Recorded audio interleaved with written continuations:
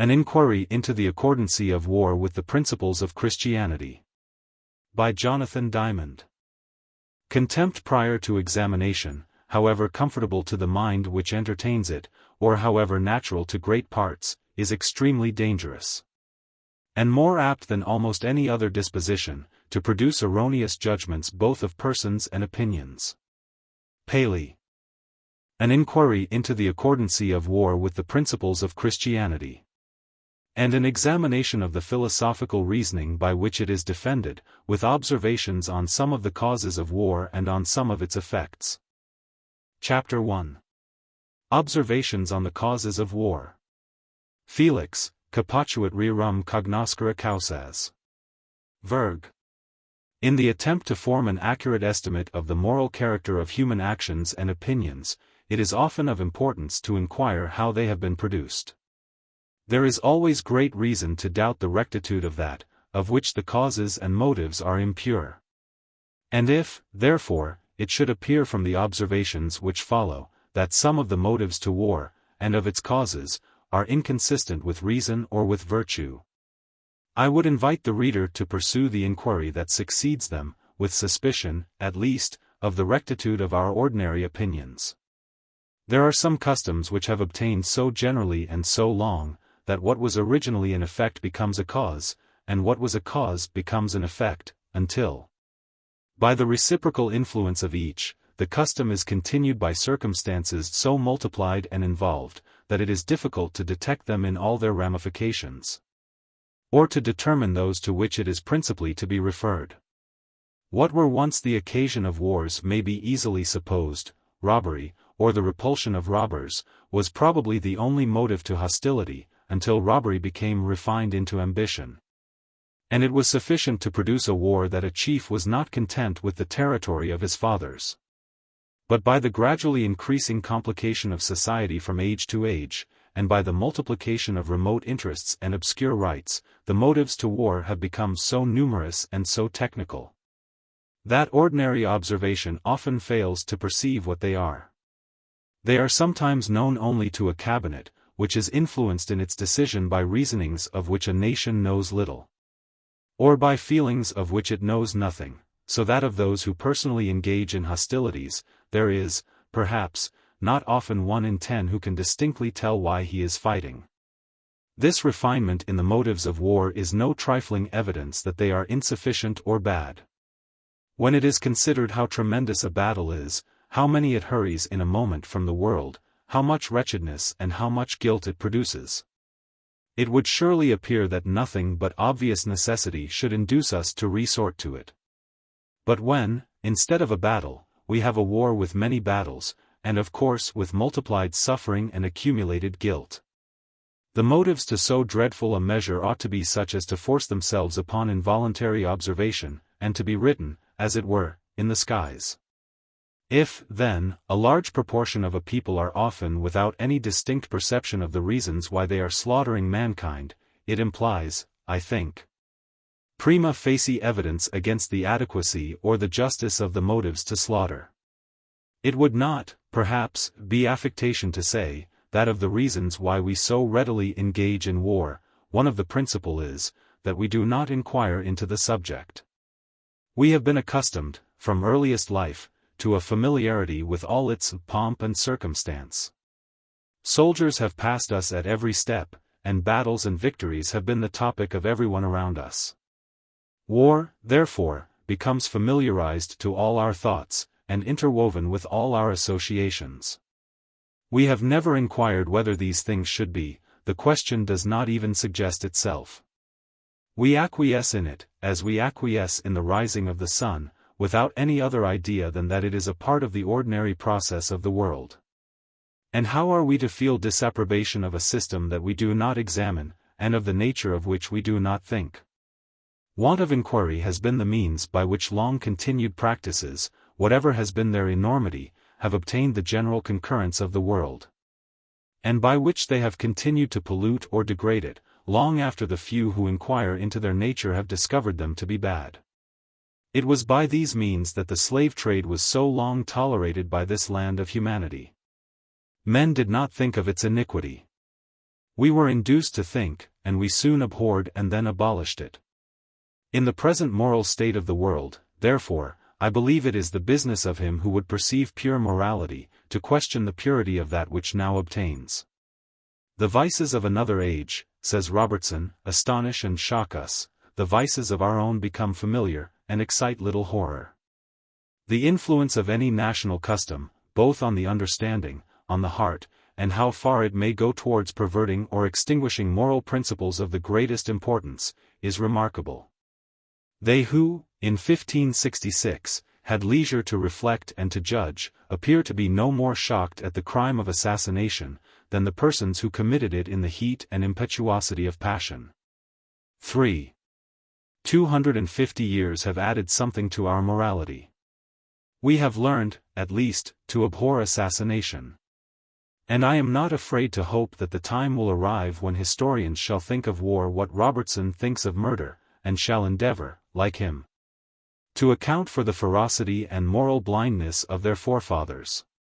For I do not think the influence of habit in the perversion or extinction of our moral principles, is in any other thing so conspicuous or deplorable as in the subject before us. They who are shocked at a single murder in the highway, hear with indifference of the murder of 1,000 on the field.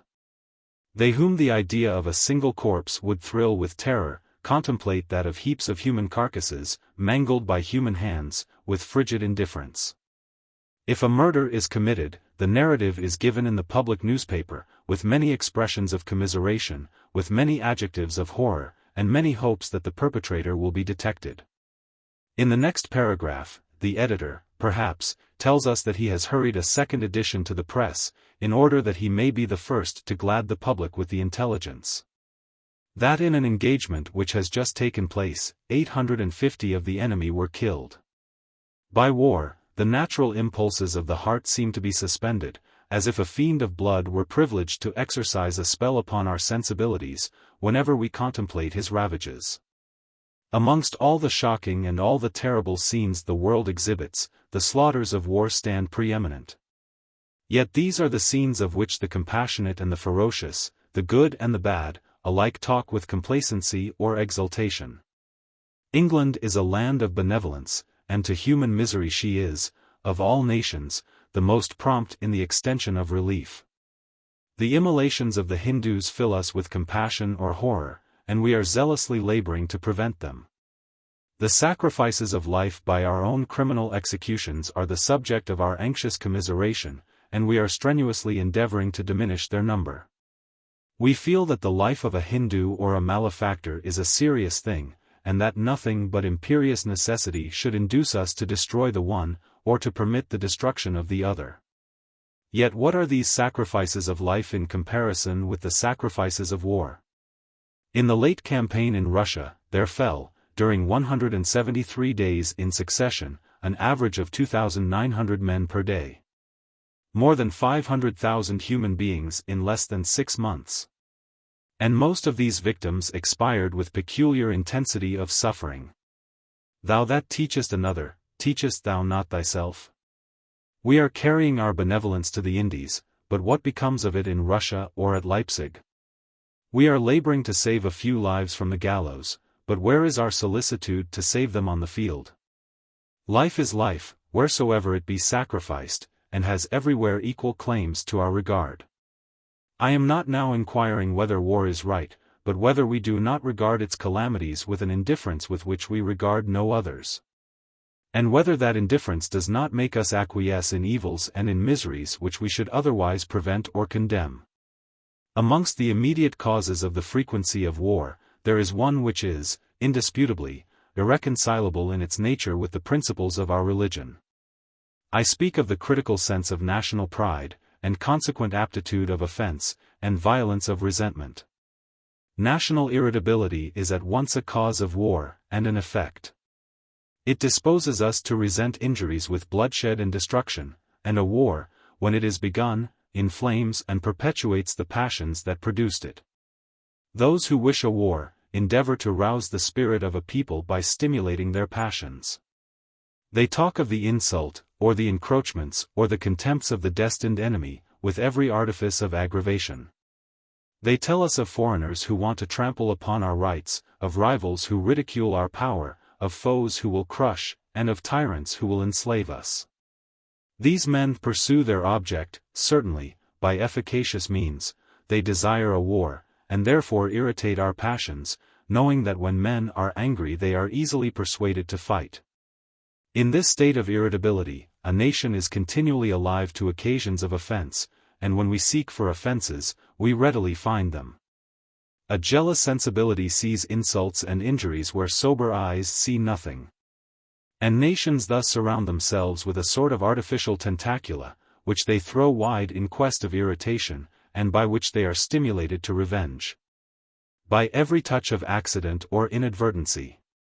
He that is easily offended will also easily offend. The man who is always on the alert to discover trespasses on his honor or his rights, never fails to quarrel with his neighbors. Such a person may be dreaded as a torpedo. We may fear, but we shall not love him, and fear, without love, easily lapses into enmity. There are, therefore, many feuds and litigations in the life of such a man, that would never have disturbed its quiet, if he had not captiously snarled at the trespasses of accident, and savagely retaliated insignificant injuries. The viper that we chance to molest, we suffer to live if he continue to be quiet, but if he raise himself in menaces of destruction, we knock him on the head. It is with nations as with men. If, on every offense we fly to arms, and raise the cry of blood, we shall of necessity provoke exasperation. And if we exasperate a people as petulant and bloody as ourselves, we may probably continue to butcher one another, until we cease only from emptiness of exchequers, or weariness of slaughter.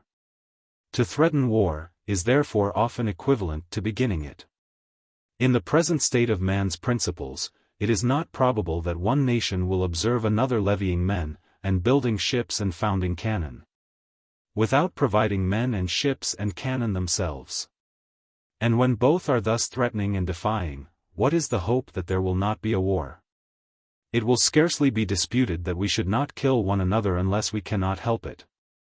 Since war is an enormous evil, some sacrifices are expedient for the sake of peace.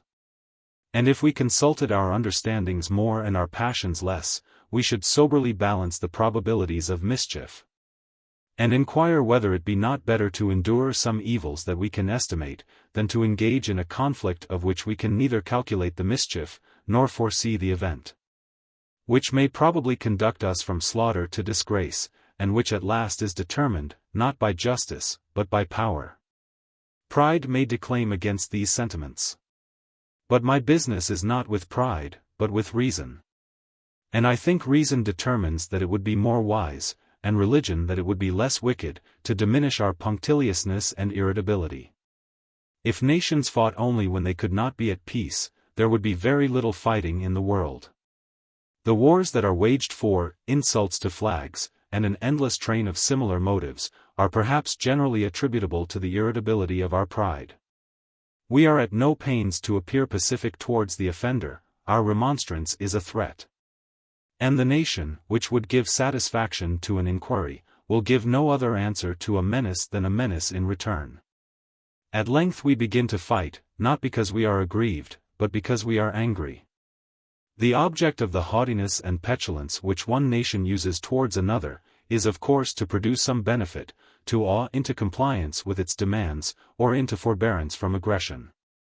Now it ought to be distinctly shown, that petulance and haughtiness are more efficacious than calmness and moderation.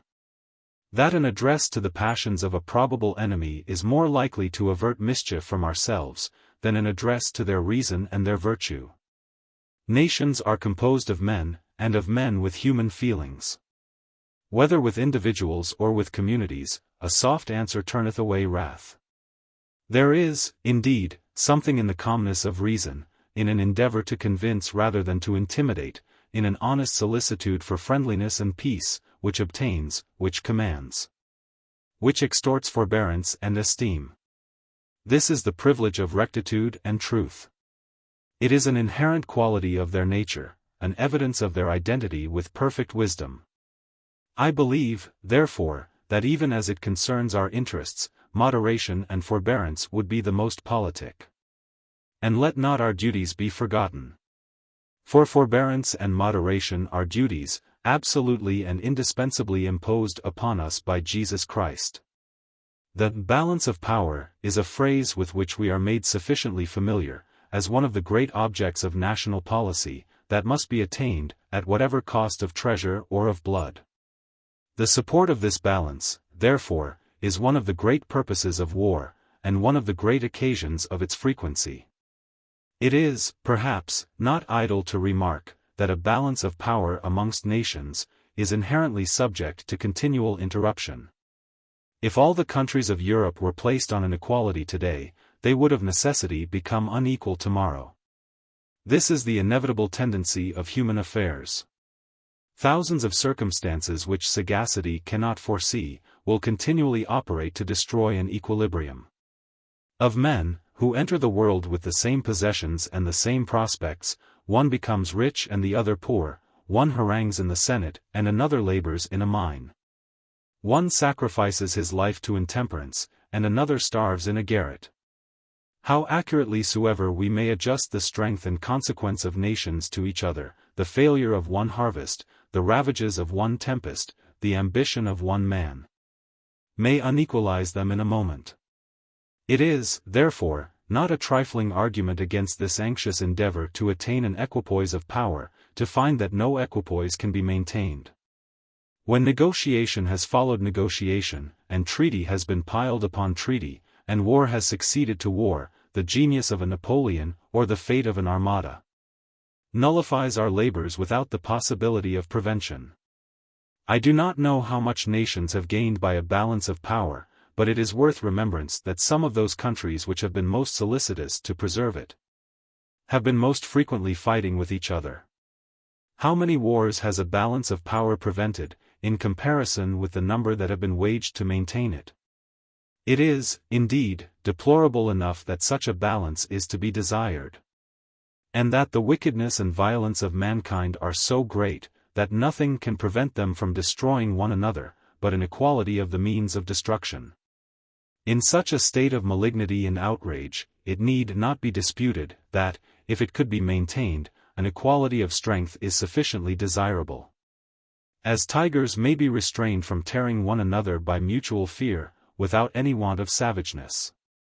It should be remembered, then, that whatever can be said in favor of a balance of power, can be said only because we are wicked, that it derives all its value from our crimes, and that it is wanted only to restrain the outrage of our violence, and to make us contented to growl when we should otherwise fight. Wars are often promoted from considerations of interest, as well as from passion. The love of gain adds its influence to our other motives to support them, and without other motives, we know that this love is sufficient to give great obliquity to the moral judgment, and to tempt us to many crimes. During a war of 10 years, there will always be many whose income depends on its continuance. And a countless host of commissaries, and purveyors, and agents, and mechanics, commend a war, because it fills their pockets. These men have commonly but one question respecting a war, and that is, whether they get by it. This is the standard of their decision, and this regulates the measure of their support. If money is in prospect, the desolation of a kingdom is of little concern, destruction and slaughter are not to be put in competition with 100 a year. In truth, it seems to be the system of the conductors of a war, to give to the sources of gain every possible ramification. The more there are who profit by it, the more numerous will be its supporters. And thus the wishes of the cabinet become united with the avarice of the people, and both are gratified in slaughter and devastation. A support more systematic and powerful is, however, given to war, because it offers to the higher ranks of society, a profession which unites gentility with profit, and which, without the vulgarity of trade, maintains or enriches them. It is of little consequence to inquire whether the distinction of vulgarity between the toils of war and the toils of commerce be fictitious. In the abstract, it is fictitious. But of this species of reputation public opinion holds the arbitrium, iti jus, iti norma, and public opinion is in favor of war. The army and the navy therefore afford to the middle and higher classes a most acceptable profession. The profession of arms is like the profession of law or physic, a regular source of employment and profit. Boys are educated for the army, as they are educated for the bar. And parents appear to have no other idea than that war is part of the business of the world. Of younger sons, whose fathers do not choose to support them at the expense of the air, the army and the navy are the common resource. They would not know what to do without them. To many of these, the news of a peace becomes a calamity. Principle is not powerful enough to cope with interest. They prefer the desolation of the world to the loss of a colonelcy. It is in this manner that much of the rank, the influence, and the wealth of a country become interested in the promotion of wars. And when a custom is promoted by wealth, and influence, and rank, what is the wonder that it should be continued? Yet it is a dreadful consideration that the destruction of our fellows should become a business by which to live. And that a man can find no other occupation of gain, than that of butchering his neighbors. It is said, if my memory serves me, by Sir Walter Raleigh, he that taketh up his rest to live by this profession shall hardly be an honest man. Where there is no obligation to obey, says Lord Clarendon, it is a wonderful, and an unnatural appetite, that disposes men to be soldiers, that they may know how to live. And what reputation soever it may have in politics, it can have none in religion, to say, that the art and conduct of a soldier is not infused by nature, but by study, experience and observation. And therefore that men are to learn it, when, in truth, this common argument is made by appetite to excuse, and not by reason to support, an ill custom. For people do not often become soldiers in order to serve their country, but to serve themselves. An income is commonly the motive to the great, and idleness to the poor. To plead the love of our country is therefore hypocrisy, and let it be remembered that hypocrisy is itself an evidence, and an acknowledgment that the motive which it would disguise is bad. By depending upon war for a subsistence, a powerful inducement is given to desire it. And I would submit it to the conscientious part of the profession, that he who desires a war for the sake of its profits has lost something of his virtue. He has, at least enlisted one of the most influential of human propensities against it. And when the prospect of gratification is before him, when the question of war is to be decided, it is to be feared that he will suffer the whispers of interest to prevail. And that humanity and religion, and his conscience will be sacrificed to promote it. But whenever we shall have learned the nature of pure Christianity, and have imbibed its dispositions, we shall not be willing to avail ourselves of such a horrible source of profit, nor to contribute to the misery, and wickedness, and destruction of mankind, in order to avoid a false and foolish shame. It is frequently in the power of individual statesmen to involve a people in a war. Their restraints, says Knox, in the pursuit of political objects, are not those of morality and religion, but solely reasons of state and political caution.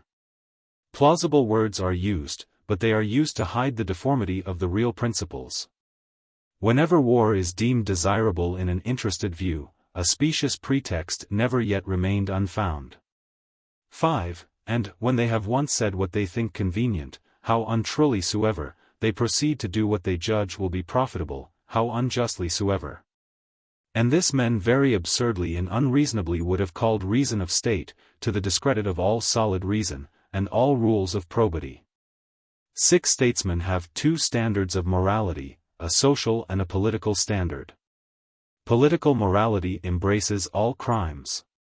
Except, indeed, that it has that technical virtue which requires that he who may kill 100 men with bullets, should not kill one with arsenic. And from this double system of morals it happens, that statesmen who have no restraint to political enormities but political expediency, are sufficiently amiable in private life. But probity, says Bishop Watson, is an uniform principle, it cannot be put on in our private closet, and put off in the council chamber or the Senate. And I fear that he who is wicked as a statesman, if he be good as a man, has some other motive to goodness than its love, that he is decent in private life. Because it is not expedient that he should be flagitious. It cannot be hoped that he has much restraint from principle. I believe, however, the time will come, when it will be found that God has instituted but one standard of morality, and that to that standard is required the universal conformity of nations and of men. Of the wars of statesmen's ambition, it is not necessary to speak, because no one to whom the world will listen, is willing to defend them. But statesmen have, besides ambition, many purposes of nice policy which make wars convenient, and when they have such purposes, they are cool speculators in blood. They who have many dependents have much patronage, and they who have much patronage have much power. By a war, thousands become dependent on a minister. And if he be disposed, he can often pursue schemes of guilt, and entrench himself in unpunished wickedness, because the war enables him to silence the clamor of opposition by an office, and to secure the suffrages of venality by a bribe. He has therefore many motives to war, in ambition that does not refer to conquest, or, in fear, that extends only to his office or his pocket, and fear or ambition are sometimes more interesting considerations than the happiness and the lives of men. Or perhaps he wants to immortalize his name by a splendid administration, and he thinks no splendor so great as that of conquest and plunder. Cabinets have, in truth, many secret motives of wars of which the people know little. They talk in public of invasions of right, of breaches of treaty, of the support of honor, of the necessity of retaliation, when these motives have no influence on their determination. Some untold purpose of expediency, or the private quarrel of a prince, or the pique or anger of a minister, are often the real motives to a contest, whilst its promoters are loudly talking of the honor or the safety of the country. The motives to war are indeed without end to their number, or their iniquity, or their insignificance. What was the motive of Xerxes in his invasion of Greece? It is to be feared that the world has sometimes seen the example of a war begun and prosecuted for the simple purpose of appeasing the clamors of a people by diverting their attention. I well might lodge a fear to be again displaced, which, to avoid, I cut them off, and had a purpose now to lead out many to the Holy Land, lest rest and lying still might make them look too near into my state.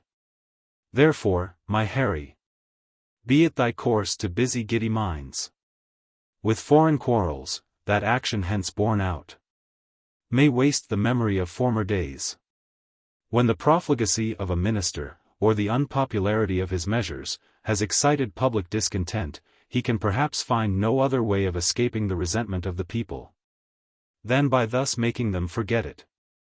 He therefore discovers a pretext for denouncing war on some convenient country, in order to divert the indignation of the public from himself to their new-made enemies. Such wickedness has existed, and may exist again. Surely it is nearly the climax of possible iniquity. I know not whether the records of human infamy present another crime of such enormous or such abandoned wickedness. A monstrous profligacy or ferocity that must be, which for the sole purpose of individual interest, enters its closet, and coolly fabricates pretenses for slaughter.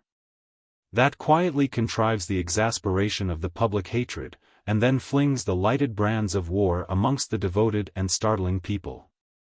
The public, therefore, whenever a war is designed, should diligently inquire into the motives of engaging in it. It should be an inquiry that will not be satisfied with idle declamations on indeterminate dangers, and that is not willing to take anything upon trust. The public should see the danger for themselves, and if they do not see it, should refuse to be led, blindfold, to murder their neighbors. This, we think, is the public duty, as it is certainly the public interest. It implies a forgetfulness of the ends and purposes of government, and of the just degrees and limitations of obedience, to be hurried into so dreadful a measure as a war, without knowing the reason, or asking it. A people have the power of prevention, and they ought to exercise it. Let me not, however, be charged with recommending violence or resistance. The power of preventing war consists in the power of refusing to take part in it. This is the mode of opposing political evil, which Christianity permits, and, in truth, requires.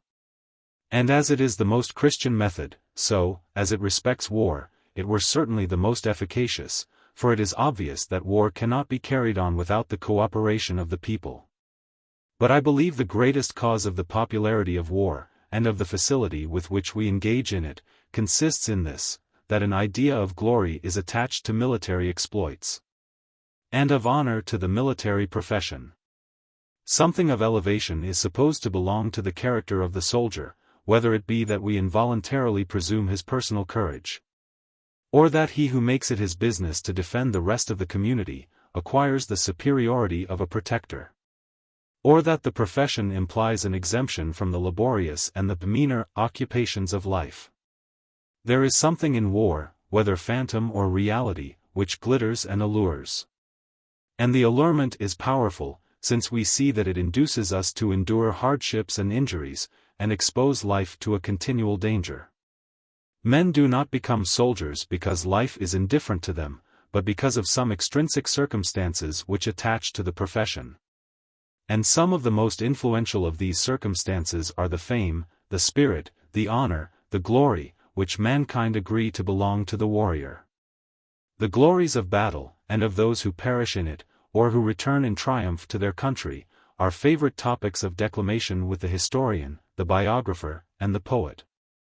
They have told us 1,000 times of dying heroes, who resign their lives amidst the joys of conquest, and filled with England's glory, smile in death.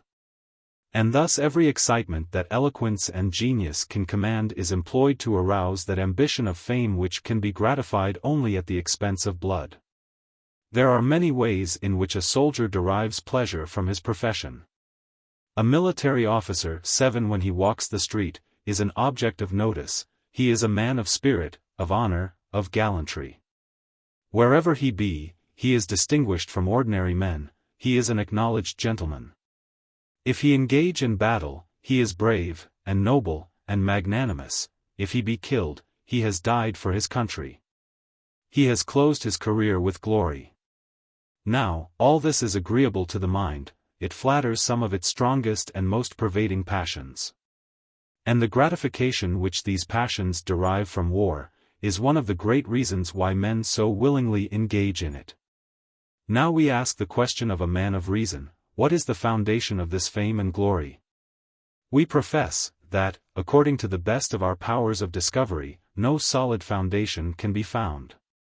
Upon the foundation, whatever it be, an immense structure is, however, raised, a structure so vast, so brilliant, so attractive, that the greater portion of mankind are content to gaze in admiration, without any inquiry into its basis, or any solicitude for its durability. If, however, it should be, that the gorgeous temple will be able to stand only till Christian truth and light become predominant, it surely will be wise of those who seek a niche in its apartments as their paramount and final good, to pause ere they proceed. If they desire a reputation that shall outlive guilt and fiction, let them look to the basis of military fame. If this fame should one day sink into oblivion and contempt, it would not be the first instance in which widespread glory has been found to be a glittering bubble, that has burst, and been forgotten. Look at the days of chivalry. Of the 10,000 Quixotes of the Middle Ages, where is now the honor or the name? Yet poets once sang their praises, and the chronicler of their achievements believed he was recording an everlasting fame. Where are now the glories of the tournament? Glories of which all Europe rang from side to side. Where is the champion whom princes caressed, and nobles envied? Where are now the triumphs of Duns Scotus, and where are the folios that perpetuated his fame? The glories of war have indeed outlived these. Human passions are less mutable than human follies. But I am willing to avow my conviction that these glories are alike destined to sink into forgetfulness, and that the time is approaching, when the applauses of heroism, and the splendors of conquest, will be remembered only as follies and iniquities that are past. Let him who seeks for fame, other than that which an era of Christian purity will allow, make haste, for every hour that he delays its acquisition will shorten its duration. This is certain, if there be certainty in the promises of heaven. In inquiring into the foundation of military glory, it will be borne in mind, that it is acknowledged by our adversaries, that this glory is not recognized by Christianity.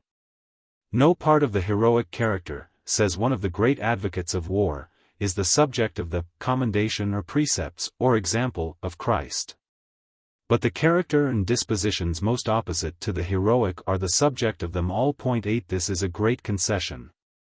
And it surely is the business of Christians, who are sincere in their profession, to doubt the purity of that glory and the rectitude of that heroic character, which it is acknowledged that their great instructor never in any shape countenanced, and often obliquely condemned. 9. If it be attempted to define why glory is allotted to the soldier, we suppose that we shall be referred to his skill, or his bravery, or his patriotism.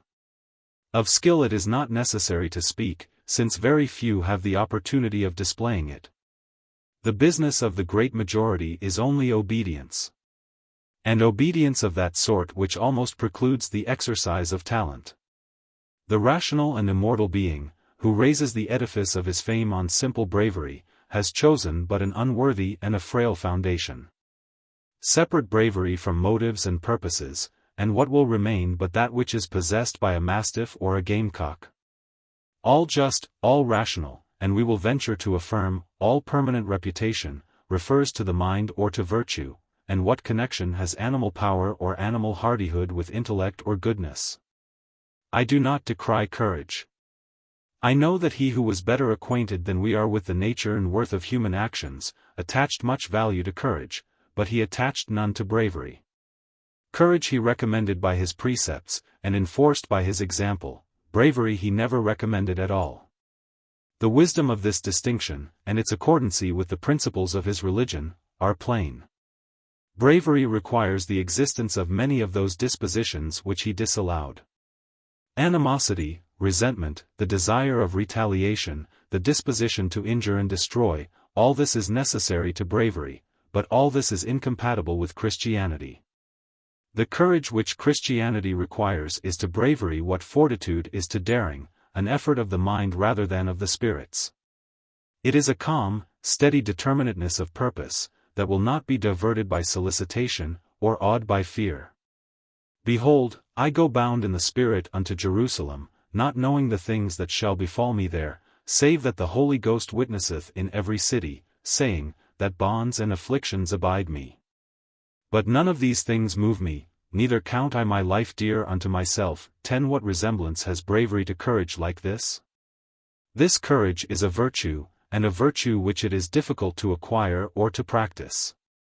And we have, therefore, heedlessly or ingeniously, transferred its praise to another quality, which is inferior in its nature, and easier to acquire. In order that we may obtain the reputation of virtue at a cheap rate. That simple bravery implies much merit, it will be difficult to show; at least, if it be meritorious, we think it will not always be easy, in awarding the honors of a battle. To determine the preponderance of virtue between the soldier and the horse which carries him. But patriotism is the great foundation of the soldier's glory. Patriotism is the universal theme. To fight nobly for our country, to fall, covered with glory, in our country's cause. To sacrifice our lives for the liberties, and laws, and religion of our country, are phrases in the mouth of every man. What do they mean, and to whom do they apply? We contend that to say generally of those who perish in war, that they have died for their country, is simply untrue, and for this simple reason, that they did not fight for it. To impugn the notion of ages, is perhaps a hardy task. But we wish to employ, not dogmatism, but argument, and we maintain that men have commonly no such purity of motive, that they have no such patriotism. What is the officer's motive to entering the army? We appeal to himself. Is it not that he may obtain an income? And what is the motive of the private? Is it not that he prefers a life of idleness to industry, or that he had no wish but the wish for change? Having entered the army, what, again, is the soldier's motive to fight? Is it not that fighting is a part of his business, that it is one of the conditions of his servitude? We are not now saying that these motives are bad, but we are saying that they are the motives, and that patriotism is not.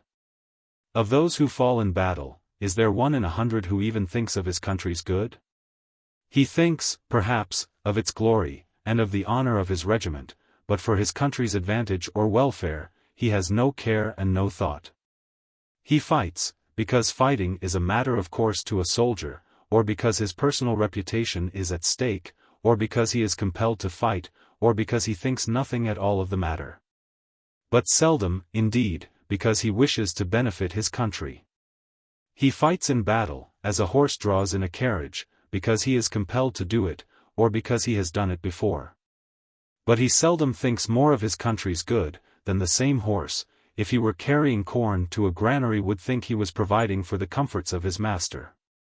And, indeed, if the soldier speculated on his country's good, he often cannot tell how it is affected by the quarrel.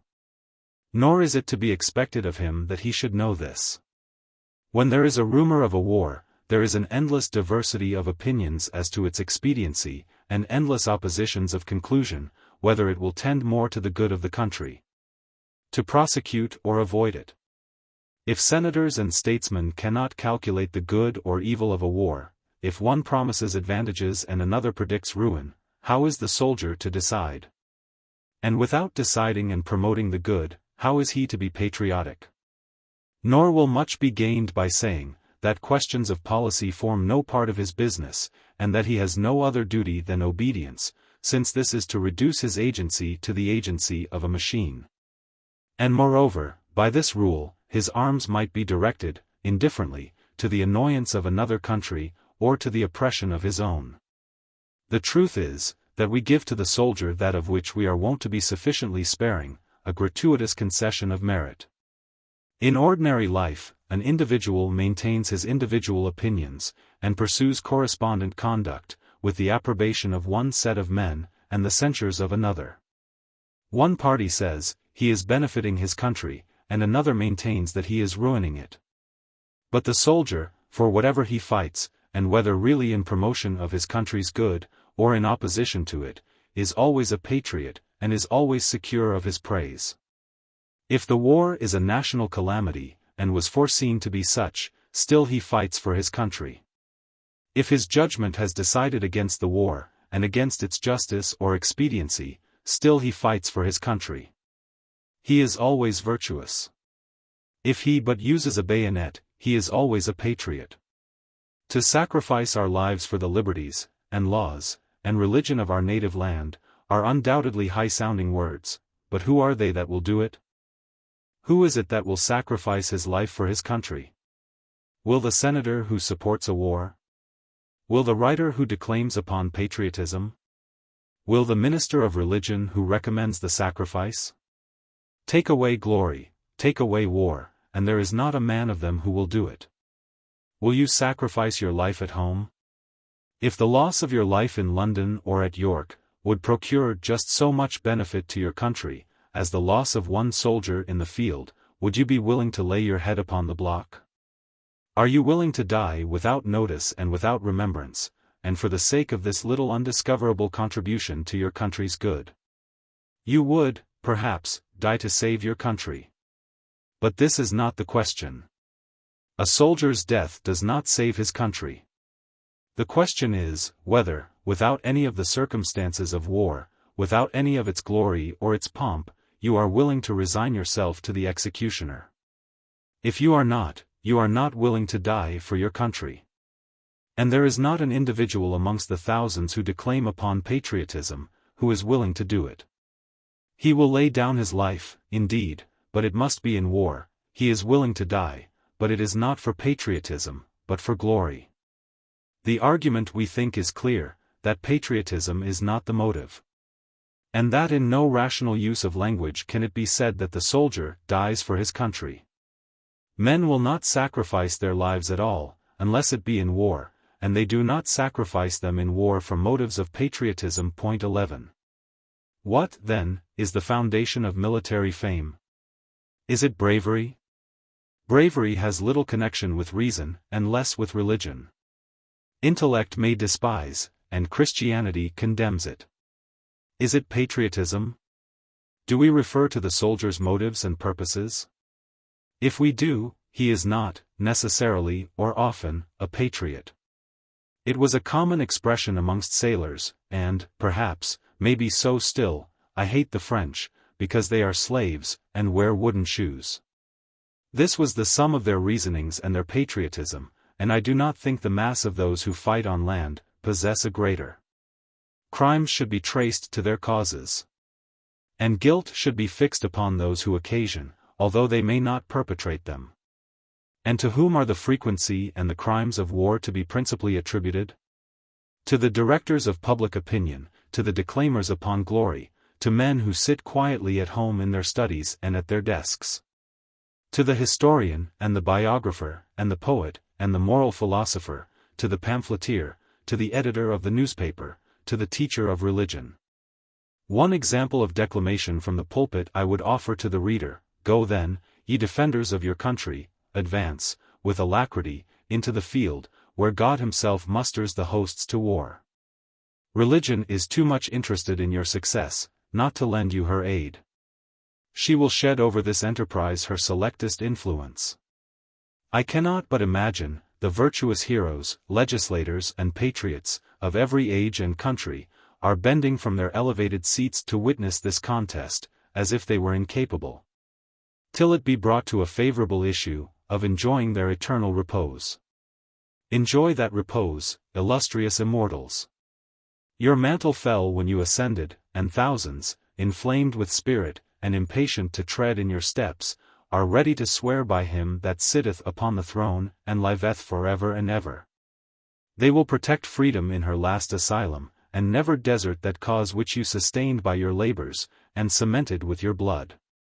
And thou, sole ruler among the children of men, to whom the shields of the earth belong, gird on thy sword, thou most mighty. Go forth with our hosts in the day of battle. Impart, in addition to their hereditary valor, that confidence of success which springs from thy presence. Pour into their hearts the spirit of departed heroes. Inspire them with thine own. And while led by thine hand, and fighting under thy banners, open thou their eyes to behold in every valley, and in every plain, what the prophet beheld by the same illumination, chariots of fire and horses of fire.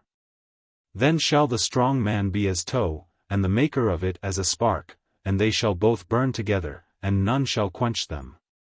12 Of such irreverence of language, employed to convey such violence of sentiment, the world, I hope, has had few examples. Oh! How unlike another exhortation: put on mercies, kindness, humbleness of mind, meekness, long-suffering, forbearing one another, and forgiving one another, if any man have a quarrel against any. 13. As long as mankind, says Gibbon, shall continue to bestow more liberal applause on their destroyers than on their benefactors, the thirst of military glory will ever be the vice of the most exalted characters. 14. 'Tis strange to imagine, says the Earl of Shaftesbury, that war, which of all things appears the most savage, should be the passion of the most heroic spirits. But he gives us the reason. By a small misguidance of the affection, a lover of mankind becomes a ravager, a hero and deliverer becomes an oppressor and destroyer. 15. This is the vice, and this is the misguidance, which we say, that a large proportion of the writers of every civilized country are continually occasioning and promoting. And thus, without, perhaps, any purpose of mischief, they contribute more to the destruction of mankind than rapine or ambition. A writer thinks, perhaps, that it is not much harm to applaud bravery.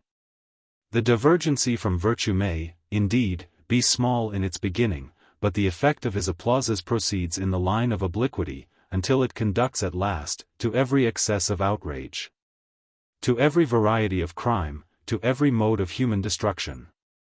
There is one species of declamation on the glories of those who die in battle, to which I would beg the notice of the reader.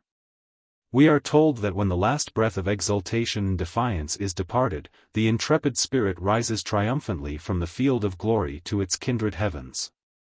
What the hero has been on earth, it matters not. If he dies by a musket ball, he enters heaven in his own right. All men like to suppose that they shall attain felicity at last. And to find that they can attain it without goodness and in spite of vice, is doubtless peculiarly solacing.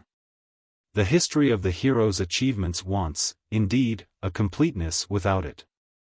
And this gratuitous transfer of his soul to heaven, forms an agreeable conclusion to his story. I would be far from dealing damnation round the land, and undoubtingly believe that of those who fall in battle, many have found an everlasting resting place. But an indiscriminate consignment of the brave to felicity, is certainly unwarranted, and if wickedness consists in the promotion of wickedness, it is wicked too. If we say in positive and glowing language, of men indiscriminately, and therefore of the bad, that they rise on the wings of ecstasy to heaven, we do all that language can do in the encouragement of profligacy. The terrors of religion may still be dreaded, but we have, at least to the utmost of our power, diminished their influence. The mind willingly accepts the assurance, or acquiesces in the falsehood which it wishes to be true. And in spite of all their better knowledge, it may be feared that some continue in profligacy, in the doubting hope that what poets and historians tell them may not be a fiction. Perhaps the most operative encouragement which these declamations give to the soldier's vices is contained in this circumstance, that they manifest that public opinion does not hold them in abhorrence. Public opinion is one of the most efficacious regulators of the passions of mankind, and upon the soldier this reign is peculiarly influential. His profession and his personal conduct derive almost all their value and their reputation from the opinion of the world, and from that alone. If, therefore, the public voice does not censure his vices, if, in spite of his vices, it awards him everlasting happiness, what restraint remains upon his passions? Or what is the wonder if they be not restrained? The peculiar application of the subject to our purpose is, however, that these and similar representations are motives to the profession of arms. The military life is made a privileged profession, in which a man may indulge vices with impunity. His occupation is an apology for his crimes, and shields them from punishment. And what greater motive to the military life can be given? Or what can be more atrocious than the crime of those who give it? I know not, indeed, whether the guilt predominates, or the folly. Pitiable imbecility surely it is, that can persuade itself to sacrifice all the beauties of virtue, and all the realities and terrors of religion, to the love of the flowing imagery of spirits ascending to heaven. Whether writers shall do this is a question, not of choice, but of duty. If we would not be the abettors of crime, and the sharers of its guilt, it is imperative that we refrain. The reader will, perhaps, have observed that some of those writers who are liberal contributors to the military passion, occasionally, in moments when truth and nature seem to have burst the influence of habit, emphatically condemn the system which they have so often contributed to support. There are not many books of which the tendency is more warlike, or which are more likely to stimulate the passion for martial glory, than The Life of Nelson, by Southey. A work, in the composition of which, it probably never suggested itself to the author to inquire whether he were not contributing to the destruction of mankind. A contributor, however, as he has been, we find in another of his works, this extraordinary and memorable passage: there is but one community of Christians in the world, and that, unhappily, of all communities one of the smallest, enlightened enough to understand the prohibition of war by our Divine Master, in its plain, literal, and undeniable sense, and conscientious enough to obey it, subduing the very instinct of nature to obedience. 16 of these voluntary or involuntary testimonies of the mind against the principles which it habitually possesses, and habitually inculcates, many examples might be given. 17 and they are valuable testimonies, because they appear to be elicited by the influence of simple nature and unclouded truth. This, I think, is their obvious character. They will commonly be found to have been written when the mind has become sobered by reason, or tranquilized by religion. When the feelings are not excited by external stimulants, and when conquest and honor and glory are reduced to that station of importance to which truth assigns them. But whether such testimonies have much tendency to give conviction to a reader, I know not. Surrounded as they are with a general contrariety of sentiment, it is possible that those who read them may pass them by as the speculations of impracticable morality. I cannot, however, avoid recommending the reader, whenever he meets with passages like these, seriously to examine into their meaning and their force, to inquire whether they be not accordant with the purity of truth, and whether they do not possess the greater authority. Because they have forced themselves from the mind when least likely to be deceived, and in opposition to all its habits and all its associations. Such, then, are amongst the principal of the causes of war. Some consist in want of thought, and some in delusion, some are mercenary, and some simply criminal. Whether any or all of them form a motive to the desolation of empires and to human destruction, such as a good or a reasoning man, who abstracts himself from habitual feelings, can contemplate with approbation, is a question which everyone should ask and determine for himself. A conflict of nations is a serious thing, no motive arising from our passions should occasion it, or have any influence in occasioning it, supposing the question of lawfulness to be superseded. War should be imposed only by stern, inevitable, unyielding necessity. That such a necessity is contained in these motives, I think cannot be shown. We may, therefore, reasonably question the defensibility of the custom, which is continued by such causes, and supported with such motives. If a tree is known by its fruits, we may also judge the fruit by the tree. Men do not gather grapes of thorns. If the motives to war and its causes are impure, war itself cannot be virtuous. And I would, therefore, solemnly invite the reader to give, to the succeeding inquiry, his sober and Christian attention. How do you find this book? Any thoughts about the book or the author? Any suggestion for improvement? Please take a moment to share your thoughts in a comment. If you like it, share it with your friends who might enjoy it as well. Subscribe to keep in touch. Visit CompleteAudiobooks.com for more quality content. Chapter 2. An Inquiry, etc. When I endeavor to divest myself of the influence of habit, and to contemplate a battle with those emotions which it would excite in the mind of a being who had never before heard of human slaughter, I find that I am impressed only with horror and astonishment. And perhaps, of the two emotions, astonishment is the greater. That several thousand persons should meet together, and then deliberately begin to kill one another, appears to the understanding a proceeding so preposterous, so monstrous, that I think a being such as I have supposed, would inevitably conclude that they were mad. Nor, if it were attempted to explain to him some motives to such conduct, do I believe that he would be able to comprehend how any possible circumstances could make it reasonable. The ferocity and prodigious folly of the act would outbalance the weight of every conceivable motive, and he would turn, unsatisfied, away, astonished at the madness of mankind. There is an advantage in making suppositions such as these.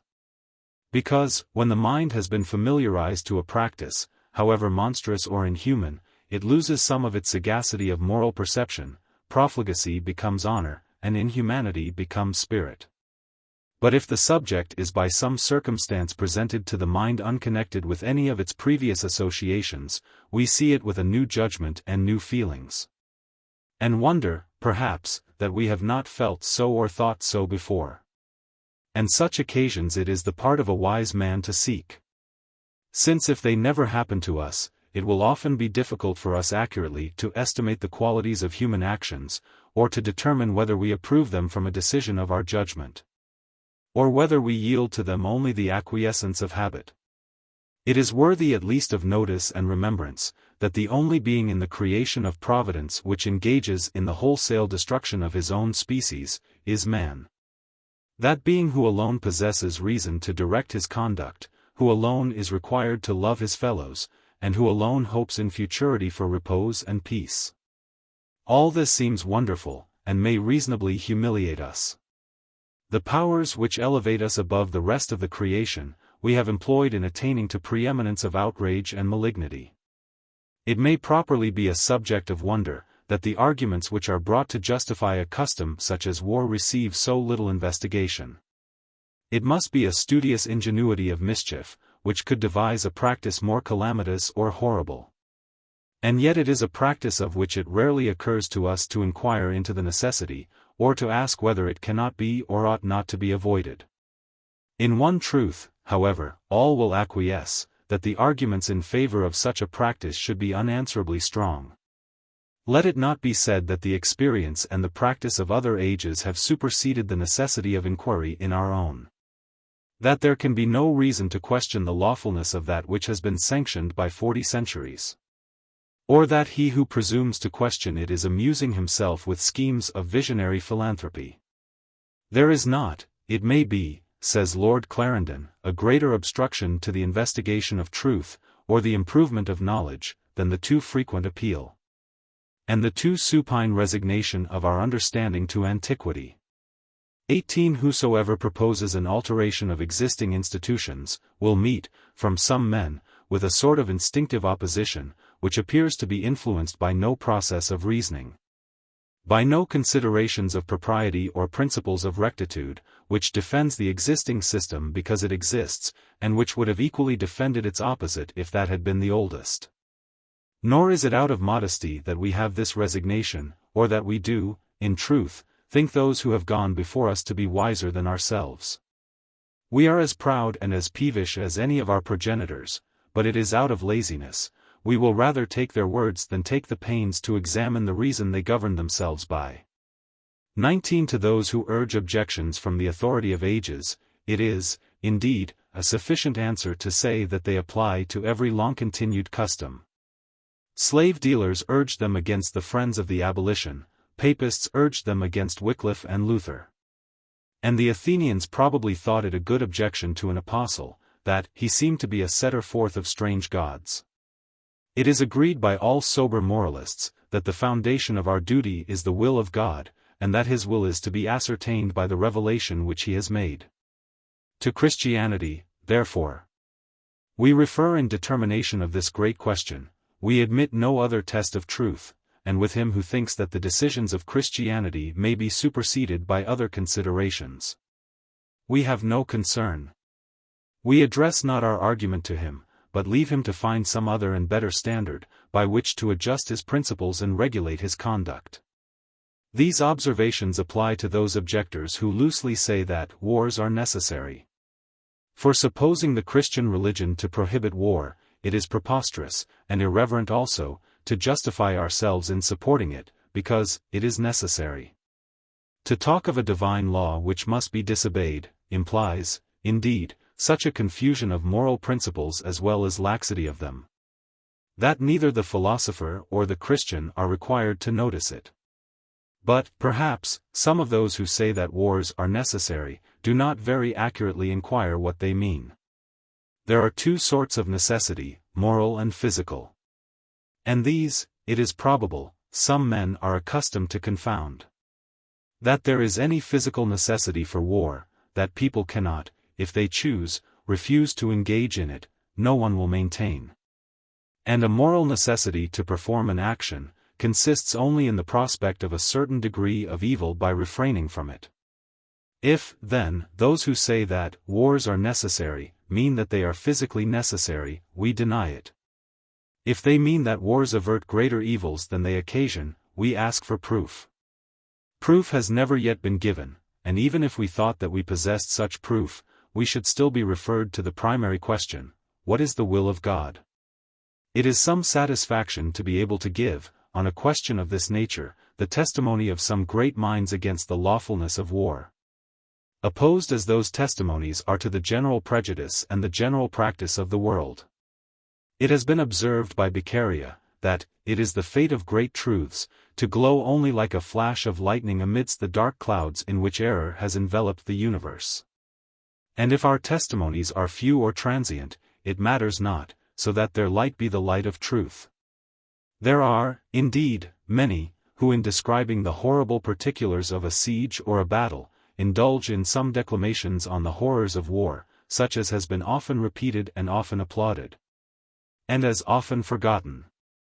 But such declamations are of little value and of little effect. He who reads the next paragraph finds, probably, that he is invited to follow the path to glory and to victory, to share the hero's danger and partake the hero's praise. And he soon discovers that the moralizing parts of his author are the impulse of feelings rather than of principles, and thinks that though it may be very well to write, yet it is better to forget them. There are, however, testimonies, delivered in the calm of reflection, by acute and enlightened men, which may reasonably be allowed at least so much weight as to free the present inquiry from the charge of being wild or visionary. Christianity indeed needs no such auxiliaries, but if they induce an examination of her duties, a wise man will not wish them to be disregarded. They who defend war, says Erasmus, must defend the dispositions which lead to war. And these dispositions are absolutely forbidden by the gospel. Since the time that Jesus Christ said, "Put up thy sword into its scabbard," Christians ought not to go to war. Christ suffered Peter to fall into an error in this matter, on purpose that, when he had put up Peter's sword, it might remain no longer a doubt that war was prohibited, which, before that order, had been considered as allowable. I am persuaded, says the Bishop of Llandaff, that when the spirit of Christianity shall exert its proper influence over the minds of individuals, and especially over the minds of public men in their public capacities, over the minds of men constituting the councils of princes, from whence are the issues of peace and war, when this happy period shall arrive, war will cease throughout the whole Christian world. 20. War, says the same acute prelate, has practices and principles peculiar to itself, which but ill quadrate with the rule of moral rectitude and are quite abhorrent from the benignity of Christianity. 21. The emphatical declaration which I have already quoted for another purpose, is yet more distinct. The prohibition of war by our divine Master, is plain, literal, and undeniable. 22 Dr. Vice-Zymus Knox speaks in language equally specific. Morality and religion forbid war in its motives, conduct and consequences. 23. In an inquiry into the decisions of Christianity upon the question of war, we have to refer, to the general tendency of the revelation, to the individual declarations of Jesus Christ, to his practice, to the sentiments and practices of his commissioned followers, to the opinions respecting its lawfulness which were held by their immediate converts, and to some other species of Christian evidence. It is, perhaps, the capital error of those who have attempted to instruct others in the duties of morality, that they have not been willing to enforce the rules of the Christian scriptures in their full extent. Almost every moralist pauses somewhere short of the point which they prescribe. And this pause is made at a greater or less distance from the Christian standard, in proportion to the admission, in a greater or less degree, of principles which they have superadded to the principles of the gospel. Few, however, supersede the laws of Christianity, without proposing some principle of expediency, some doctrine of natural law, some theory of intrinsic decency and turpitude, which they lay down as the true standard of moral judgment. They who reject truth are not likely to escape error. Having mingled with Christianity principles which it never taught, we are not likely to be consistent with truth, or with ourselves. And accordingly, he who seeks for direction from the professed teachers of morality finds his mind bewildered in conflicting theories, and his judgment embarrassed by contradictory instructions. But, wisdom is justified by all her children, and she is justified, perhaps, by nothing more evidently than by the laws which she has imposed. For all who have proposed any standard of rectitude, other than that which Christianity has laid down, or who have admixed any foreign principles with the principles which she teaches, have hitherto proved that they have only been sporting themselves with their own deceivings. 24. It is a remarkable fact that the laws of the Mosaic dispensation, which confessedly was an imperfect system, are laid down clearly and specifically in the form of an express code, whilst those of that purer religion which Jesus Christ introduced into the world, are only to be found, casually and incidentally scattered, as it were, through a volume, intermixed with other subjects, elicited by unconnected events, delivered at distant periods, and for distant purposes, in narratives, in discourses, in conversations, in letters. Into the final purpose of such an ordination, for an ordination it must be supposed to be, it is not our present business to inquire. One important truth, however, results from the fact as it exists, that those who would form a general estimate of the moral obligations of Christianity must derive it, not from codes, but from principles. Not from a multiplicity of directions in what manner we are to act, but from instructions respecting the motives and dispositions by which all actions are to be regulated. 25. It appears, therefore, to follow, that in the inquiry whether war is sanctioned by Christianity, a specific declaration of its decision is not likely to be found. If, then, we be asked for a prohibition of war by Jesus Christ, in the express terms of a command, in the manner in which thou shalt not kill is directed to murder, we willingly answer that no such prohibition exists, and it is not necessary to the argument. Even those who would require such a prohibition, are themselves satisfied respecting the obligation of many negative duties, on which there has been no specific decision in the New Testament. They believe that suicide is not lawful. Yet Christianity never forbade it. It can be shown, indeed, by implication and inference, that suicide could not have been allowed, and with this they are satisfied. Yet there is, probably, in the Christian scriptures, not a 20th part of as much indirect evidence against the lawfulness of suicide, as there is against the lawfulness of war. To those who require such a command as thou shalt not engage in war, it is, therefore, sufficient to reply, that they require that which, upon this and upon many other subjects, Christianity has not chosen to give. We refer, then, first, to the general nature of Christianity, because we think that, if there were no other evidence against the lawfulness of war, we should possess, in that general nature, sufficient proof that it is virtually forbidden. That the whole character and spirit of our religion are eminently and peculiarly peaceful, and that it is opposed, in all its principles, to carnage and devastation, cannot be disputed. Have peace one with another. By this shall all men know that ye are my disciples, if ye have love one to another. Walk with all lowliness and meekness, with long-suffering, forbearing one another in love. Be ye all of one mind, having compassion one of another. Love as brethren, be pitiful, be courteous, not rendering evil for evil, or railing for railing. Be at peace among yourselves. See that none render evil for evil to any man. God hath called us to peace. Follow after love, patience, meekness, be gentle, showing all meekness unto all men, live in peace. Lay aside all malice, put off anger, wrath, malice. Let all bitterness, and wrath, and anger, and clamor, and evil speaking be put away from you, with all malice. Avenge not yourselves, if thine enemy hunger, feed him. If he thirst, give him drink, recompense to no man evil for evil, overcome evil with good. Now we ask of any man who looks over these passages, what evidence do they convey respecting the lawfulness of war? Could any approval or allowance of it have been subjoined to these instructions, without obvious and most gross inconsistency? But if war is obviously and most grossly inconsistent with the general character of Christianity, if war could not have been permitted by its teachers, without any egregious violation of their own precepts, we think that the evidence of its unlawfulness, arising from this general character alone, is as clear, as absolute, and as exclusive as could have been contained in any form of prohibition whatever.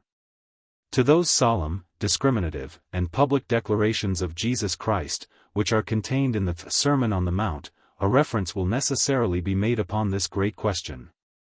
And, perhaps, more is to be learnt from these declarations, of the moral duties of his religion, than from any other part of his communications to the world.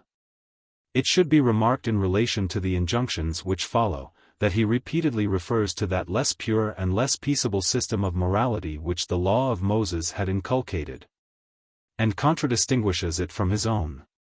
Ye have heard that it hath been said, an eye for an eye, and a tooth for a tooth, but I say unto you that ye resist not evil. But whosoever shall smite thee on thy right cheek, turn to him the other also. Ye have heard that it hath been said, Thou shalt love thy neighbor, and hate thine enemy. But I say unto you, love your enemies, bless them that curse you, do good to them that hate you, And pray for them which despitefully use you and persecute you, for if ye love them only which love you, what reward have ye? 26. There is an extraordinary emphasis in the form of these prohibitions and injunctions. They are not given in an insulated manner. They inculcate the obligations of Christianity as peculiar to itself. The previous system of retaliation is introduced for the purpose of prohibiting it, and of distinguishing more clearly and forcibly the pacific nature of the new dispensation. Of the precepts from the Mount, the most obvious characteristic is greater moral excellence and superior purity. They are directed, not so immediately to the external regulation of the conduct, as to the restraint and purification of the affections. In another precept 27, it is not enough that an unlawful passion be just so far restrained as to produce no open immorality, the passion itself is forbidden. The tendency of the discourse is to attach guilt, not to action only, but also to thought. It has been said, "Thou shalt not kill, and whosoever shall kill, shall be in danger of the judgment." But I say, that whosoever is angry with his brother without a cause, shall be in danger of the judgment. 28. Our lawgiver attaches guilt to some of the violent feelings, such as resentment, hatred, revenge, and by doing this, we contend that he attaches guilt to war. War cannot be carried on without these passions which he prohibits. Our argument, therefore, is syllogistical. War cannot be allowed, if that which is necessary to war is prohibited. It was sufficient for the law of Moses, that men maintained love towards their neighbors. Towards an enemy they were at liberty to indulge rancor and resentment. But Christianity says, "If ye love them only which love you, what reward have ye? Love your enemies." Now, what sort of love does that man bear towards his enemy, who runs him through with the bayonet? We contend that the distinguishing duties of Christianity must be sacrificed when war is carried on. The question is between the abandonment of these duties and the abandonment of war, for both cannot be retained. 29. It is, however, objected that the prohibitions, "resist not evil," etc., are figurative, and that they do not mean that no injury is to be punished, and no outrage is to be repelled. It has been asked, with complacent exultation, what would these advocates of peace say to him who struck them on the right cheek? Would they turn to him the other? What would these patient moralists say to him who robbed them of a coat? Would they give him a cloak also? What would these philanthropists say to him who asked them to lend £100? Would they not turn away? This is argumentum ad hominem. One example amongst the many, of that lowest and most dishonest of all modes of intellectual warfare, which consists in exciting the feelings instead of convincing the understanding. It is, however, some satisfaction, that the motive to the adoption of this mode of warfare is itself an evidence of a bad cause, for what honest reasoner would produce only a laugh?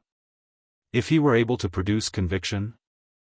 But I must ask, in my turn, what do these objectors say is the meaning of the precepts? What is the meaning of "resist not evil"? Does it mean to allow bombardment, devastation, murder?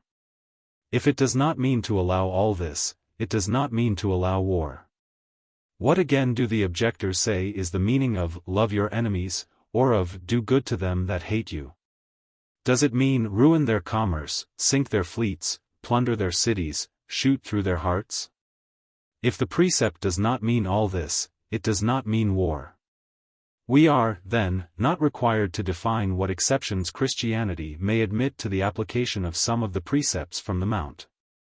Since, whatever exceptions she may allow, it is manifest what she does not allow, for if we give to our objectors whatever license of interpretation they may desire, they cannot, either by honesty or dishonesty, so interpret the precepts as to make them allow war.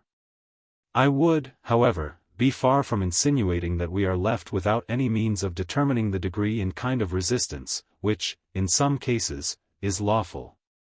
Although I believe no specification of it can be previously laid down, for if the precepts of Christianity had been multiplied 1,000-fold, there would still have arisen many cases of daily occurrence, to which none of them would precisely have applied.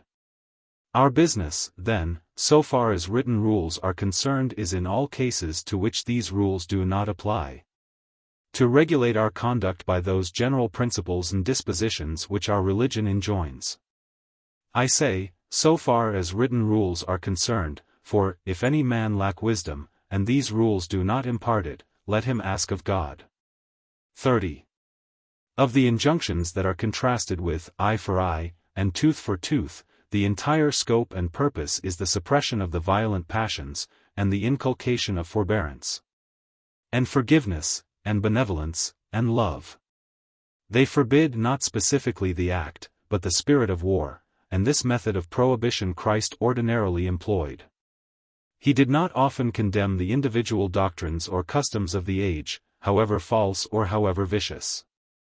But he condemned the passions by which only vice could exist, and inculcated the truth which dismissed every error. And this method was undoubtedly wise. In the gradual alterations of human wickedness, many new species of profligacy might arise which the world had not yet practiced. In the gradual vicissitudes of human error, many new fallacies might obtain which the world hath not yet held. And how were these errors and these crimes to be opposed, but by the inculcation of principles that were applicable to every crime and to every error? Principles which tell us not always what is wrong, but which tell us what always is right. There are two modes of censure or condemnation. The one is to reprobate evil, and the other to enforce the opposite good, and both these modes were adopted by Christ in relation to war.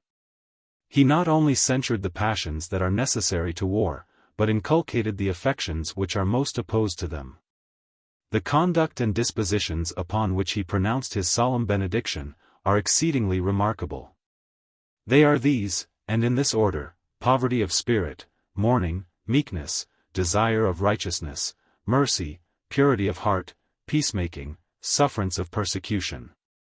Now let the reader try whether he can propose 8 other qualities, to be retained as the general habit of the mind, which shall be more incongruous with war. Of these benedictions I think the most emphatical is that pronounced upon the peacemakers: blessed are the peacemakers, for they shall be called the children of God. 31 Higher praise or a higher title no man can receive.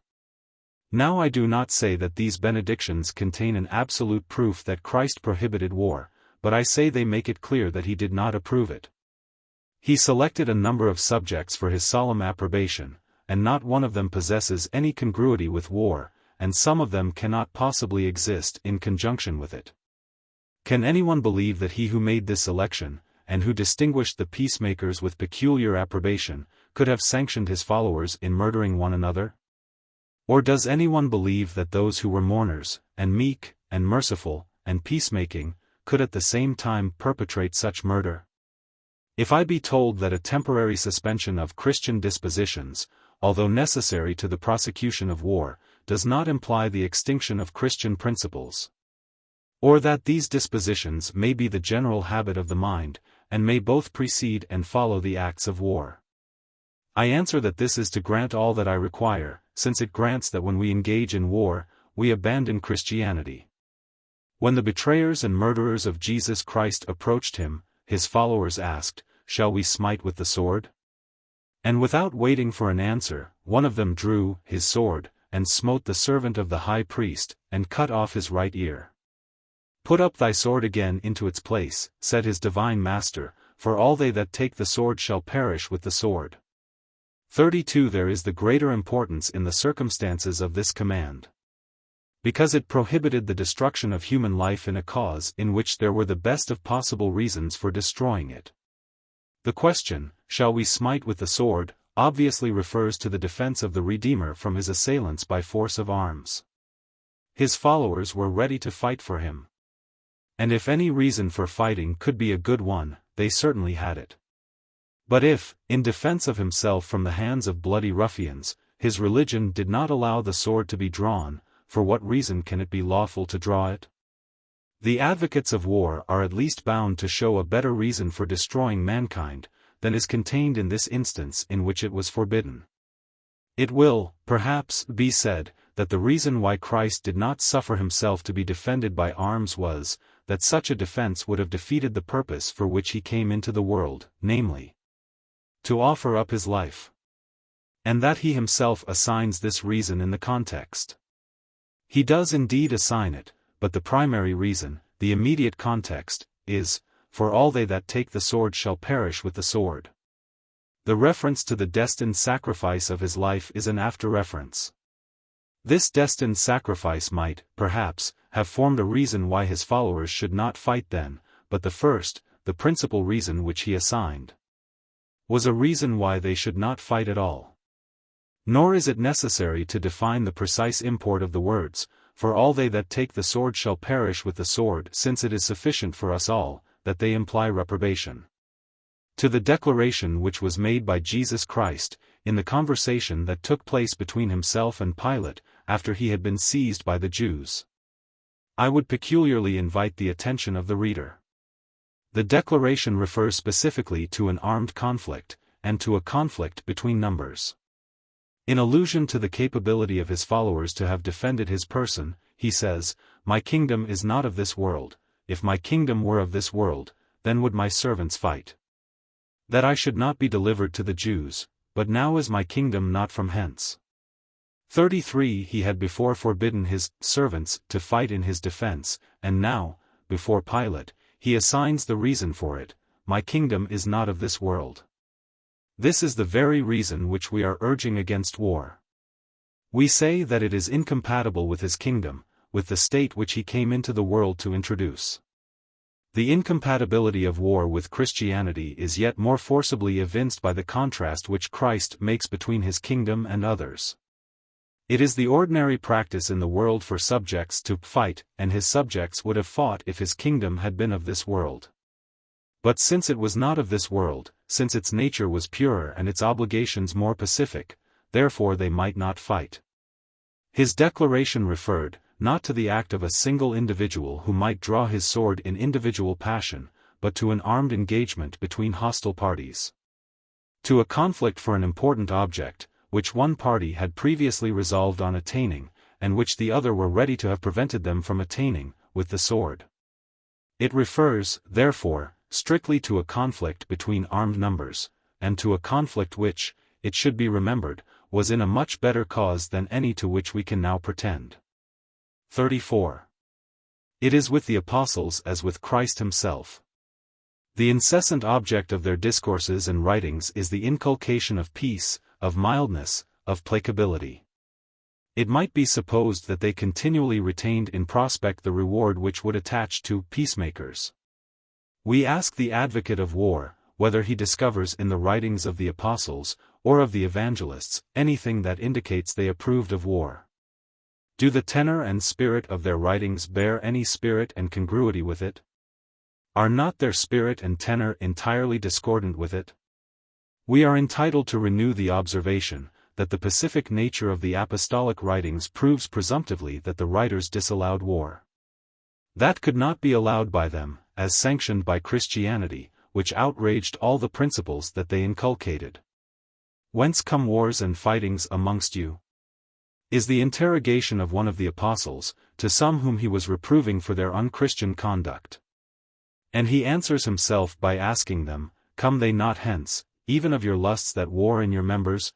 35 This accords precisely with the argument that we urge. Christ forbade the passions which lead to war, and now, when these passions had broken out into actual fighting, his apostle, in condemning war, refers it back to their passions. We have been saying that the passions are condemned, and therefore, war.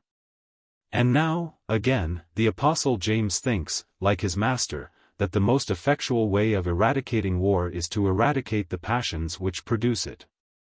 In the following quotation we are told, not only what the arms of the apostles were not, but what they were.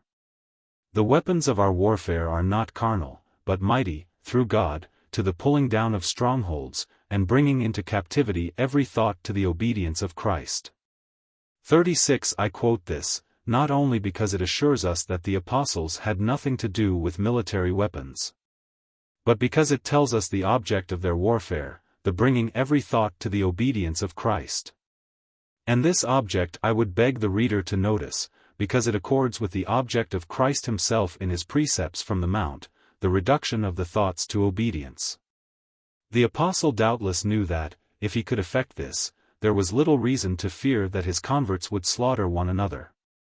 He followed the example of his master. He attacked wickedness in its root, and inculcated those general principles of purity and forbearance, which, in their prevalence, would abolish war, as they would abolish all other crimes.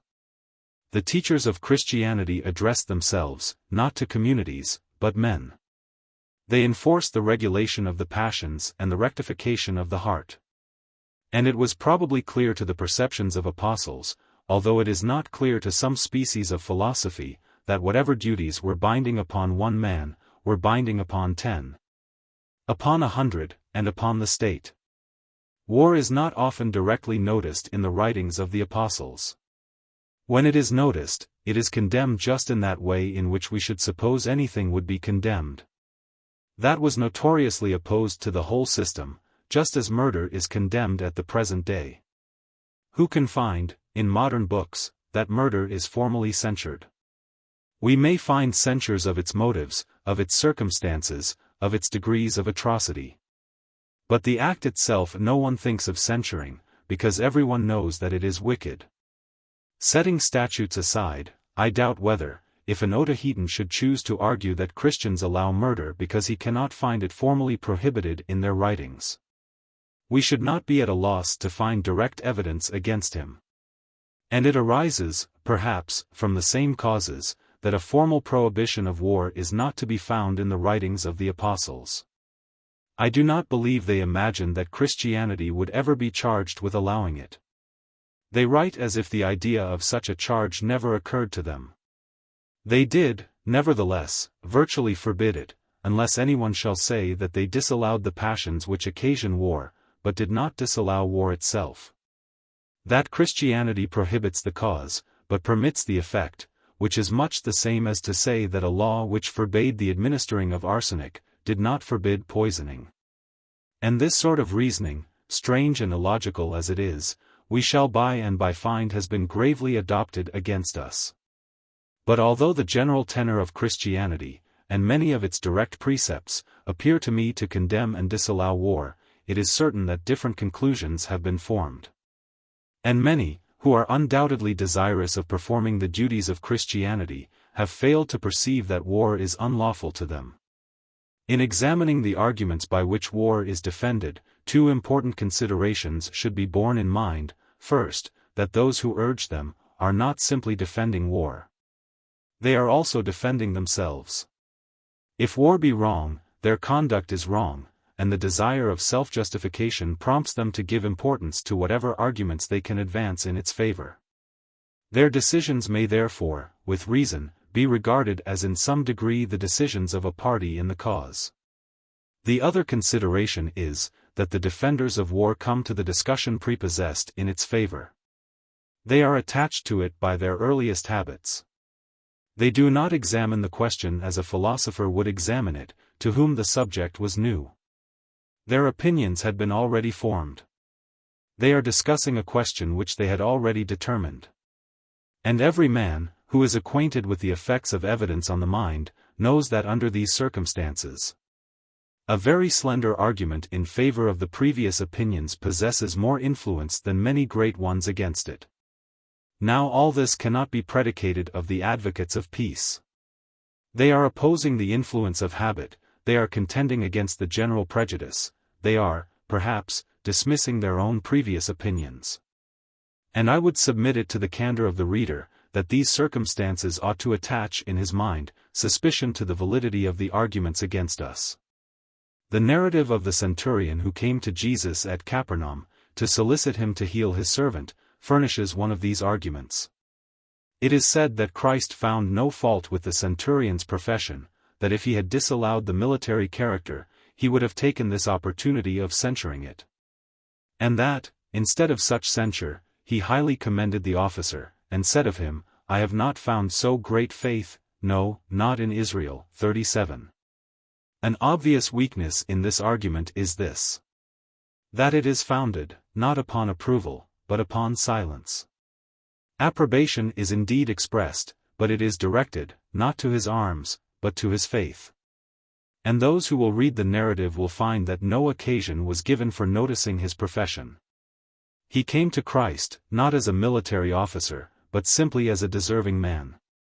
A censure of his profession might, undoubtedly, have been pronounced, but it would have been a gratuitous censure, a censure that did not naturally arise out of the case. The objection is in its greatest weight presumptive only, for none can be supposed to countenance everything that he does not condemn. To observe silence 38 in such cases was, indeed, the ordinary practice of Christ. He very seldom interfered with the civil and political institutions of the world. In these institutions there was sufficient wickedness around him, but some of them, flagitious as they were, he never, on any occasion, even noticed. His mode of condemning and extirpating political vices was by the inculcation of general rules of purity, which, in their eventual and universal application, would reform them all. But how happens it that Christ did not notice the centurion's religion? He surely was an idolater. And is there not as good reason for maintaining that Christ approved idolatry, because he did not condemn it, as that he approved war because he did not condemn it? Reasoning from analogy, we should conclude that idolatry was likely to have been noticed rather than war. And it is therefore peculiarly and singularly unapt to bring forward the silence respecting war as an evidence of its lawfulness. A similar argument is advanced from the case of Cornelius, to whom Peter was sent from Joppa. Of which it is said, that although the gospel was imparted to Cornelius by the especial direction of heaven, yet we do not find that he therefore quitted his profession, or that it was considered inconsistent with his new character. The objection applies to this argument as to the last, that it is built upon silence, that it is simply negative. We do not find that he quitted the service, I might answer, neither do we find that he continued in it. We only know nothing of the matter, and the evidence is therefore so much less than proof, as silence is less than approbation. Yet, that the account is silent respecting any disapprobation of war, might have been a reasonable ground of argument under different circumstances. It might have been a reasonable ground of argument, if the primary object of Christianity had been the reformation of political institutions, or, perhaps, even if her primary object had been the regulation of the external conduct, but her primary object was neither of these. She directed herself to the reformation of the heart, knowing that all other reformation would follow.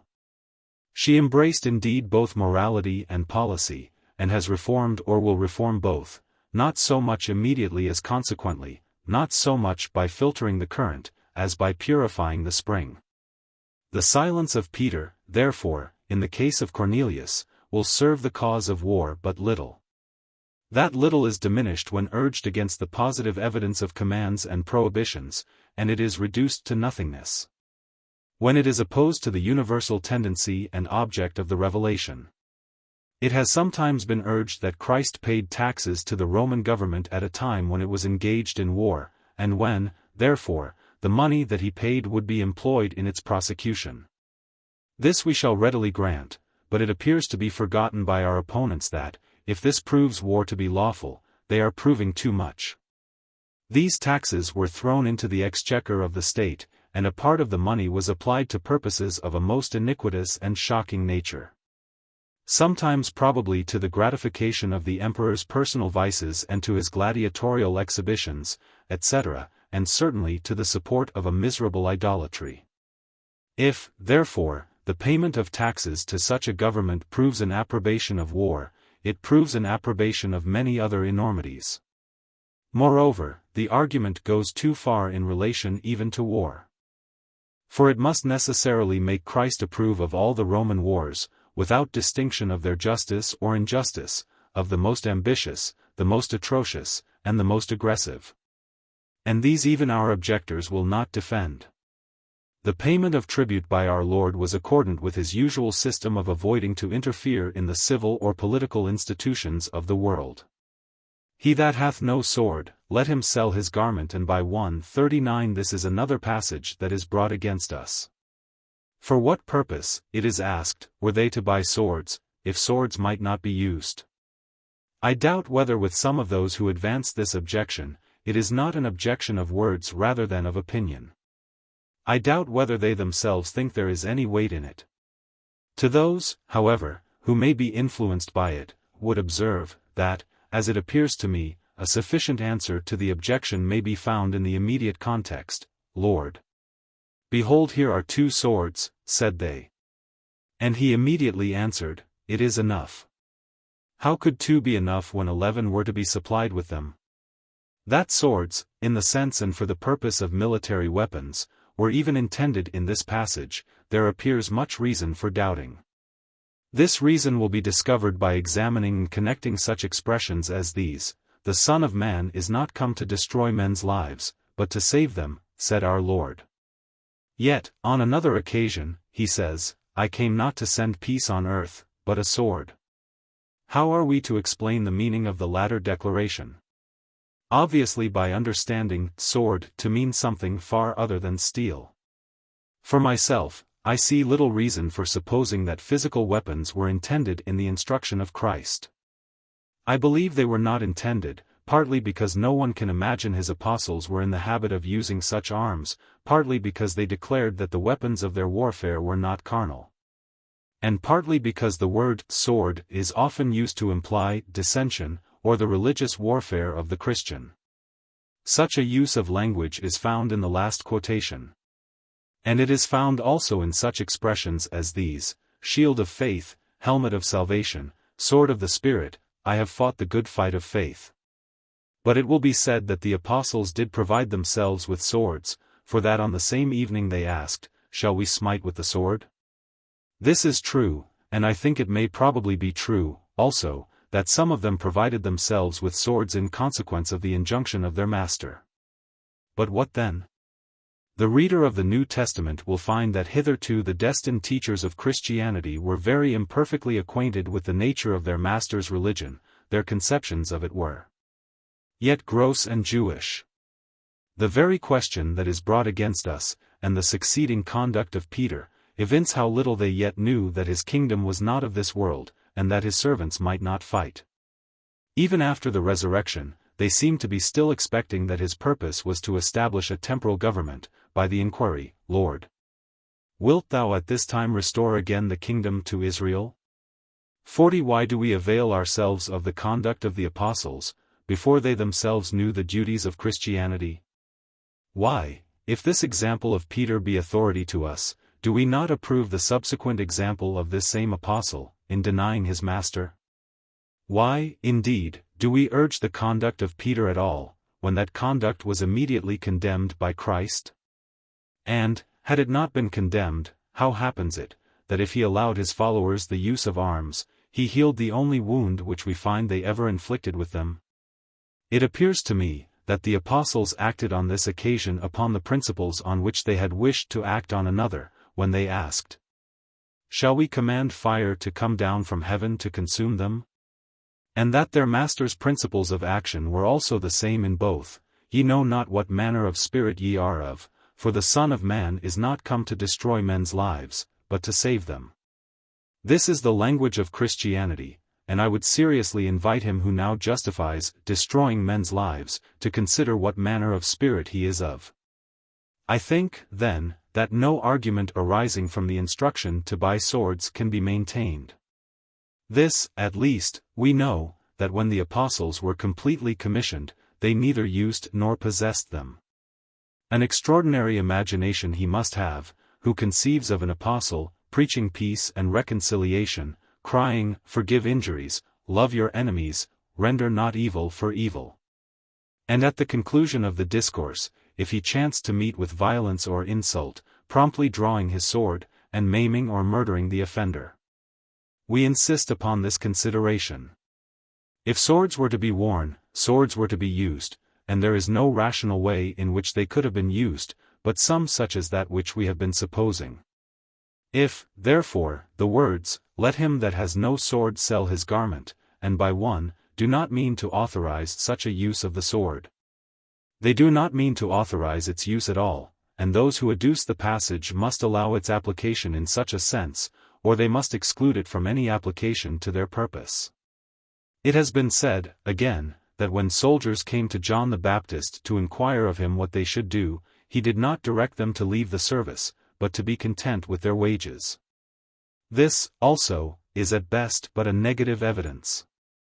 It does not prove that the military profession was wrong, and it certainly does not prove that it was right.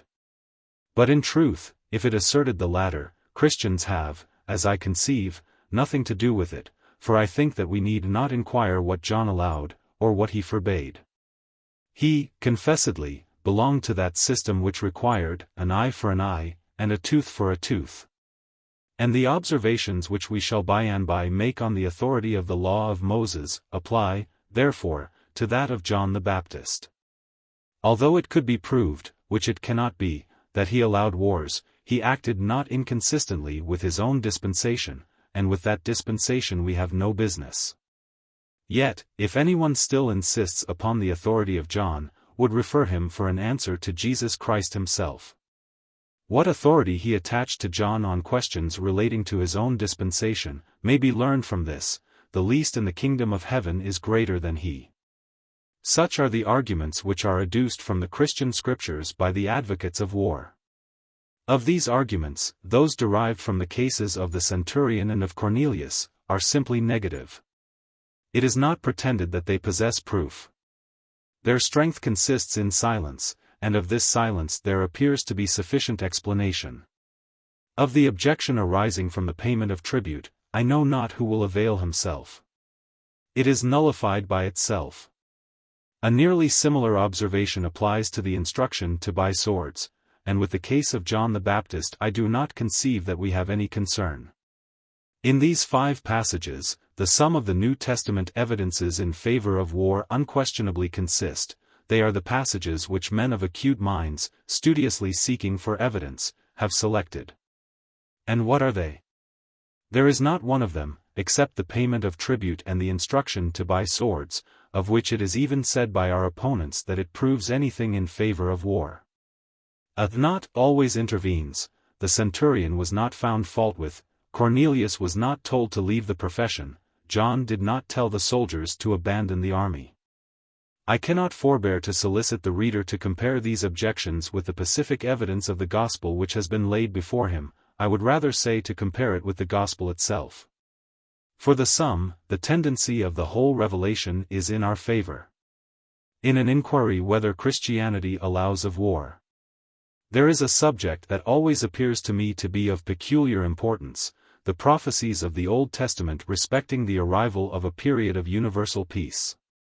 The belief is perhaps general among Christians, that a time will come when vice shall be eradicated from the world, when the violent passions of mankind shall be repressed, and when the pure benignity of Christianity shall be universally diffused. That such a period will come, we indeed know assuredly, for God has promised it. Of the many prophecies of the Old Testament respecting it, I will refer only to a few from the writings of Isaiah. In his predictions respecting the last times, by which it is not disputed that he referred to the prevalence of the Christian religion, the prophet says, "They shall beat their swords into plowshares, and their spears into pruning hooks. Nation shall not lift up sword against nation, neither shall they learn war any more." 41 again, referring to the same period, he says, "They shall not hurt nor destroy in all my holy mountain, for the earth shall be full of the knowledge of the Lord as the waters cover the sea." 42 and again, respecting the same era, "Violence shall be no more heard in thy land, wasting nor destruction within thy borders." 43. 2 things are to be observed in relation to these prophecies: first, that it is the will of God that war should eventually be abolished. This consideration is of importance, for if war be not accordant with his will, war cannot be accordant with Christianity, which is the revelation of his will. My business, however, is principally with the second consideration, that Christianity will be the means of introducing this period of peace. From those who say that our religion sanctions war, an answer must be expected to questions such as these: by what instrumentality and by the diffusion of what principles? Will the prophecies of Isaiah be fulfilled? Are we to expect some new system of religion, by which the imperfections of Christianity shall be removed, and its deficiencies supplied? Are we to believe that God sent His only Son into the world to institute a religion such as this, a religion, that in a few centuries, would require to be altered and amended? If Christianity allows of war, they must tell us what it is that is to extirpate war. If she allows violence, and wasting, and destruction, they must tell us what are the principles that are to produce gentleness, and benevolence, and forbearance. I know not what answer such inquiries will receive from the advocate of war. But I know that Isaiah says the change will be effected by Christianity, and if anyone still chooses to expect another and a purer system, an apostle may perhaps repress his hopes, though we, or an angel from heaven, says Paul, preach any other gospel than that which we have preached unto you, let him be accursed. 44. Whatever the principles of Christianity will require hereafter, they require now. Christianity, with its present principles and obligations, is to produce universal peace. It becomes, therefore, an absurdity, a simple contradiction, to maintain that the principles of Christianity allow of war, when they, and they only, are to eradicate it. If we have no other guarantee of peace than the existence of our religion, and no other hope of peace than in its diffusion, how can that religion sanction war? The conclusion that it does not sanction it appears strictly logical. I do not perceive that a demonstration from Euclid can be clearer. And I think that if we possessed no other evidence of the unlawfulness of war, there is contained in this a proof which prejudice cannot deny, and which sophistry cannot evade. The case is clear. A more perfect obedience to that same gospel, which we are told sanctions slaughter, will be the means, and the only means, of exterminating slaughter from the world. It is not from an alteration of Christianity, but from an assimilation of Christians to its nature, that we are to hope. It is because we violate the principles of our religion, because we are not what they require us to be, that wars are continued. If we will not be peaceable, let us then, at least be honest, and acknowledge that we continue to slaughter one another, not because Christianity permits it, but because we reject her laws. The Christian ought to be satisfied, on questions connected with his duties, by the simple rules of his religion. If those rules disallow war, he should inquire no farther. But since I am willing to give conviction to the reader by whatever means, and since truth carries its evidence with greater force from accumulated testimony, I would refer to 2 or 3 other subjects in illustration of our principles, or in confirmation of their truth. The opinions of the earliest professors of Christianity upon the lawfulness of war are of importance. Because they who lived nearest to the time of its founder were the most likely to be informed of his intentions and his will, and to practice them without those adulterations which we know have been introduced by the lapse of ages. During a considerable period after the death of Christ, it is certain, then, that his followers believed he had forbidden war. And that, in consequence of this belief, many of them refused to engage in it, whatever were the consequences, whether reproach, or imprisonment, or death. These facts are indisputable. It is as easy, says a learned writer of the 17th century, to obscure the sun at midday, as to deny that the primitive Christians renounced all revenge and war. Of all the Christian writers of the 2nd century, there is not one who notices the subject, who does not hold it to be unlawful for a Christian to bear arms. And, says Clarkson, it was not till Christianity became corrupted that Christians became soldiers. 45. Our Savior inculcated mildness and peaceableness. We have seen that the apostles imbibed his spirit, and followed his example, and the early Christians pursued the example and imbibed the spirit of both. This sacred principle, this earnest recommendation of forbearance, lenity and forgiveness, mixes with all the writings of that age. There are more quotations in the Apostolical Fathers, of texts which relate to these points than of any other. Christ's sayings had struck them. Not rendering, says Polycarp, the disciple of John, evil for evil, or railing for railing, or striking for striking, or cursing for cursing. 46. Christ and his apostles delivered general precepts for the regulation of our conduct. It was necessary for their successors to apply them to their practice in life. And to what did they apply the pacific precepts which had been delivered? They applied them to war. They were assured that the precepts absolutely forbade it. This belief they derived from those very precepts on which we have insisted. They referred, expressly, to the same passages in the New Testament. And from the authority and obligation of those passages, they refused to bear arms. A few examples from their history will show with what undoubting confidence they believed in the unlawfulness of war, and how much they were willing to suffer in the cause of peace. Maximilian, as it is related in the Acts of Ruinart, was brought before the tribunal to be enrolled as a soldier.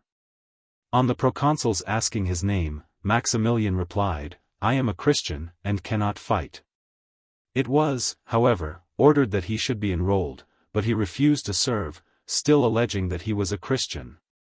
He was immediately told that there was no alternative between bearing arms and being put to death. But his fidelity was not to be shaken. "I cannot fight," said he, "if I die." The proconsul asked who had persuaded him to this conduct. "My own mind," said the Christian, "and he who has called me." It was once more attempted to shake his resolution by appealing to his youth and to the glory of the profession, but in vain. "I cannot fight," said he, "for any earthly consideration." He continued steadfast to his principles. Sentence was pronounced upon him, and he was led to execution. The primitive Christians not only refused to be enlisted in the army, but when any embraced Christianity whilst already enlisted, they abandoned the profession at whatever cost. Marcellus was a centurion in the legion called Trojana. While holding this commission he became a Christian, and believing, in common with his fellow Christians, that war was no longer permitted to him, he threw down his belt at the head of the legion, declaring that he had become a Christian, and that he would serve no longer. He was committed to prison, but he was still faithful to Christianity. "It is not lawful," said he, "for a Christian to bear arms for any earthly consideration." And he was in consequence put to death. Almost immediately afterwards, Cassian, who was notary to the same legion, gave up his office. He steadfastly maintained the sentiments of Marcellus, and like him was consigned to the executioner. Martin, of whom so much is said by Sulpicius Severus, was bred to the profession of arms, which, on his acceptance of Christianity, he abandoned. To Julian the Apostate, the only reason that we find he gave for his conduct was this: "I am a Christian, and therefore I cannot fight."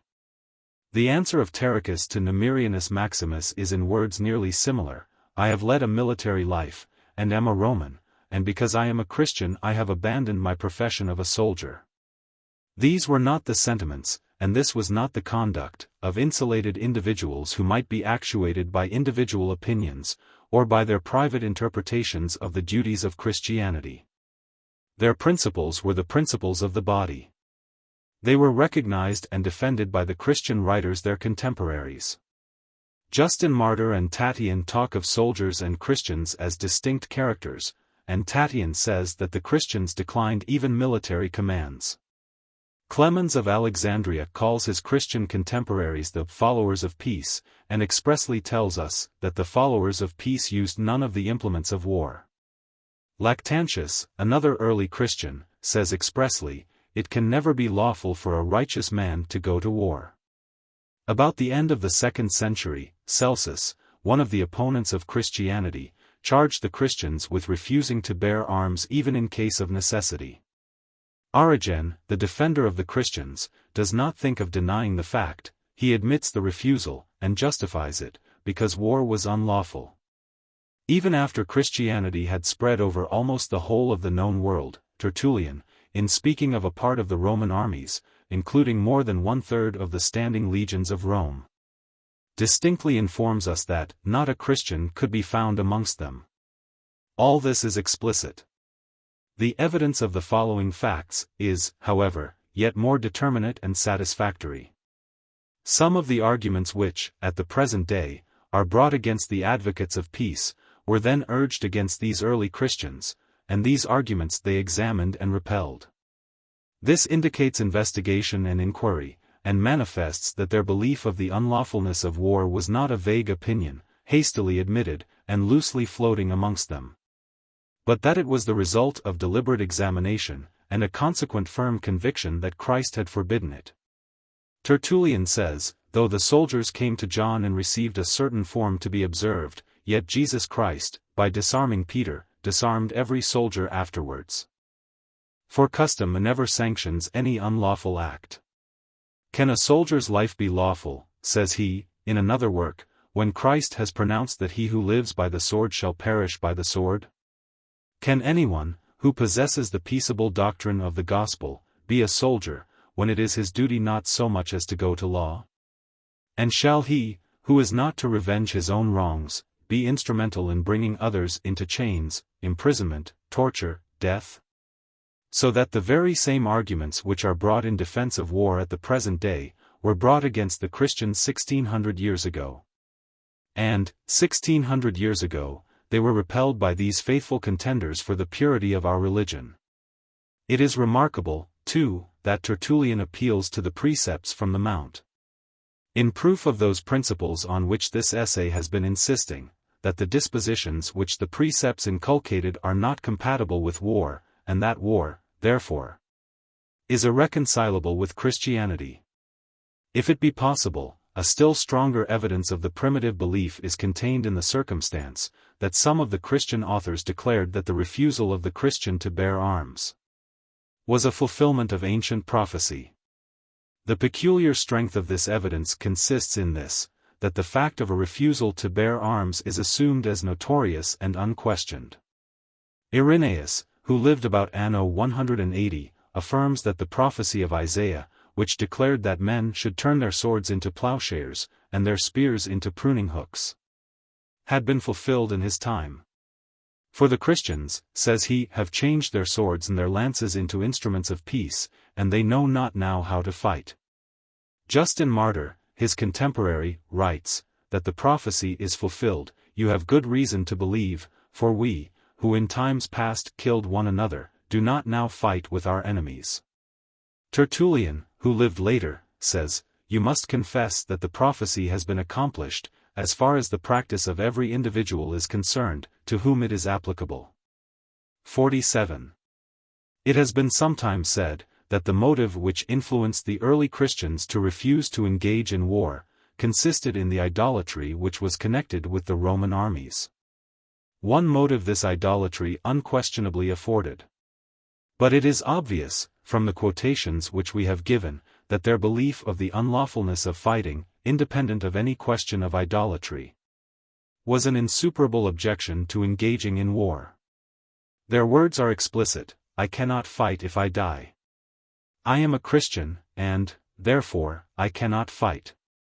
Christ, says Tertullian, by disarming Peter, disarmed every soldier. And Peter was not about to fight in the armies of idolatry. So entire was their conviction of the incompatibility of war with our religion, that they would not even be present at the gladiatorial fights, lest, says Theophilus, we should become partakers of the murders committed there. Can anyone believe that they who would not even witness a battle between two men, would themselves fight in a battle between armies? And the destruction of a gladiator, it should be remembered, was authorized by the state as much as the destruction of enemies in war. It is therefore indisputable that the Christians who lived nearest to the time of our Savior believed, with undoubting confidence, that he had unequivocally forbidden war, that they openly avowed this belief, and that, in support of it, they were willing to sacrifice, and did sacrifice, their fortunes and their lives. Christians, however, afterwards became soldiers. And when their general fidelity to Christianity became relaxed, when, in other respects, they violated its principles, when they had begun to dissemble, and to falsify their word, and to cheat, when Christian casuists had persuaded them that they might sit at meat in the idol's temple, when Christians accepted even the priesthoods of idolatry. In a word, they became soldiers, when they had ceased to be Christians. The departure from the original faithfulness was, however, not suddenly general. Like every other corruption, war obtained by degrees.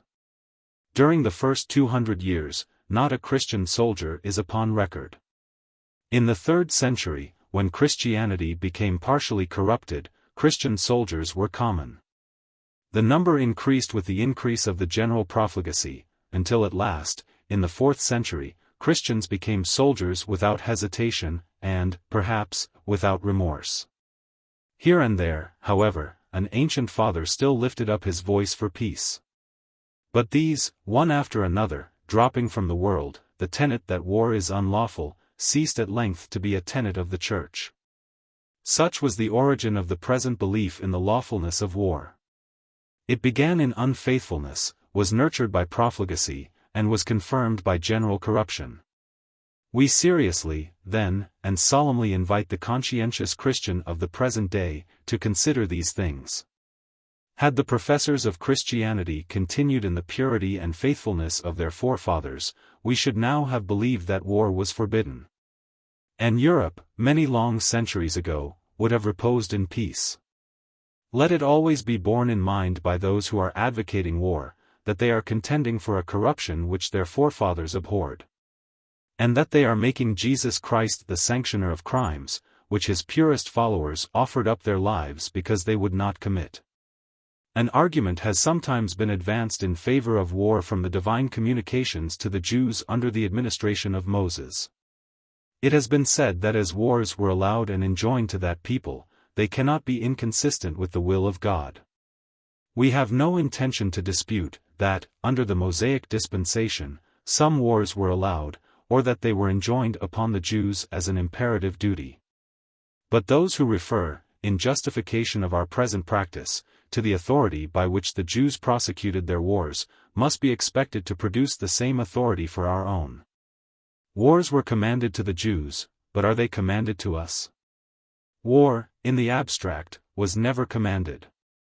And, surely those specific wars which were enjoined upon the Jews for an express purpose, are neither authority nor example for us, who have received no such injunction, and can plead no such purpose. It will, perhaps, be said that the commands to prosecute wars, even to extermination, are so positive and so often repeated, that it is not probable. If they were inconsistent with the will of heaven, they would have been thus peremptorily enjoined. We answer, that they were not inconsistent with the will of heaven then. But even then, the prophets foresaw that they were not accordant with the universal will of God, since they predicted that when that will should be fulfilled, war should be eradicated from the world.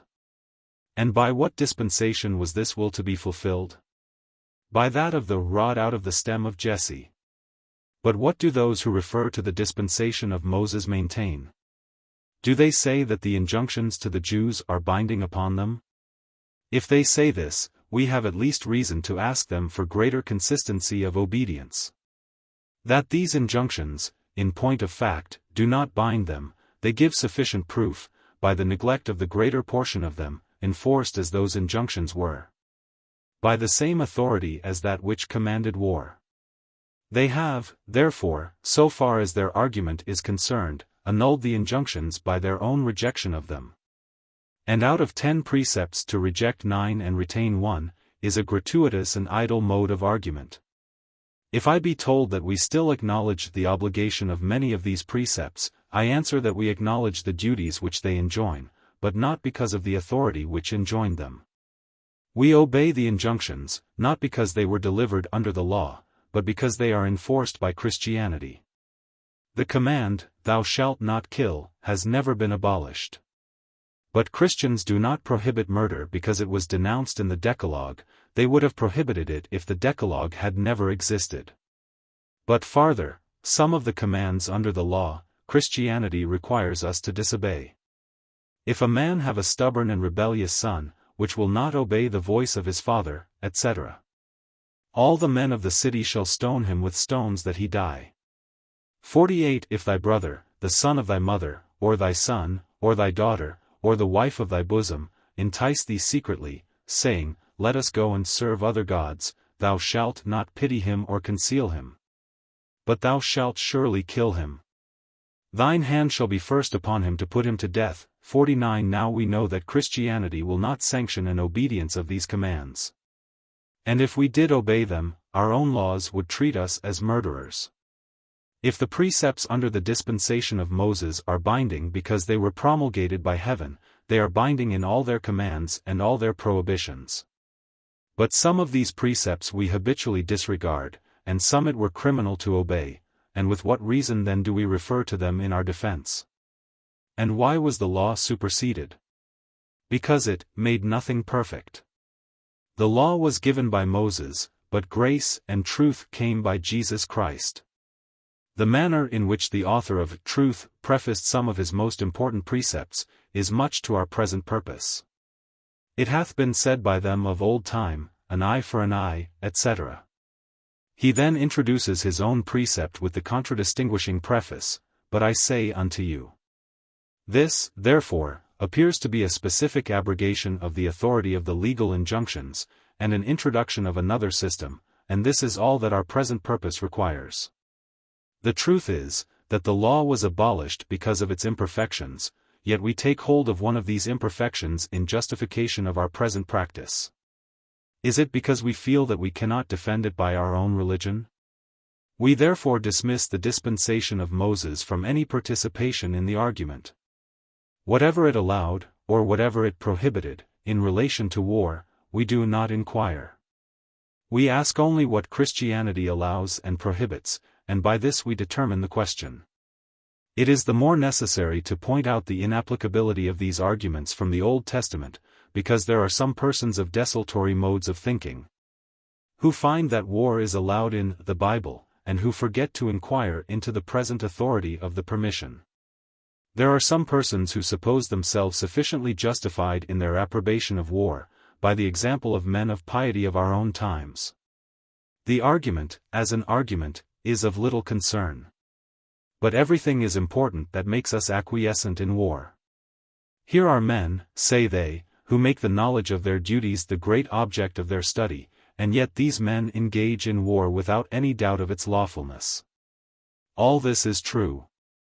And it is true also, that some good men have expressly inculcated the lawfulness of war, and it is true also, that the Articles of the Church of England specifically assert it. But what, if it should have come to pass, that blindness in part hath happened unto Israel? What is the argument? That good men have engaged in war, and therefore that Christianity allows it.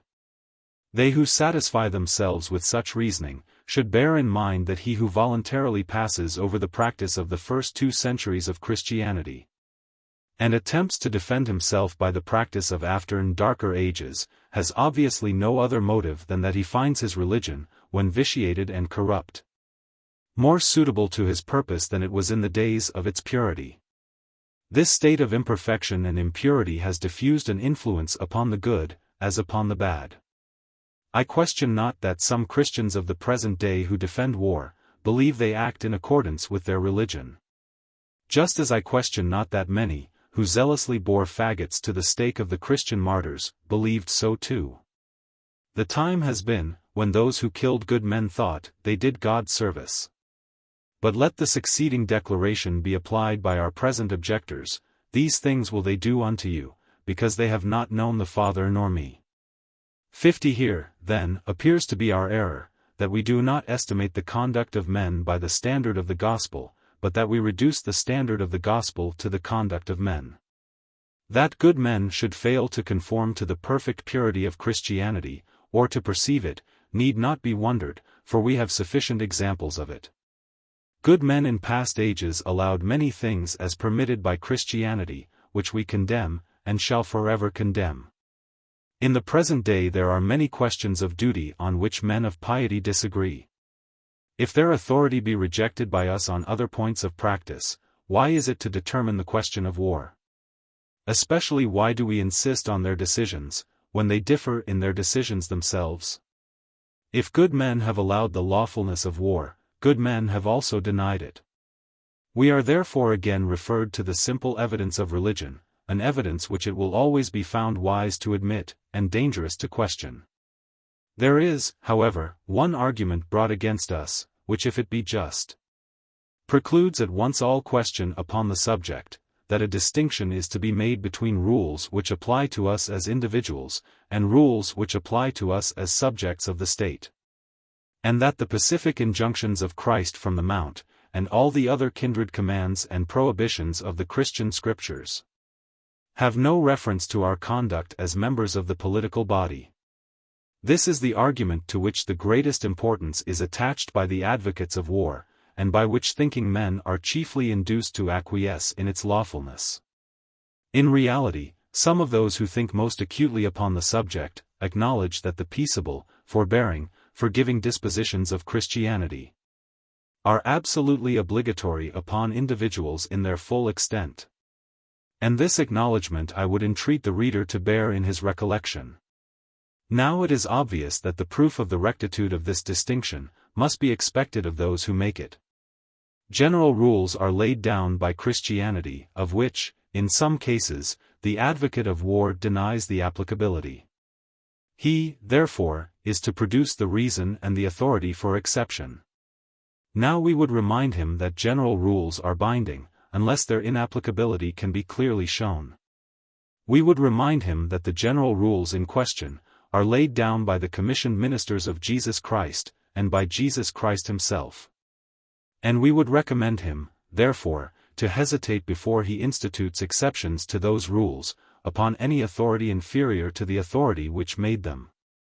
The foundation for the distinction between the duties of individuals, and those of communities, must, we suppose, be sought in one of these two positions. That as no law exists of general authority amongst nations, by which one state is protected from the violence of another, it is necessary that each independent community should protect itself. And that the security of a nation cannot sometimes be maintained otherwise than by war. That as the general utility and expediency of actions is the foundation of their moral qualities. And as it is sometimes most conducive to general utility and expediency that there should be war, war is, therefore, sometimes lawful. The first of these positions will probably be thus enforced. If an individual suffers aggression, there is a power to which he can apply that is above himself and above the aggressor. A power by which the bad passions of those around him are restrained, or by which their aggressions are punished. But amongst nations there is no acknowledged superior or common arbitrator. Even if there were, there is no way in which its decisions could be enforced, but by the sword. War, therefore, is the only means which one nation possesses of protecting itself from the aggression of another. This, certainly, is plausible reasoning. But it happens to this argument as to many others, that it assumes that as established, which has not been proved, and upon the proof of which the truth of the whole argument depends. It assumes that the reason why an individual is not permitted to use violence is that the laws will use it for him. And in this the fallacy of the position consists. For the foundation of the duty of forbearance in private life is not that the laws will punish aggression, but that Christianity requires forbearance. Undoubtedly, if the existence of a common arbitrator were the foundation of the duty would not be binding upon nations. But that which we require to be proved is this, that Christianity exonerates nations from those duties which she has imposed upon individuals. This, the present argument does not prove. And, in truth, with a singular unhappiness in its application, it assumes, in effect, that she has imposed these duties upon neither the one nor the other. If it be said that Christianity allows to individuals some degree and kind of resistance, and that some resistance is therefore lawful to states, we do not deny it. But if it be said that the degree of lawful resistance extends to the slaughter of our fellow Christians, that it extends to war, we do deny it. We say that the rules of Christianity cannot, by any possible latitude of interpretation, be made to extend to it. The duty of forbearance, then, is antecedent to all considerations respecting the condition of man, and whether he be under the protection of laws or not, the duty of forbearance is imposed. The only truth which appears to be elicited by the present argument is, that the difficulty of obeying the forbearing rules of Christianity is greater in the case of nations than in the case of individuals. The obligation to obey them is the same in both. Nor let anyone urge the difficulty of obedience in opposition to the duty. For he who does this, has yet to learn one of the most awful rules of his religion: a rule that was enforced by the precepts, and more especially by the final example, of Christ, of apostles, and of martyrs, the rule which requires that we should be obedient even unto death. Let it not, however, be supposed that we believe the difficulty of forbearance would be as great in practice as it is great in theory. We hope hereafter to show that it promotes our interests as certainly as it fulfills our duties. The rectitude of the distinction between rules which apply to individuals and rules which apply to states, is thus maintained by Dr. Paley on the principle of expediency. The only distinction, says he, that exists between the case of independent states and independent individuals, is founded in this circumstance: that the particular consequence sometimes appears to exceed the value of the general rule. Or, in less technical words, that a greater disadvantage may arise from obeying the commands of Christianity, than from transgressing them. Expediency, it is said, is the test of moral rectitude, and the standard of our duty. If we believe that it will be most expedient to disregard the general obligations of Christianity, that belief is the justifying motive of disregarding them. Gar. Paley proceeds to say, in the transactions of private persons, no advantage that results from the breach of a general law of justice can compensate to the public for the violation of the law. In the concerns of empire this may sometimes be doubted. He says there may be cases in which the magnitude of the particular evil induces us to call in question the obligation of the general rule. Situations may be feigned, and consequently may possibly arise, in which the general tendency is outweighed by the enormity of the particular mischief. Of the doubts which must arise as to the occasions when the obligation of Christian law ceases, he however says that moral philosophy furnishes no precise solution. And he candidly acknowledges the danger of leaving it to the sufferer to decide upon the comparison of particular and general consequences, and the still greater danger of such decisions being drawn into future precedents.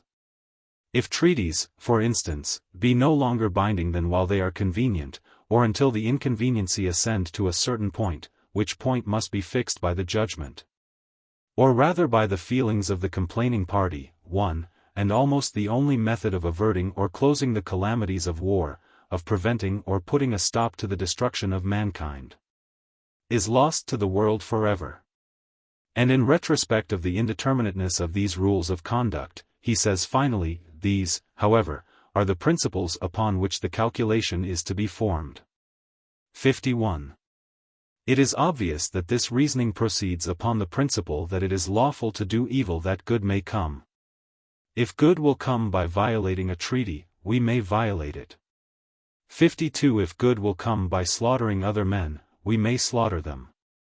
I know that the advocate of expediency will tell us that that is not evil of which good, in the aggregate, comes, and that the good or evil of actions consists in the good or evil of their general consequences. I appeal to the understanding and the conscience of the reader. Is this distinction honest to the meaning of the apostle? Did he intend to tell his readers that they might violate their solemn promises, that they might destroy their fellow Christians, in order that good might come?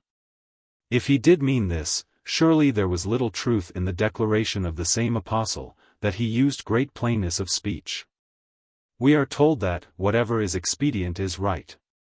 We shall not quarrel with the dogma, but how is expediency to be determined? By the calculations and guessings of men, or by the knowledge and foresight of God? Expediency may be the test of our duties, but what is the test of expediency? Obviously, I think, it is this: the decisions which God has made known respecting what is best for man.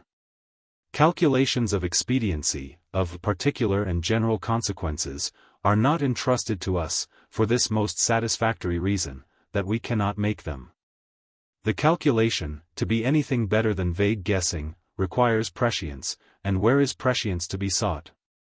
Now it is conceded by our opponents, that the only possessor of prescience has declared that the forbearing, non-resisting character is best for man. Yet we are told, that sometimes it is not best, that sometimes it is inexpedient. How do we discover this? The promulgator of the law has never intimated it. Whence, then, do we derive the right of substituting our computations for his prescience? Or, having obtained it, what is the limit to its exercise? If, because we calculate that obedience will not be beneficial, we may dispense with his laws in one instance, why may we not dispense with them in 10? Why may we not abrogate them altogether? The right is however claimed, and how is it to be exercised? We are told that the duty of obedience may sometimes be doubted, that in some cases, we are induced to call in question the obligation of the Christian rule, that situations may be feigned. That circumstances may possibly arise, in which we are at liberty to dispense with it, that still it is dangerous to leave it to the sufferer to decide, when the obligation of the rule ceases. And that of all those doubts, philosophy furnishes no precise solution. I know not how to contend against such principles as these. An argument might be repelled. The assertion of a fact might be disproved, but what answer can be made to possibilities and doubts? They who are at liberty to guess that Christian laws may sometimes be suspended, are at liberty to guess that Jupiter is a fixed star, or that the existence of America is a fiction. What answer the man of science would make to such suppositions I do not know, and I do not know what answer to make to ours. Amongst a community which had to decide on the particular and general consequences of some political measure, which involved the sacrifice of the principles of Christianity, there would of necessity be an endless variety of opinions. Some would think it expedient to supersede the law of Christianity, and some would think the evil of obeying the law less than the evil of transgressing it. Some would think that the particular mischief outweighed the general rule, and some that the general rule outweighed the particular mischief. And in this chaos of opinion, what is the line of rectitude, or how is it to be discovered? Or, is that rectitude, which appears to each separate individual to be right? And are there as many species of truth as there are discordances of opinion? Is this the simplicity of the gospel? Is this the path in which a wayfaring man, though a fool, shall not err? These are the principles of expediency on which it is argued that the duties which attach to private life do not attach to citizens. I think it will be obvious to the eye of candor, that they are exceedingly indeterminate and vague. Little more appears to be done by Dr. Paley than to exhibit their doubtfulness. In truth, I do not know whether he has argued better in favor of his position, or against it. To me it appears that he has evinced it to be fallacious. For I do not think that anything can be a Christian truth, of which the truth cannot be more evidently proved. But whatever may be thought of the conclusion, the reader will certainly perceive that the whole question is involved in extreme vagueness and indecision, an indecision and vagueness, which it is difficult to conceive that Christianity ever intended should be hung over the very greatest question of practical morality that man has to determine. Over the question that asks whether the followers of Christ are at liberty to destroy one another. That such a procedure as a war is, under any circumstances, sanctioned by Christianity, from whose principles it is acknowledged to be abhorrent, ought to be clearly made out. It ought to be obvious to loose examination. It ought not to be necessary to ascertaining it, that a critical investigation should be made, of questions which ordinary men cannot comprehend, and which, if they comprehended them, they could not determine. And above all, that investigation ought not to end, as we have seen it does end, in vague indecision, in doubts, of which even philosophy furnishes no precise solution. But when this indecision and vagueness are brought to oppose the Christian evidence for peace, when it is contended, not only that it militates against that evidence, but that it outbalances and supersedes it, we would say of such an argument, that it is not only weak, but idle. Of such a conclusion, that it is not only unsound, but preposterous. Christian obligation is a much more simple thing that speculative philosophy would make it appear. And to all those who suppose that our relations as subjects dismiss the obligation of Christian laws, we would offer the consideration that neither the founder of Christianity nor his apostles ever made the distinction. Of questions of particular and general consequences, of general advantages and particular mischiefs, no traces are to be found in their words or writings. The morality of Christianity is a simple system, adapted to the comprehensions of ordinary men. Were it otherwise, what would be its usefulness? If philosophers only could examine our duties, and if their examinations ended in doubts without solution, how would men, without learning and without leisure, regulate their conduct? I think, indeed, that it is a sufficient objection to all such theories as the present, that they are not adapted to the wayfaring man. If the present theory be admitted, one of these two effects will be the consequence: the greater part of the community must trust for the discovery of their duties to the sagacity of others. Or they must act without any knowledge of their duties at all. But, that the pacific injunctions of the Christian Scriptures do apply to us, under every circumstance of life, whether private or public, appears to be made necessary by the universality of Christian obligation. The language of Christianity upon the obligation of her moral laws is essentially this: what I say unto you, I say unto all. The pacific laws of our religion, then, are binding upon all men. Upon the king and upon every individual who advises him, upon every member of a legislature, upon every officer and agent, and upon every private citizen. How then can that be lawful for a body of men which is unlawful for each individual? How, if one be disobedient, can his offense make disobedience lawful to all? We maintain yet more, and say, that to dismiss Christian benevolence as subjects, and to retain it as individuals, is simply impossible. He who possesses that subjugation of the affections and that universality of benevolence, by which he is influenced to do good to those who hate him, and to love his enemies in private life, cannot, without abandoning those dispositions, butcher other men because they are called public enemies. The whole position, therefore, that the pacific commands and prohibitions of the Christian Scriptures do not apply to our conduct as subjects of a state, appears to me to be a fallacy. Some of the arguments which are brought to support it, so flippantly dispense with the principles of Christian obligation, so gratuitously assume, that because obedience may be difficult, obedience is not required, that they are rather an excuse for the distinction than a justification of it, and some are so lamentably vague and indeterminate. The principles which are proposed are so technical, so inapplicable to the circumstance of society, and in truth, so incapable of being practically applied, that it is not credible that they were designed to suspend the obligation of rules which were imposed by a revelation from heaven. The reputation of Dr. Paley is so great, that, as he has devoted a chapter of the moral philosophy to war and military establishments, it will perhaps be expected, in an inquiry like the present, that some specific reference should be made to his opinions. And I make this reference willingly. The chapter on war begins thus: because the Christian Scriptures describe wars, as what they are, as crimes or judgments. Some men have been led to believe that it is unlawful for a Christian to bear arms. But it should be remembered, that it may be necessary for individuals to unite their force, and for this end to resign themselves to a common will. And yet it may be true that that will is often actuated by criminal motives, and often determined to destructive purposes.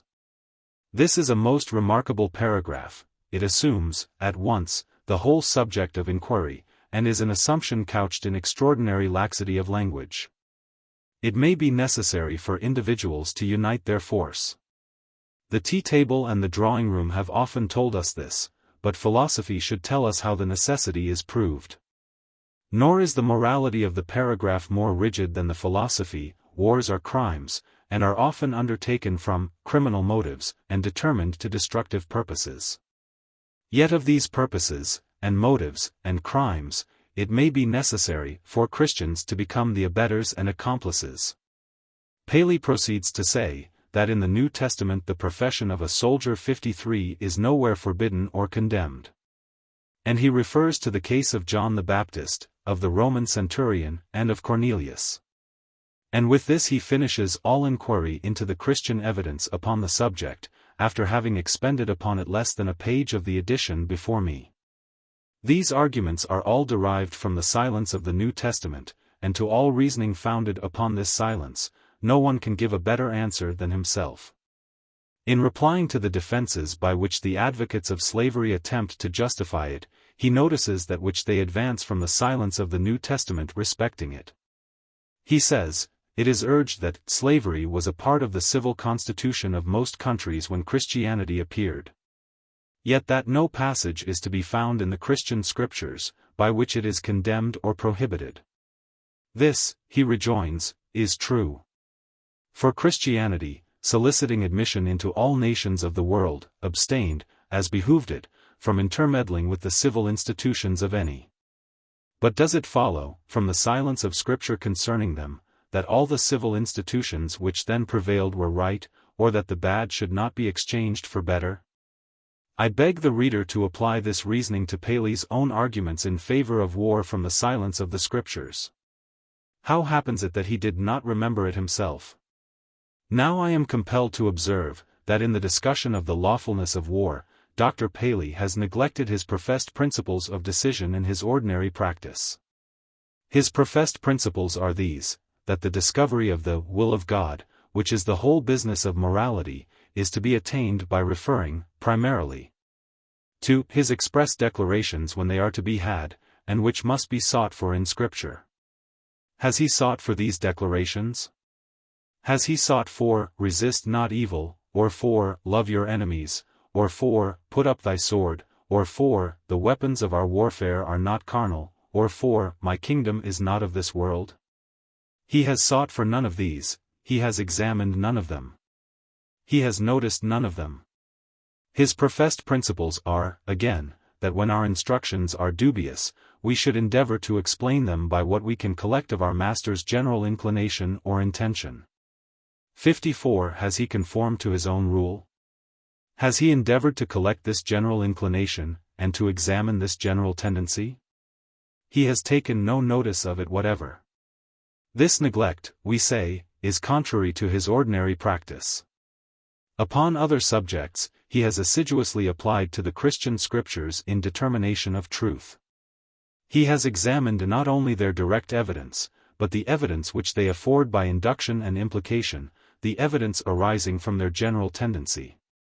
Suicide is nowhere condemned in the New Testament, yet Paley condemns it, and how? He examines the sacred volume, and finds that by implication and inference, it may be collected that suicide is not permitted by Christianity. He says that patience under suffering is inculcated as an important duty, and that the recommendation of patience implies the unlawfulness of suicide to get out of suffering. This is sound reasoning, but he does not adopt it in the examination of war. Could he not have found that the inculcation of peaceableness forms as good an argument against the lawfulness of war, as the inculcation of patience forms against the lawfulness of suicide? He certainly could have done this, and why has he not done it? Why has he passed it over in silence? I must confess my belief, that he was unwilling to discuss the subject upon Christian principles. That he had resolved to make war consistent with Christianity, and that, foreseeing her express declarations and general intentions militated against it, he avoided noticing them at all. Thus much at least is certain, that in discussing the lawfulness of war, he has abandoned both his avowed principles and his correspondent practice.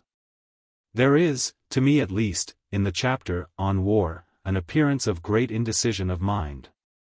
Arising from the conflict between Christian truth and the power of habit, between the consciousness that war is abhorrent to our religion, and the desire to defend it on the principle of expediency. The whole chapter is characterized by a very extraordinary laxity both of arguments and principles. After the defensibility of war has been proved, or assumed, in the manner which we have exhibited, Dr. Paley states the occasions upon which he determines that wars become justifiable. The objects of just wars, says he, are precaution, defense, or reparation.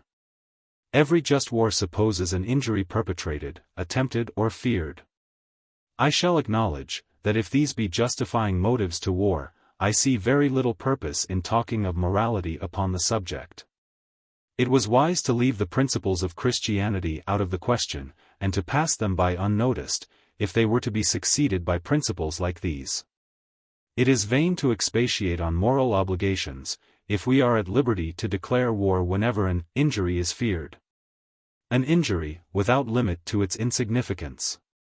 A fear without stipulation for its reasonableness. The judges, also, of the reasonableness of fear, are to be they who are under its influence. And who so likely to judge amiss as those who are afraid? Sounder philosophy than this has told us, that he who has to reason upon his duty when the temptation to transgress it is before him, is almost sure to reason himself into an error. The necessity for this ill-timed reasoning, and the allowance of it, is amongst the capital objections to the philosophy of Paley. It tells us that a people may suspend the laws of God when they think it is expedient, and they are to judge of this expediency when the temptation to transgression is before them. Has Christianity left the lawfulness of human destruction to be determined on such principles as these? Violence, rapine, and ambition are not to be restrained by morality like this. It may serve for the speculation of a study, but we will venture to affirm that mankind will never be controlled by it. Moral rules are useless, if, from their own nature, they cannot be, or will not be applied. Who believes that if kings and conquerors may fight when they have fears, they will not fight when they have them not? The morality allows too much latitude to the passions to retain any practical restraint upon them. And a morality that will not be practiced, I had almost said, that cannot be practiced, is an useless morality. It is a theory of morals. We want clearer and more exclusive rules. We want more obvious and immediate sanctions. It were in vain for a philosopher to say to a general who was burning for glory, "You are at liberty to engage in the war, provided you have suffered, or fear you will suffer an injury." Otherwise Christianity prohibits it. He will tell him of 20 injuries that have been suffered, of 100 that have been attempted, and of 10,000 that he fears. And what answer can the philosopher make to him? I think that Dr. Paley has, in another and a later work, given us stronger arguments in favor of peace than the moral philosophy gives in favor of war. In the Evidences of Christianity we find these statements. The two following positions appear to me to be satisfactorily made out. First, that the gospel omits some qualities which have usually engaged the praises and admiration of mankind, but which, in reality, and in their general effects, have been prejudicial to human happiness. Secondly, that the gospel has brought forward some virtues, which possess the highest intrinsic value, but which have commonly been overlooked and condemned. The second of these propositions is exemplified in the instances of passive courage or endurance of suffering, patience under affronts and injuries, humility, irresistance, placability. The truth is, there are two opposite descriptions of character under which mankind may be generally classed. The one possesses vigor, firmness, resolution, is daring and active, quick in its sensibilities, jealous in its fame, eager in its attachments, inflexible in its purpose, violent in its resentments. The other meek, yielding, complying, forgiving, not prompt to act, but willing to suffer, silent and gentle under rudeness and insult, suing for reconciliation where others would demand satisfaction. Giving way to the pushes of imprudence, conceding and indulgent to the prejudices, the wrong-headedness, the intractability of those with whom it has to deal. The former of these character is, and ever hath been, the favorite of the world. Yet so it hath happened, that with the founder of Christianity, this latter is the subject of his commendation, his precepts, his example, and that the former is so, in no part of its composition. This morality shows, at least, that no two things can be more different than the heroic and the Christian characters. Now it is proved, in contradiction to first impressions, to popular opinion, to the encomiums of orators and poets, and even to the suffrages of historians and moralists, that the latter character possesses most of true worth, both as being most difficult either to be acquired or sustained, and as contributing most to the happiness and tranquility of social life. If this disposition were universal, the case is clear, the world would be a society of friends, whereas, if the other disposition were universal, it would produce a scene of universal contention. The world would not be able to hold a generation of such men. If, what is the fact, the disposition be partial. If a few be actuated by it amongst a multitude who are not, in whatever degree it does prevail it prevents, allays, and terminates quarrels, the great disturbers of human happiness. And the great sources of human misery, so far as man's happiness and misery depend upon man. The preference of the patient to the heroic character, which we have here noticed, is a peculiarity in the Christian institution, which I propose as an argument of wisdom. 55. These are the sentiments of Dr. Paley upon this great characteristic of the Christian morality. I think that in their plain, literal, and unsophisticated meaning, they exclude the possibility of the lawfulness of war. The simple conclusion from them is, that violence, and devastation, and human destruction cannot exist in conjunction with the character of a Christian. This would be the conclusion of the inhabitant of some far and peaceful island, where war and Christianity were alike unknown. If he read these definitions of the Christian duties, and were afterwards told that we thought ourselves allowed to plunder and to murder one another, he would start in amazement at the monstrous inconsistency. Casuistry may make her distinctions, and philosophy may talk of her expediencies, but the monstrous inconsistency remains. What is the fact? Mohammedans and pagans do not believe that our religion allows of war. They reproach us with the inconsistency. Our wars are, with them, a scandal and a taunt.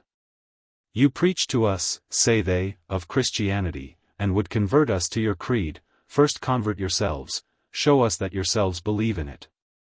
Nay, the Jews at our own doors, tell us, that our wars are an evidence that the Prince of Peace is not come. They bring the violence of Christians to prove that Christ was a deceiver. Thus do we cause the way of truth to be evil spoken of. Thus, are we, who should be the helpers of the world, its stumbling blocks and its shame.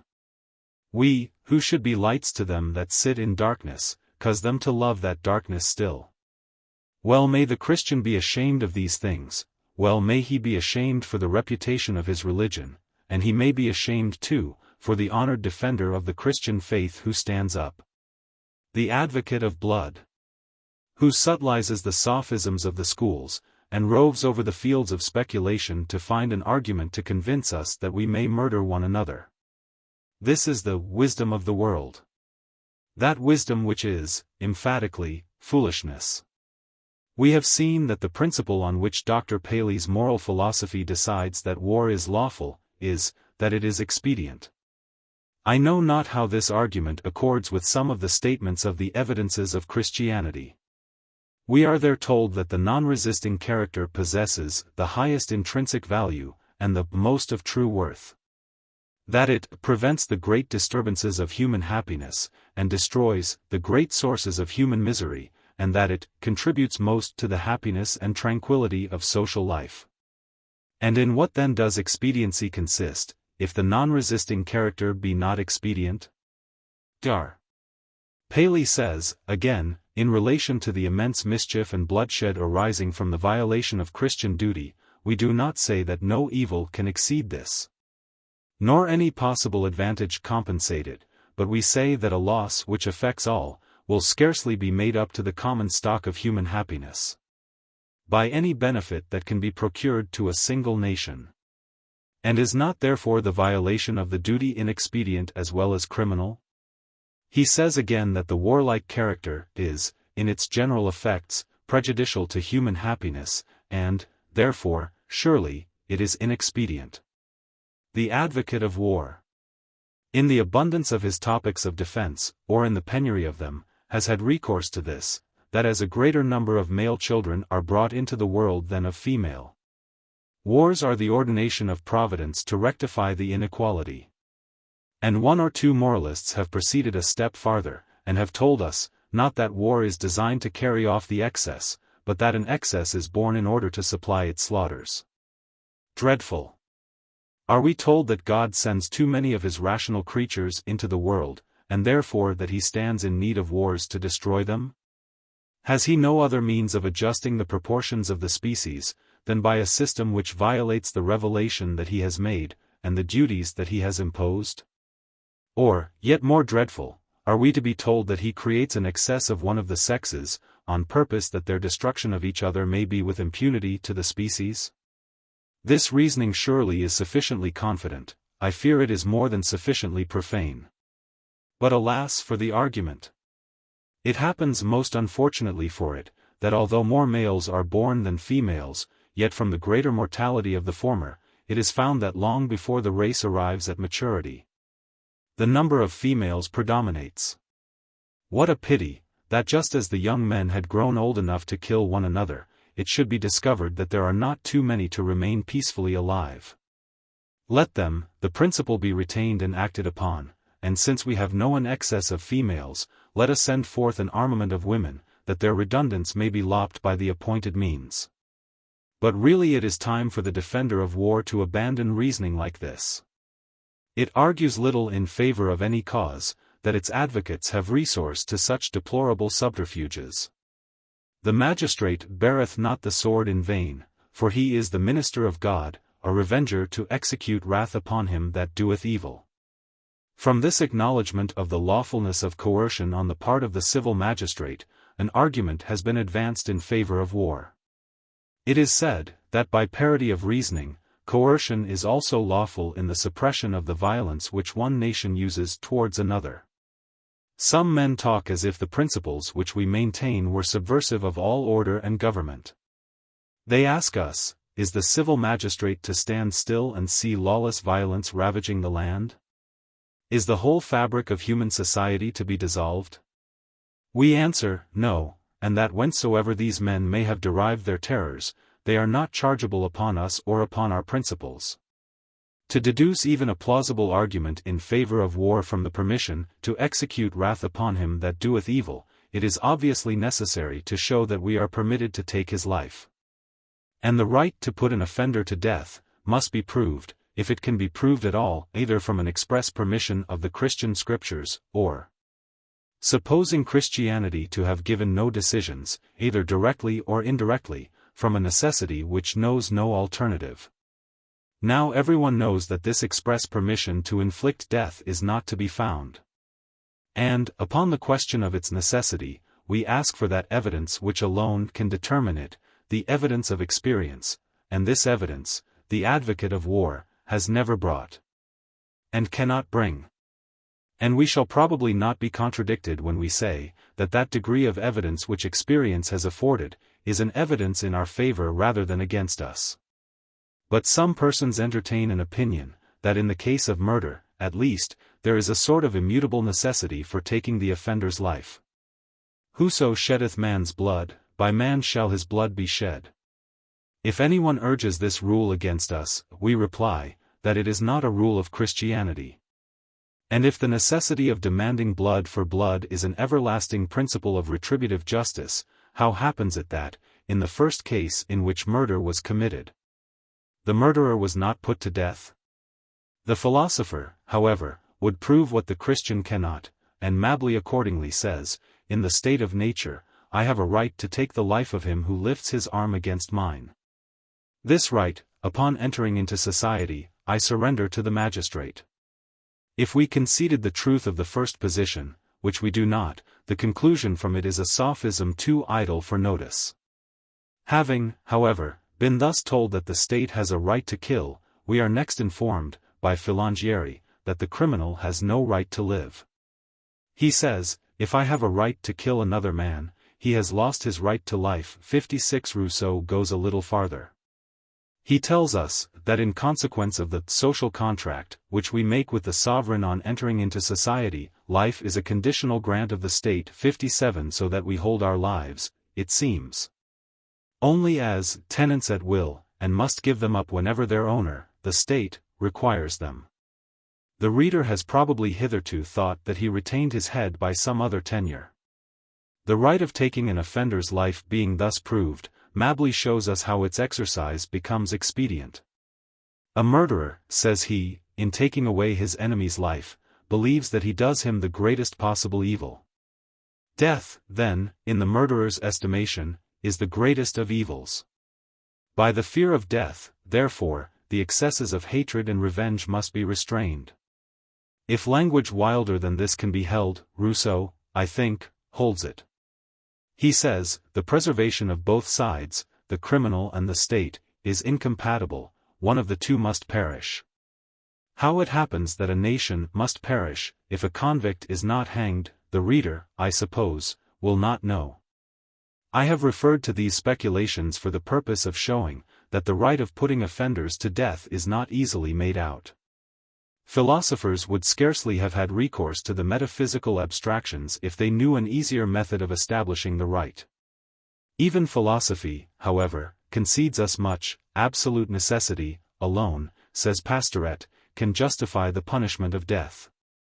And Rousseau himself acknowledges that we have no right to put to death, even for the sake of example, any but those who cannot be permitted to live without danger.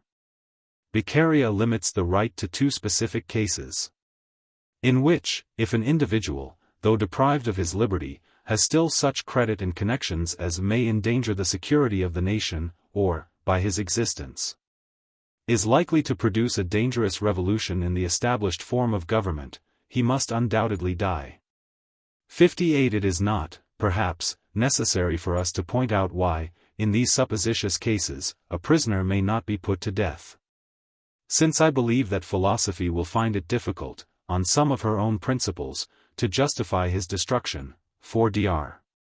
Paley decides, that whenever a man thinks there are great grievances in the existing government, and that, by heading a revolt, he can redress them, without occasioning greater evil by the rebellion than benefit by its success, it is his duty to rebel.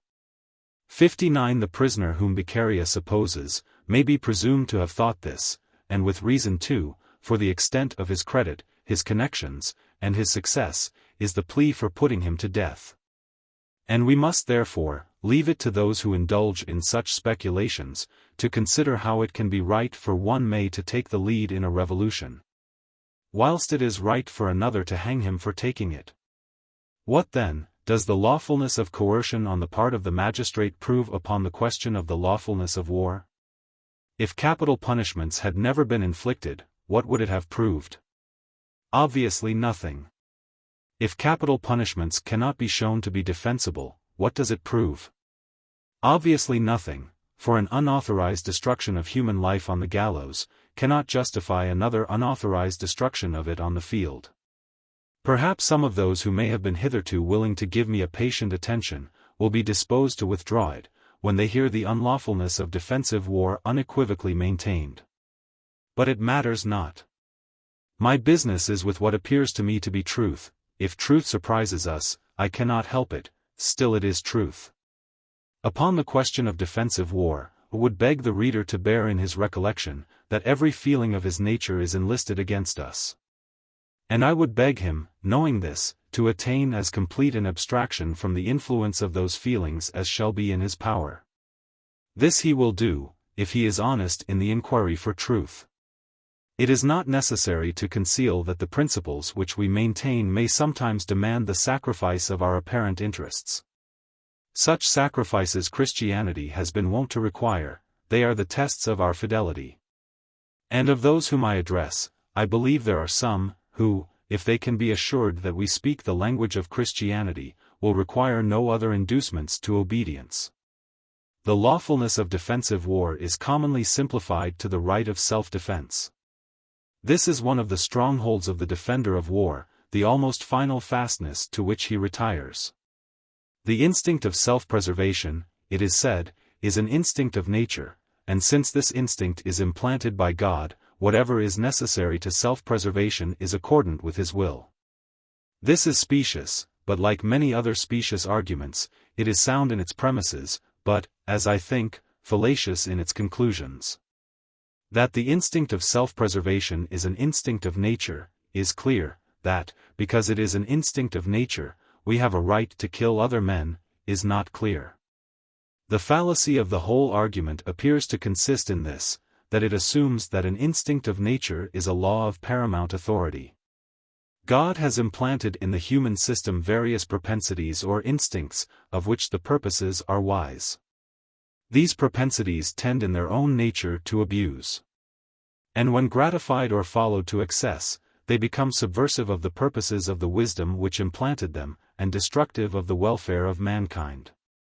He has therefore instituted a superior law, sanctioned by his immediate authority. By this law, we are required to regulate these propensities.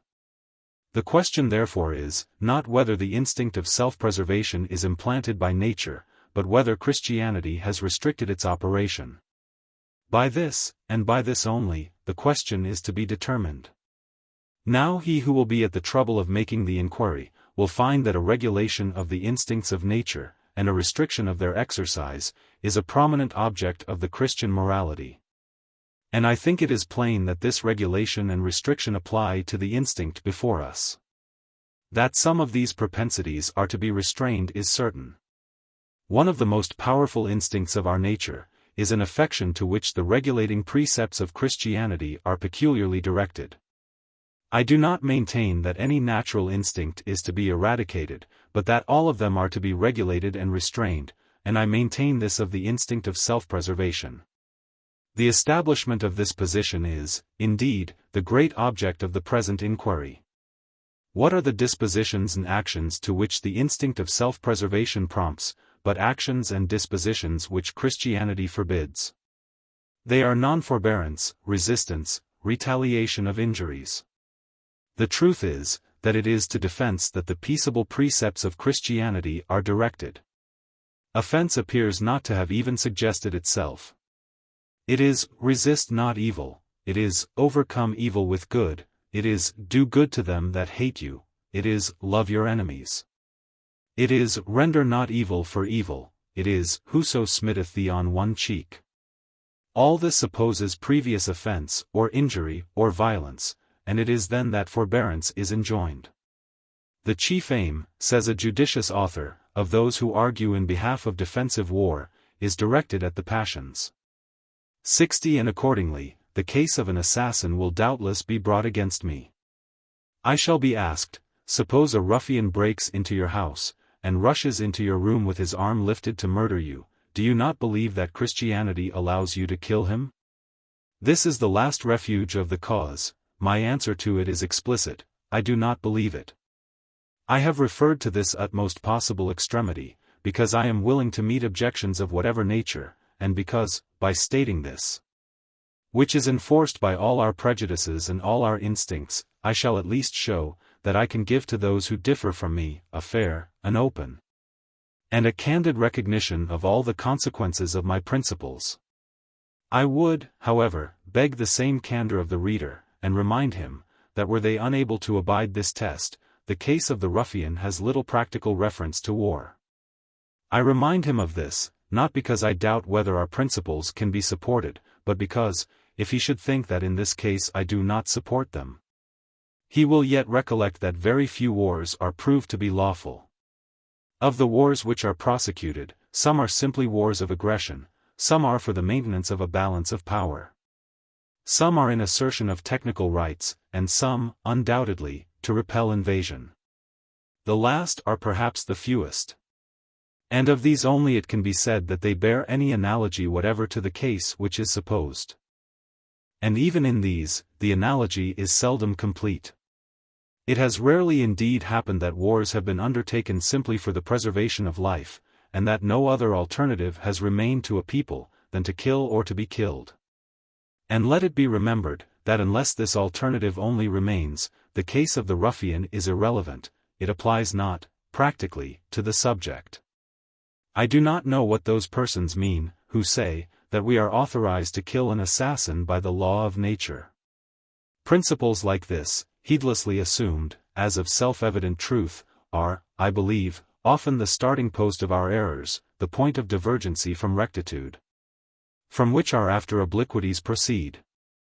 Some men seem to talk of the laws of nature, as if nature were a legislatress who had sat and framed laws for the government of mankind.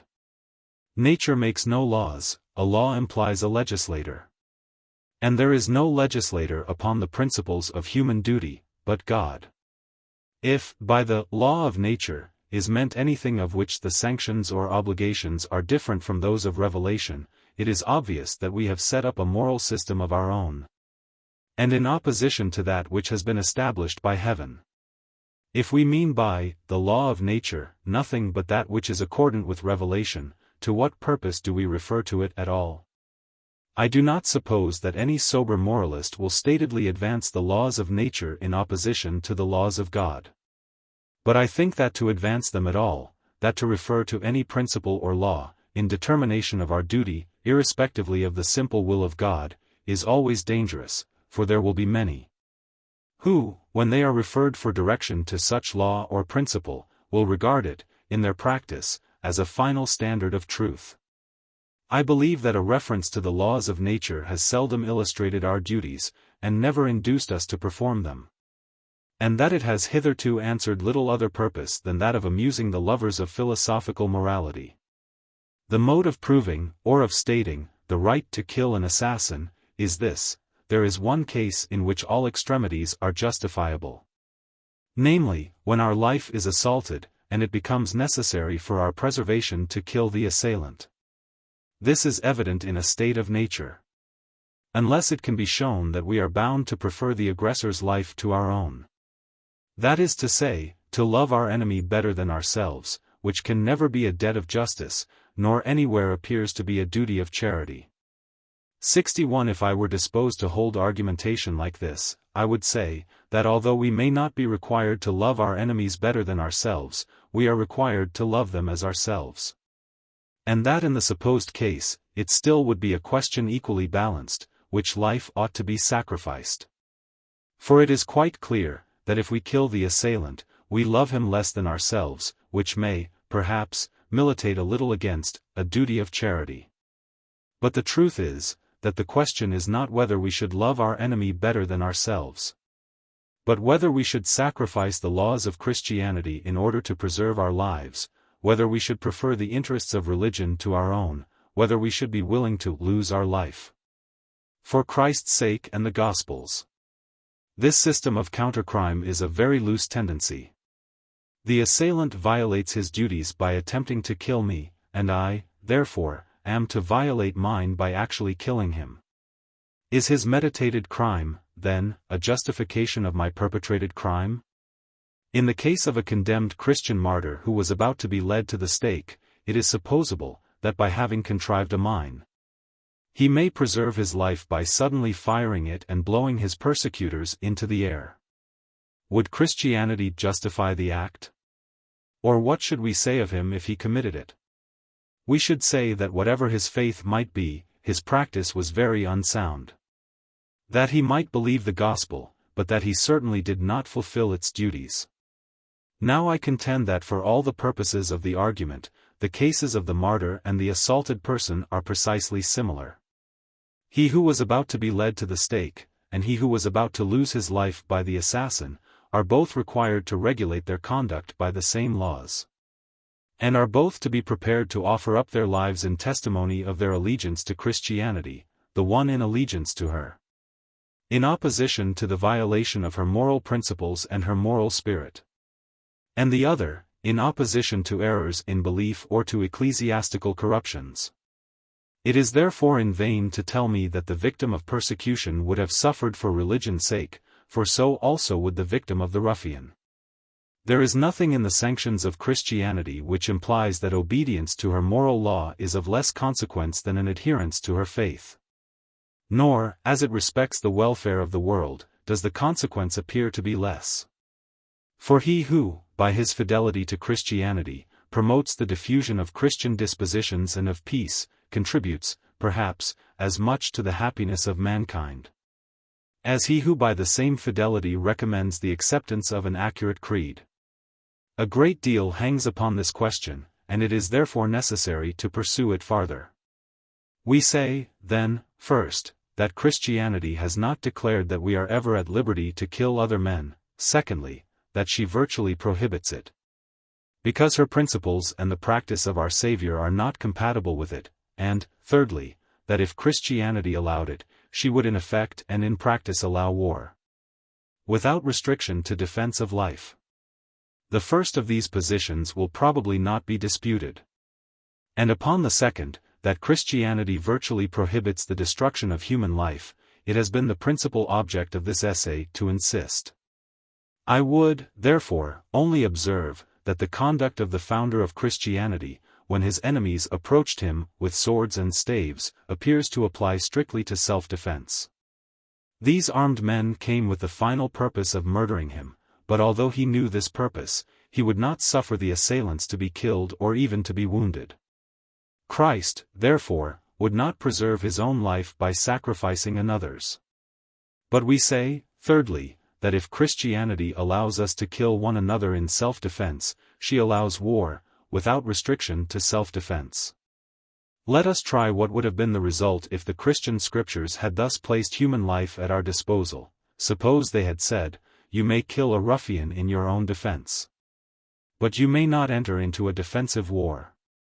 The prohibition would admit, not of some exceptions to its application, the exceptions would be so many, that no prohibition would be left. Because there is no practical limit to the right of self-defense, until we arrive at defensive war. If one man may kill one, two may kill two, and 10 may kill 10, and an army may kill an army, and this is defensive war. Supposing, again, the Christian scriptures had said, an army may fight in its own defense, but not for any other purpose. We do not say that the exceptions to this rule would be so many as wholly to nullify the rule itself. But we say that whoever will attempt to apply it in practice, will find that he has a very wide range of justifiable warfare. A range that will embrace many more wars than moralists, laxer than we shall suppose him to be, are willing to defend. If an army may fight in defense of their own lives, they may and must fight in defense of the lives of others. If they may fight in defense of the lives of others, they will fight in defense of their property. If in defense of property, they will fight in defense of political rights. If in defense of rights, they will fight in promotion of interests. If in promotion of interests, they will fight in promotion of their glory and their crimes. Now let any man of honesty look over the gradations by which we arrive at this climax, and I believe he will find that, in practice, no curb can be placed upon the conduct of an army until they reach it. There is, indeed, a wide distance between fighting in defense of life, and fighting in furtherance of our crimes, but the steps which lead from one to the other will follow in inevitable succession. I know that the letter of our rule excludes it, but I know the rule will be a letter only. It is very easy for us to sit in our studies, and to point the commas, and semicolons, and periods of the soldier's career. It is very easy for us to say he shall stop at defense of life or at protection of property, or at the support of rights. But armies will never listen to us. We shall be only the Xerxes of morality throwing our idle chains into the tempestuous ocean of slaughter. What is the testimony of experience? When nations are mutually exasperated, and armies are levied, and battles are fought, does not everyone know that with whatever motives of defense one party may have begun the contest, both, in turn, become aggressors? In the fury of slaughter, soldiers do not attend, they cannot attend, to questions of aggression. Their business is destruction, and their business they will perform.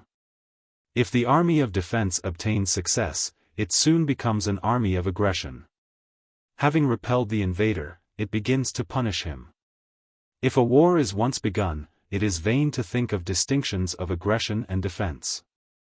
Moralists may talk of distinctions, but soldiers will make none, and none can be made. It is without the limits of possibility. But, indeed, what is defensive war? A celebrated moralist defines it to be war undertaken in consequence of an injury perpetrated, attempted, or feared. Which shows with sufficient clearness how little the assassin concerns the question, for fear respecting life does not enter into the calculation of injuries. So, then, if we fear some injury to our purses, or to our honor, we are allowed to send an army to the country that gives us fear, and to slaughter its inhabitants. And this, we are told, is defensive war. By this system of reasoning, which has been happily called martial logic, there will be little difficulty in proving any war to be defensive. Now we say that if Christianity allows defensive war, she allows all war, except indeed that of simple aggression, and by the rules of this morality, the aggressor is difficult of discovery. For he whom we choose to fear may say that he had previous fear of us, and that his fear prompted the hostile symptoms which made us fear again. The truth is, that to attempt to make any distinctions upon the subject is vain. War must be wholly forbidden, or allowed without restriction to defense. For no definitions of lawful or unlawful war will be, or can be, attended to. If the principles of Christianity, in any case, or for any purpose, allow armies to meet and to slaughter one another, her principles will never conduct us to the period which prophecy has assured us they shall produce.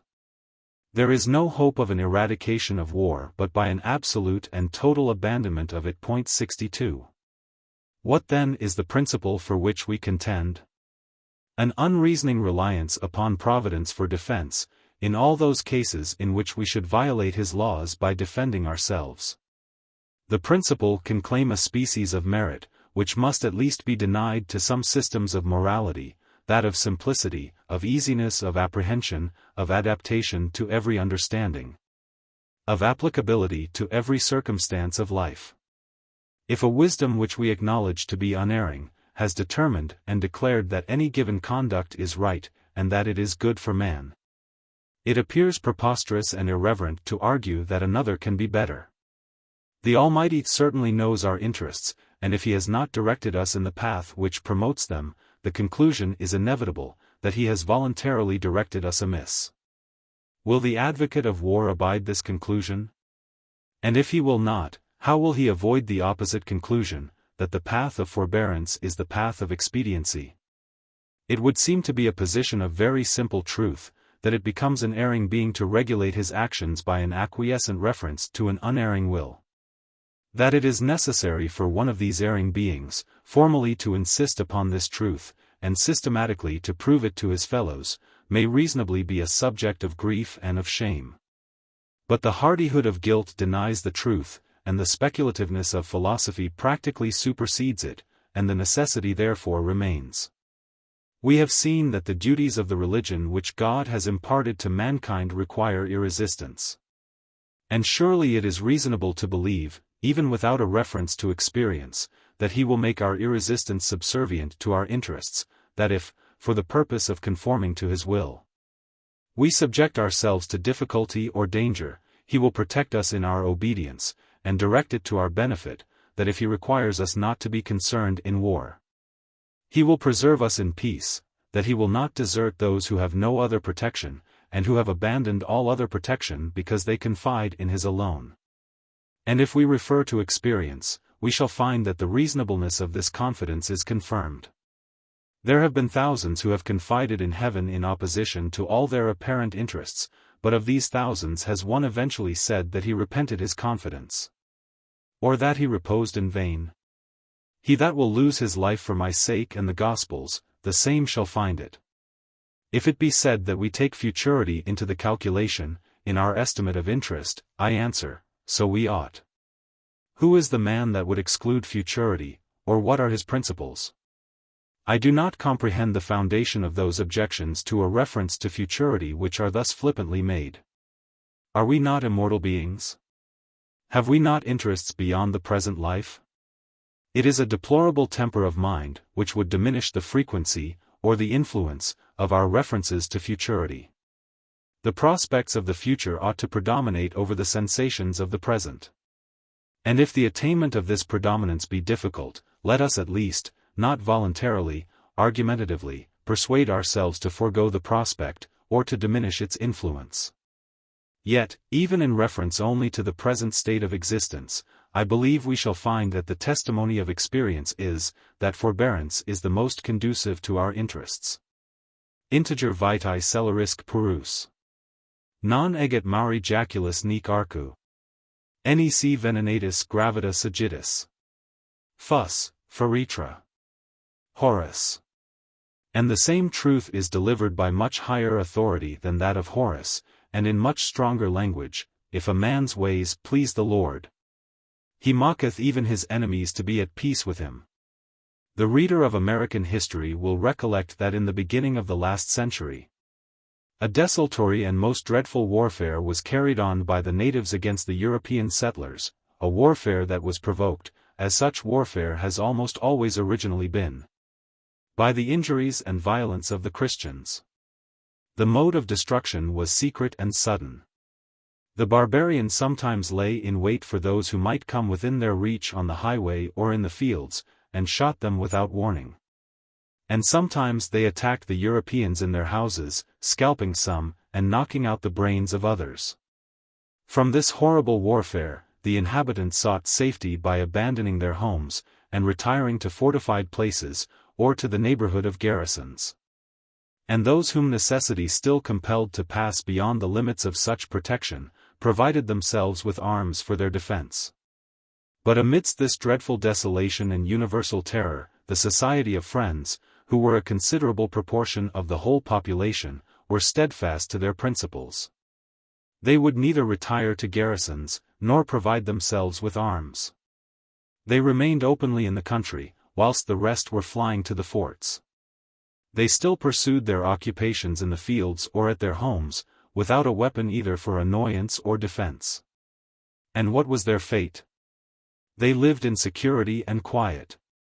The habitation, which, to his armed neighbor, was the scene of murder and of the scalping knife, was to the unarmed Quaker a place of safety and of peace. 3 of the society were however killed. And who were they? They were 3 who abandoned their principles. 2 of these victims were men, who, in the simple language of the narrator, used to go to their labor without any weapons, and trusted to the Almighty, and depended on His providence to protect them, it being their principle not to use weapons of war to offend others or to defend themselves, but a spirit of distrust taking place in their minds. They took weapons of war to defend themselves, and the Indians, who had seen them several times without them and let them alone, saying they were peaceable men and hurt nobody.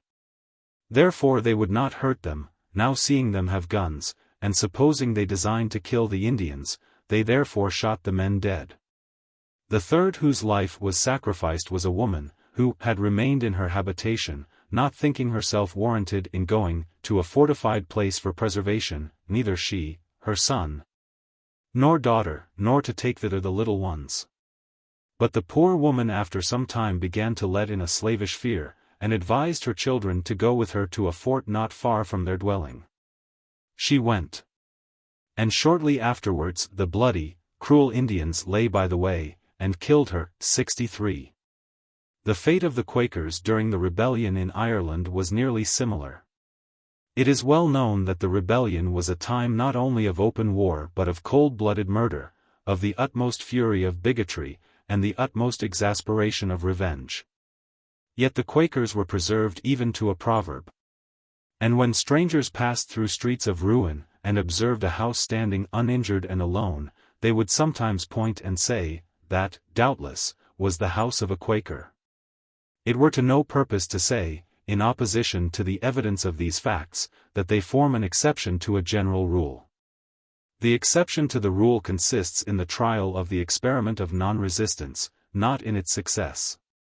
Neither were it to any purpose to say, that the savages of America or the desperadoes of Ireland spared the Quakers because they were previously known to be an unoffending people, or because the Quakers had previously gained the love of these by forbearance or good offices. We concede all this, it is the very argument which we maintain. We say that a uniform, undeviating regard to the peaceable obligations of Christianity, becomes the safeguard of those who practice it. We venture to maintain that no reason whatever can be assigned why the fate of the Quakers would not be the fate of all who should adopt their conduct. No reason can be assigned why, if their number had been multiplied 10-fold or 100-fold, they would not have been preserved. If there be such a reason, let us hear it. The American and Irish Quakers were, to the rest of the community, what one nation is to a continent. And we must require the advocate of war to produce, that which has never yet been produced, a reason for believing that, although individuals exposed to destruction were preserved, a nation exposed to destruction would be destroyed. We do not, however, say, that if a people, in the customary state of men's passions, should be assailed by an invader, and should, on a sudden, choose to declare that they would try whether Providence would protect them, of such a people, we do not say that they would experience protection, and that none of them would be killed. But we say that the evidence of experience is, that a people who habitually regard the obligations of Christianity in their conduct towards other men, and who steadfastly refuse, through whatever consequences, to engage in acts of hostilities, will experience protection in their peacefulness, and it matters nothing to the argument whether we refer that protection to the immediate agency of providence, or to the influence of such conduct upon the minds of men. Such has been the experience of the unoffending and unresisting, in individual life. A national example of a refusal to bear arms has only once been exhibited to the world, but that one example has proved, so far as its political circumstances enabled it to prove, all that humanity could desire, and all that skepticism could demand, in favor of our argument. It has been the ordinary practice of those who have colonized distant countries, to force a footing, or to maintain it, with the sword. One of the first objects has been to build a fort and to provide a military. The adventurers became soldiers, and the colony was a garrison.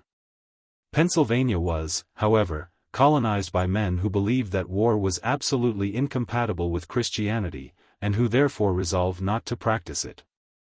Having determined not to fight, they maintained no soldiers and possessed no arms. They planted themselves in a country that was surrounded by savages, and by savages who knew they were unarmed. If easiness of conquest, or incapability of defense, could subject them to outrage, the Pennsylvanians might have been the very sport of violence. Plunderers might have robbed them without retaliation, and armies might have slaughtered them without resistance. If they did not give a temptation to outrage, no temptation could be given. But these were the people who possessed their country in security, whilst those around them were trembling for their existence. This was a land of peace, whilst every other was a land of war.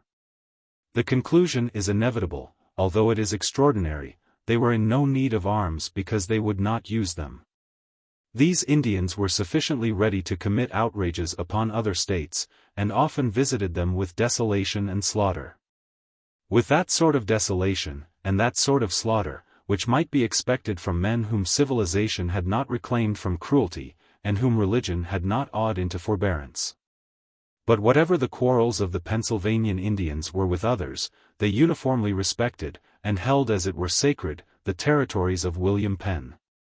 64. The Pennsylvanians never lost man, woman, or child by them, which neither the colony of Maryland, nor that of Virginia could say, no more than the great colony of New England. 65. The security and quiet of Pennsylvania was not a transient freedom from war, such as might accidentally happen to any nation. She continued to enjoy it for more than 70 years, 66, and subsisted in the midst of 6 Indian nations, without so much as a militia for her defense. 67. The Pennsylvanians became armed, though without arms; they became strong, though without strength; they became safe, though without the ordinary means of safety. The constable's staff was the only instrument of authority amongst them for the greater part of a century, and never, during the administration of Penn or that of his proper successors, was there a quarrel or a war. 68.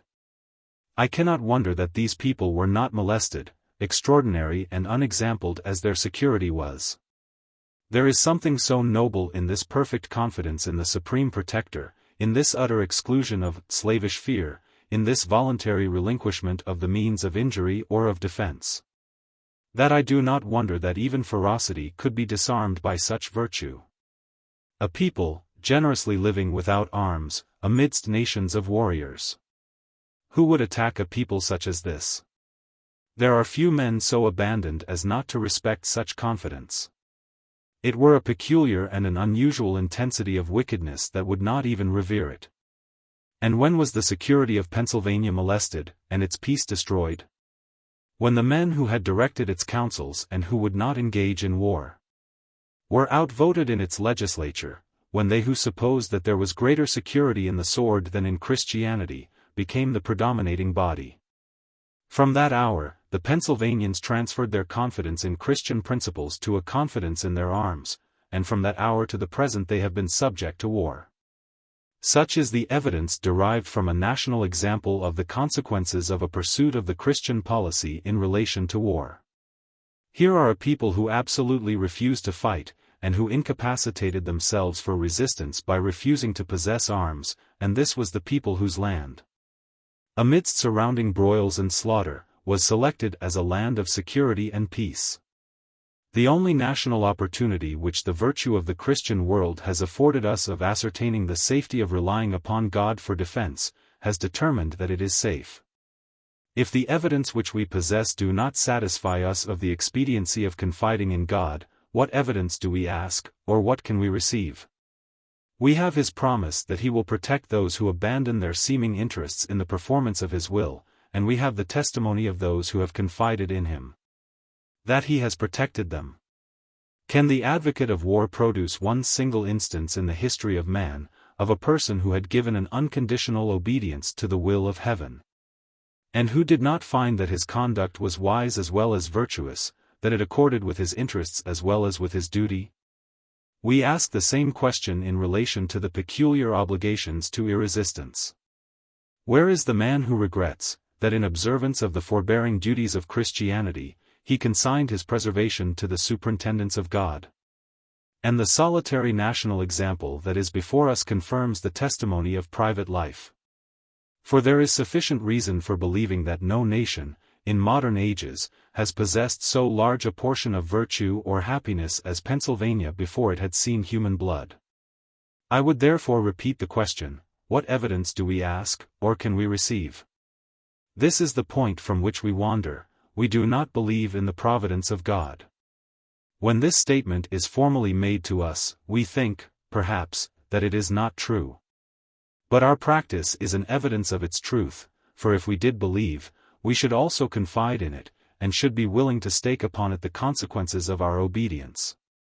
69 We can talk with sufficient fluency of trusting in providence, but in the application of it to our conduct in life, we know wonderfully little. Who is it that confides in providence, and for what does he trust him? Does his confidence induce him to set aside his own views of interest and safety, and simply to obey precepts which appear inexpedient and unsafe? This is the confidence that is of value, and of which we know so little. There are many who believe that war is disallowed by Christianity, and who would rejoice that it were forever abolished. But there are few who are willing to maintain an undaunted and unyielding stand against it. They can talk of the loveliness of peace, and argue against the lawfulness of war. But when difficulty or suffering would be the consequence, they will not refuse to do what they know to be unlawful. They will not practice the peacefulness which they say they admire. Those who are ready to sustain the consequences of undeviating obedience are the supporters of whom Christianity stands in need. She wants men who are willing to suffer for her principles. It is necessary for us to know by what principles we are governed. Are we regulated by the injunctions of God, or are we not? If there be any lesson of morality which it is of importance to mankind to learn, and if there be any which they have not yet learnt, it is the necessity of simply performing the duties of Christianity without reference to consequences. If we could persuade ourselves to do this, we should certainly pass life with greater consistency of conduct, and as I firmly believe in greater enjoyment and greater peace. The world has had many examples of such fidelity and confidence. Who have been the Christian martyrs of all ages, but men who maintained their fidelity to Christianity through whatever consequences? They were faithful to the Christian creed. We ought to be faithful to the Christian morality. Without morality the profession of a creed is vain. Nay, we have seen that there have been martyrs to the duties of morality, and to these very duties of peacefulness. The duties remain the same, but where is our obedience? I hope, for the sake of his understanding in his heart, that the reader will not say I reason on the supposition that the world was what it is not. And that although these duties may be binding upon us when the world shall become purer, yet that we must now accommodate ourselves to the state of things as they are. This is to say that in a land of assassins, assassination would be right. If no one begins to reform his practice, until others have begun before him, reformation will never be begun. If apostles, or martyrs, or reformers had accommodated themselves to the existing state of things, where had now been Christianity? The business of reformation belongs to him who sees that reformation is required. The world has no other human means of amendment. If you believe that war is not allowed by Christianity, it is your business to oppose it. And if fear or distrust should raise questions on the consequences, apply the words of our Savior, "What is that to thee? Follow thou me." Our great misfortune in the examination of the duties of Christianity is that we do not contemplate them with sufficient simplicity. We do not estimate them without some addition or abatement of our own. There is almost always some intervening medium. A sort of half-transparent glass is hung before each individual, which possesses endless shades of color and degrees of opacity, and which presents objects with endless varieties of distortion. This glass is colored by our education and our passions. The business of moral culture is to render it transparent. The perfection of the perceptive part of moral culture is to remove it from before us. Simple obedience without reference to consequences is our great duty. I know that philosophers have taught us otherwise. I know that we have been referred, for the determination of our duties, to calculations of expediency and of the future consequences of our actions, but I believe that in whatever degree this philosophy directs us to forbear an unconditional obedience to the rules of our religion, it will be found that when Christianity shall advance in her purity and her power, she will sweep it from the earth with the besom of destruction.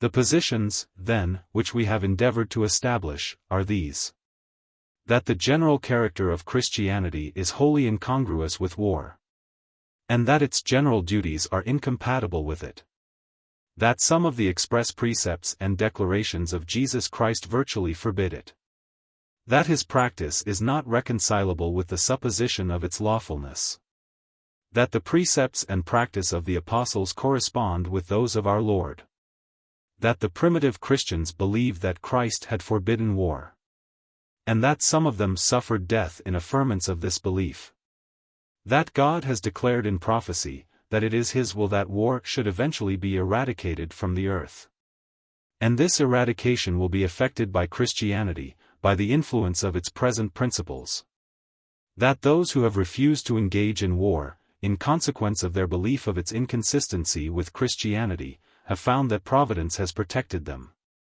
Now we think that the establishment of any considerable number of these positions is sufficient for our argument.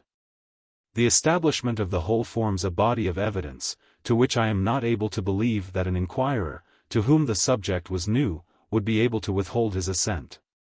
But since such an inquirer cannot be found, would invite the reader to lay prepossession aside, to suppose himself to have now first heard of battles and slaughter, and dispassionately to examine whether the evidence in favor of peace be not very great, and whether the objections to it do bear any proportion to the evidence itself.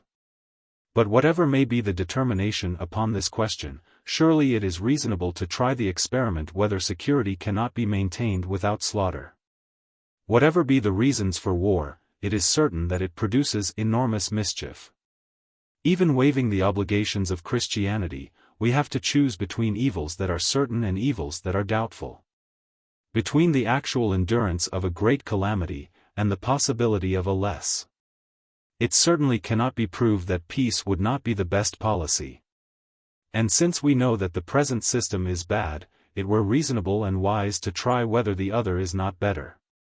In reality, I can scarcely conceive the possibility of greater evil than that which mankind now endure.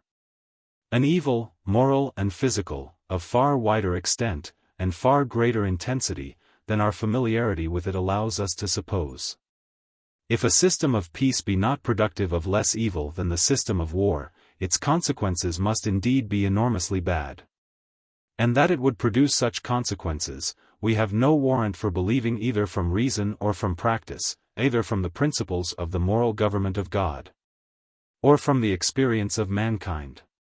Whenever a people shall pursue, steadily and uniformly, the pacific morality of the gospel, and shall do this from the pure motive of obedience, there is no reason to fear for the consequences, there is no reason to fear that they would experience any evils such as we now endure, or that they would not find that Christianity understands their interests better than themselves. And that the surest and the only rule of wisdom, of safety, and of expediency, is to maintain her spirit in every circumstance of life. There is reason to expect, says Dr. Johnson, that as the world is more enlightened, policy and morality will at last be reconciled. 70 When this enlightened period shall arrive, we shall be approaching, and we shall not till then approach, that era of purity and of peace, when violence shall be no more heard in our land. Wasting nor destruction within our borders, that era in which God has promised that they shall not hurt nor destroy in all his holy mountain. That a period like this will come, I am not able to doubt. I believe it because it is not credible that he will always endure the butchery of man by man. Because he has declared that he will not endure it, and because I think there is a perceptible approach of that period in which he will say, "It is enough." 71 In this belief I rejoice that the number is increasing of those who are asking, "Shall the sword devour forever?" And of those who, whatever be the opinions or the practice of others, are openly saying, "I am for peace." 72. Whether I have succeeded in establishing the position that war, of every kind, is incompatible with Christianity, it is not my business to determine. But of this, at least, I can assure the reader, that I would not have intruded this inquiry upon the public, if I had not believed, with undoubting confidence, that the position is accordant with everlasting truth. With that truth which should regulate our conduct here, and which will not be superseded in the world that is to come. Chapter 3. Observations on the effects of war. War's least horror is th ensanguined field. Barbald. There are few maxims of more unfailing truth than that a tree is known by its fruits.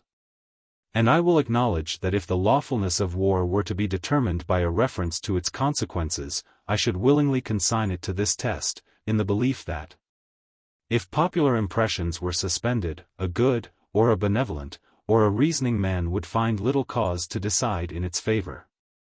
In attempting to illustrate some of the effects of war, it is my purpose to inquire not so much into its civil or political, as into its moral consequences. And of the latter, to notice those, chiefly, which commonly obtain little of our inquiry or attention. To speak strictly indeed, civil and political considerations are necessarily involved in the moral tendency, for the happiness of society is always diminished by the diminution of morality. An enlightened policy knows that the greatest support of a state is the virtue of the people. The reader needs not be reminded of, what nothing but the frequency of the calamity can make him forget, the intense sufferings and irreparable deprivations which a battle inevitably entails upon private life. These are calamities of which the world thinks little, and which, if it thought of them, it could not remove. A father or a husband can seldom be replaced. A void is created in the domestic felicity, which there is little hope that the future will fill. By the slaughter of a war, there are thousands who weep in unpitied and unnoticed secrecy, whom the world does not see. And thousands who retire, in silence, to hopeless poverty, for whom it does not care. To these, the conquest of a kingdom is of little importance. The loss of a protector or a friend is ill repaid by empty glory. An addition of territory may add titles to a king, but the brilliancy of a crown throws but little light upon domestic gloom. It is not my intention to insist upon these calamities, intense, and irreparable, and unnumbered as they are. But those who begin a war without taking them into their estimates of its consequences, must be regarded as, at most, half-seeing politicians. The legitimate object of political measures is the good of the people, and a great sum of good a war must produce, if it outbalances even this portion of its mischiefs. In the more obvious effects of war, there is, however, a sufficient sum of evil and wretchedness. The most dreadful of these is the destruction of human life. The frequency with which this destruction is represented to our minds has almost extinguished our perception of its awfulness and horror. In the interval between anno 1141 and 1815, our country has been at war with France alone, 266 years. If to this we add our wars with other countries, probably we shall find that 1/2 of the last 6 or 7 centuries has been spent by this country in war. A dreadful picture of human violence. There is no means of knowing how many victims have been sacrificed during this lapse of ages. Those who have fallen in battle, and those who have perished, in tents and ships, amidst damps and putrefaction, probably amount to a number greater than the number of men now existing in France and England together. And where is our equivalent good? The wars of Europe, for these 200 years last past, by the confession of all parties, have really ended in the advantage of none, but to the manifest detriment of all. This is the testimony of the celebrated Dr. Josiah Tucker, Dean of Gloucester, and Erasmus has said, "I know not whether any war ever succeeded so fortunately in all its events, but that the conqueror, if he had a heart to feel or an understanding to judge as he ought to do, repented that he had ever engaged in it at all." Since the last war, we have heard much of the distresses of the country. And whatever be the opinion whether they have been brought upon us by the peace, none will question whether they have been brought upon us by war. The peace may be the occasion of them, but war has been the cause. I have no wish to declaim upon the amount of our national debt, that it is a great evil, and that it has been brought upon us by successive contests, no one disputes. Such considerations ought, undoubtedly, to influence the conduct of public men in their disagreements with other states, even if higher considerations do not influence it. They ought to form part of the calculations of the evil of hostility. I believe that a greater mass of human suffering and loss of human enjoyment are occasioned by the pecuniary distresses of a war, than any ordinary advantages of a war compensate. But this consideration seems too remote to obtain our notice. Anger at offense, or hope of triumph, overpowers the sober calculations of reason, and outbalances the weight of after and long-continued calamities. If the happiness of the people were, what it ought to be, the primary and the ultimate object of national measures, I think that the policy which pursued this object would often find that even the pecuniary distresses resulting from a war make a greater deduction from the quantum of felicity than those evils which the war may have been designed to avoid. At least the distress is certain, the advantage doubtful. It is known that during the past 8 years of the present peace, a considerable portion of the community have been in suffering in consequence of war. 8 years of suffering to 1 million of human creatures is a serious thing. It is no answer to say that this universal suffering, and even the desolation that attends it, are the inevitable consequences and events of war, how warrantably soever entered into. But rather an argument that no war can be warrantably entered into, that may produce such intolerable mischiefs. 73. There is much of truth, as there is of eloquence, in these observations of one of the most acute intellects that our country has produced. It is wonderful with what coolness and indifference the greater part of mankind see war commenced. Those that hear of it at a distance, or read of it in books, but have never presented its evils to their minds, consider it as little more than a splendid game, a proclamation, an army, a battle, and a triumph. Some, indeed, must perish in the most successful field, but they die upon the bed of honor, resign their lives amidst the joys of conquest, and filled with England's glory, smile in death. The life of a modern soldier is ill represented by heroic fiction. War has means of destruction more formidable than the cannon and the sword. Of the thousands and 10,000s that perished in our late contests with France and Spain, a very small part ever felt the stroke of an enemy. The rest languished in tents and ships, amidst damps and putrefaction, gasping and groaning, unpitied amongst men made obdurate by long continuance of hopeless misery, and were at last whelmed in pits, or heaved into the ocean, without notice, and without remembrance. By incommodious encampments and unwholesome stations, where courage is useless and enterprise impracticable, fleets are silently dispeopled, and armies sluggishly melted away. Thus is a people gradually exhausted for the most part with little effect. The wars of civilized nations make very slow changes in the system of empire. The public perceives scarcely any alteration but an increase of debt, and the few individuals who are benefited, are not supposed to have the clearest right to their advantages. If he that shared the danger enjoyed the profit, and after bleeding in the battle, grew rich by the victory, he might show his gains without envy.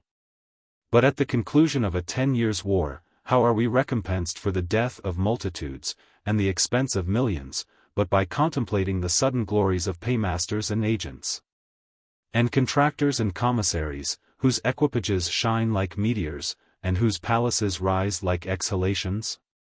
These are the men, who without virtue, labor, or hazard, are growing rich as their country is impoverished.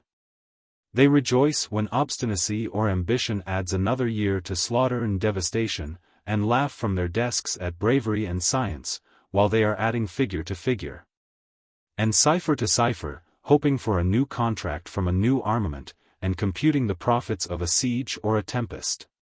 74. Our business, however, is principally with the moral effects of war. The tenderness of nature, and the integrity of manners, which are driven away or powerfully discountenanced by the corruption of war, are not quickly recovered, and the weeds which grow up in the shortest war, can hardly be pulled up and extirpated without a long and unsuspected peace.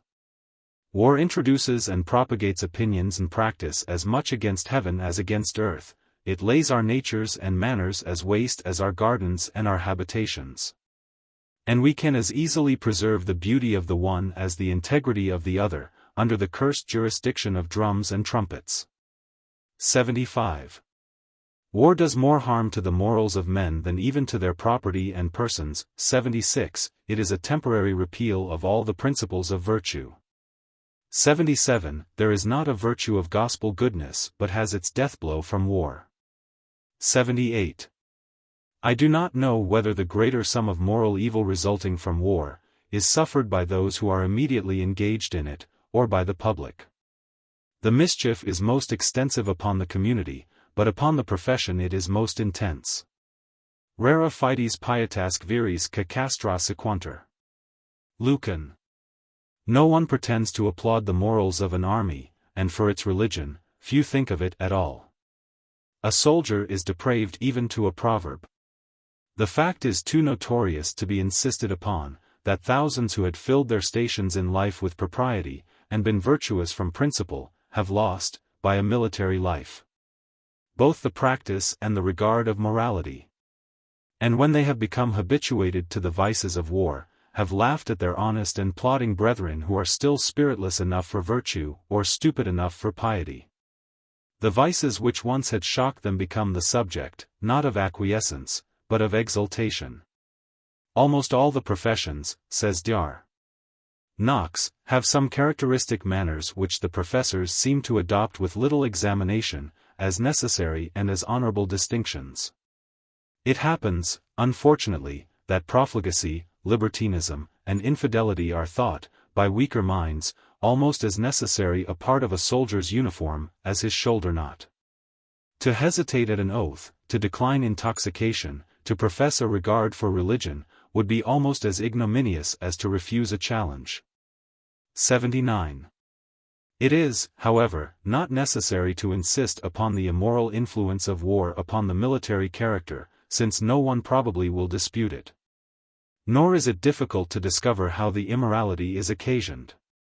It is obvious that those who are continually engaged in a practice, in which almost all the vices are incorporated, and who promote this practice with individual eagerness, cannot, without the intervention of a miracle, be otherwise than collectively depraved. If the soldier engages in the destruction of his species, he should at least engage in it with reluctance, and abandon it with joy. The slaughter of his fellow men should be dreadful in execution and in thought. But what is his aversion or reluctance? He feels none, it is not even a subject of seriousness to him. He butchers his fellow candidates for heaven, as a woodman fells a coppice, with as little reluctance and as little regret. Those who will compute the tendency of this familiarity with human destruction, cannot doubt whether it will be pernicious to the moral character. What is the hope, that he who is familiar with murder, who has himself often perpetrated it, and who exults in the perpetration, will retain undepraved the principles of virtue? His moral feelings are blunted, his moral vision is obscured. We say his moral vision is obscured, for we do not think it possible that he should retain even the perception of Christian purity. The soldier, again, who plunders the citizen of another nation without remorse or reflection, and bears away the spoil with triumph, will inevitably lose something of his principles of probity. These principles are shaken, an inroad is made upon their integrity, and it is an inroad that makes after inroads the more easy. Mankind do not generally resist the influence of habit. If we rob and shoot those who are enemies today, we are in some degree prepared to shoot and rob those who are not enemies tomorrow. The strength of the restraining moral principle is impaired.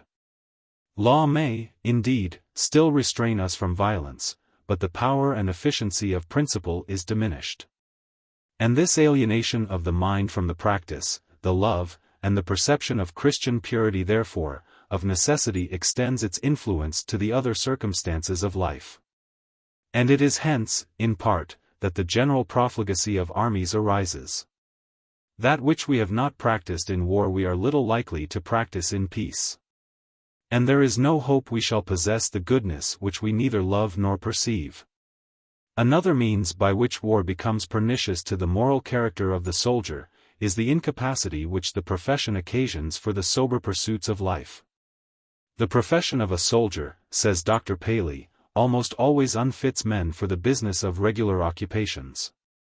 On the question, whether it be better that of 3 inhabitants of a village, 1 should be a soldier and 2 husbandmen, or that all should occasionally become both, he says that from the latter arrangement the country receives 3 raw militia men and 3 idle and profligate peasants. War cannot be continual. Soldiers must sometimes become citizens, and citizens who are unfit for stated business will be idle, and they who are idle will scarcely be virtuous. A political project, therefore, such as a war, which will eventually pour 50 or 100,000 of such men upon the community, must of necessity be an enormous evil to a state. It were an infelicitous defense to say, that soldiers do not become idle until the war is closed or they leave the army. To keep men out of idleness by employing them in cutting other men's limbs and bodies, is at least an extraordinary economy, and the profligacy still remains. For unhappily if war keeps soldiers busy, it does not keep them good. By a peculiar and unhappy coincidence, the moral evil attendant upon the profession is perpetuated by the after system of half-pay. We have no concern with this system on political or pecuniary considerations. But it will be obvious that those who return from war, with the principles and habits of war, are little likely to improve either by a life without necessary occupation or express object.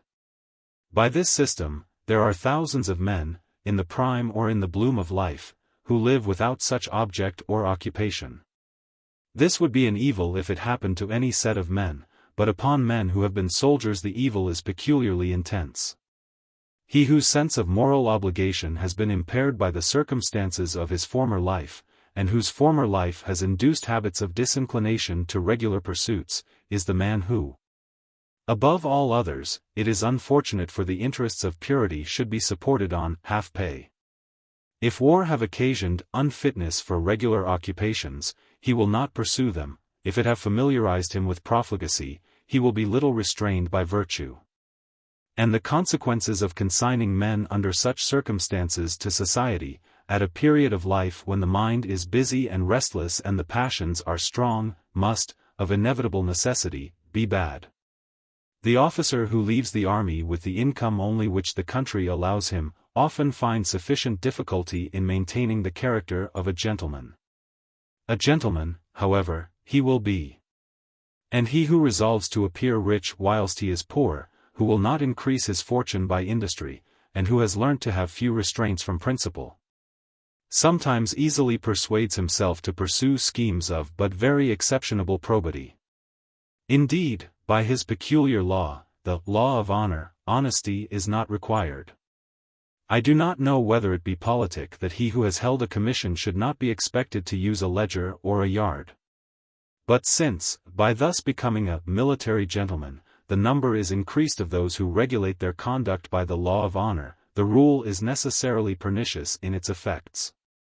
When it is considered that this law allows of profaneness, neglect of public worship and private devotion, cruelty to servants, rigorous treatment of tenants or other dependents, want of charity to the poor, injuries to tradesmen by insolvency or delay of payment, with numberless examples of the same kind.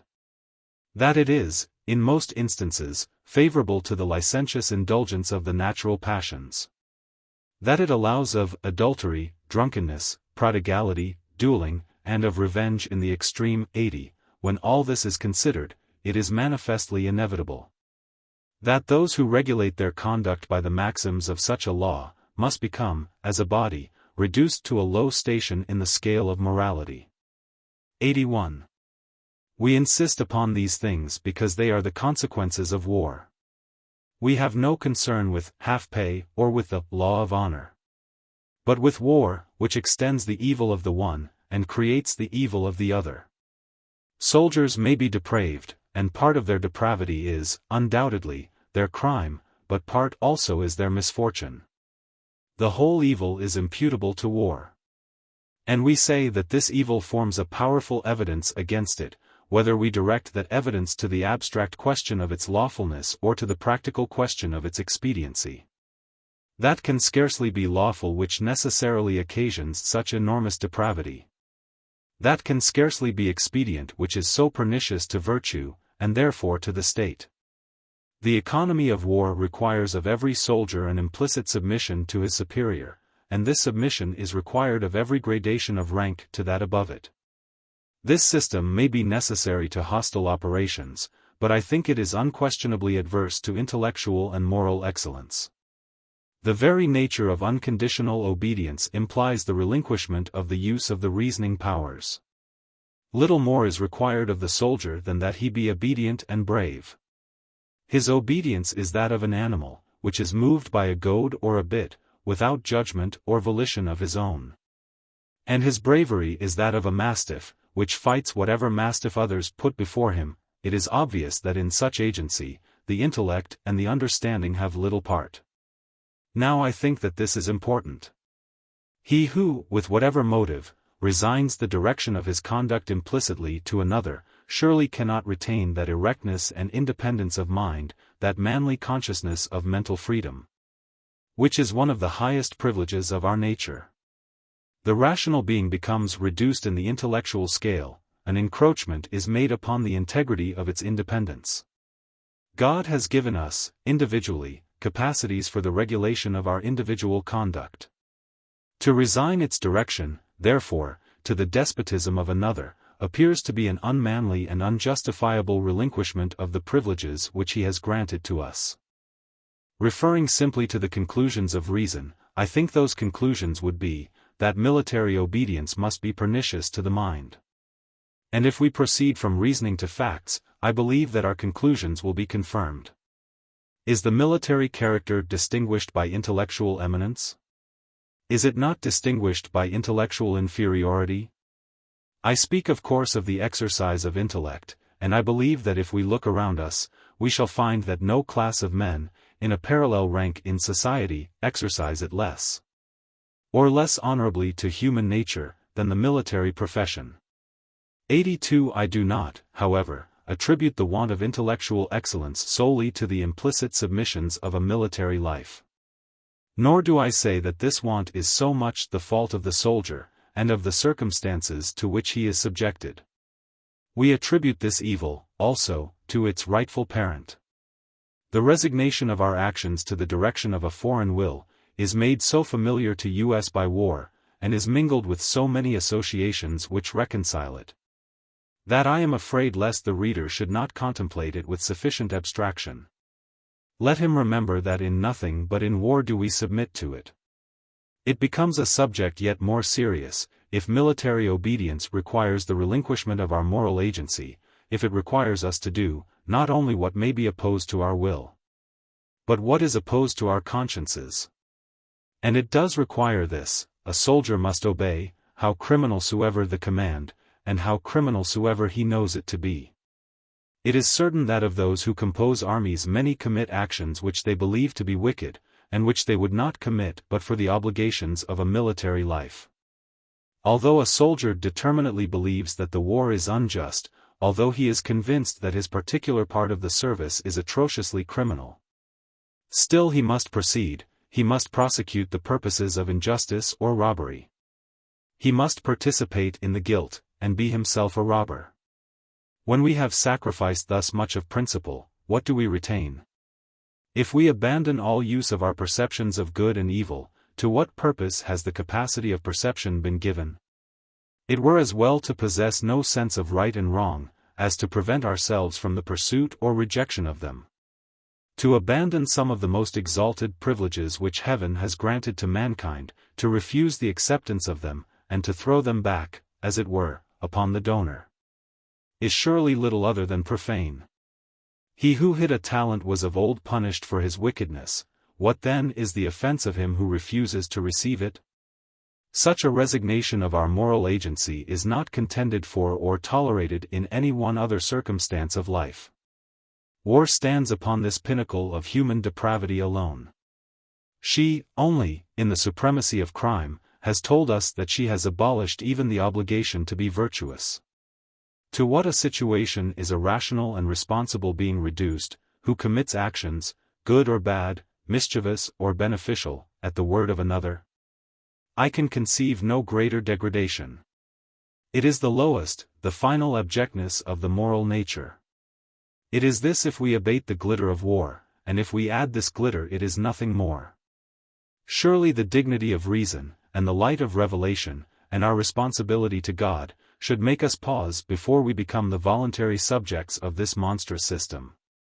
I do not know, indeed, under what circumstances of responsibility a man supposes himself to be placed, who thus abandons and violates his own sense of rectitude and of his duties. Either he is responsible for his actions or he is not, and the question is a serious one to determine. Christianity has certainly never stated any cases in which personal responsibility ceases.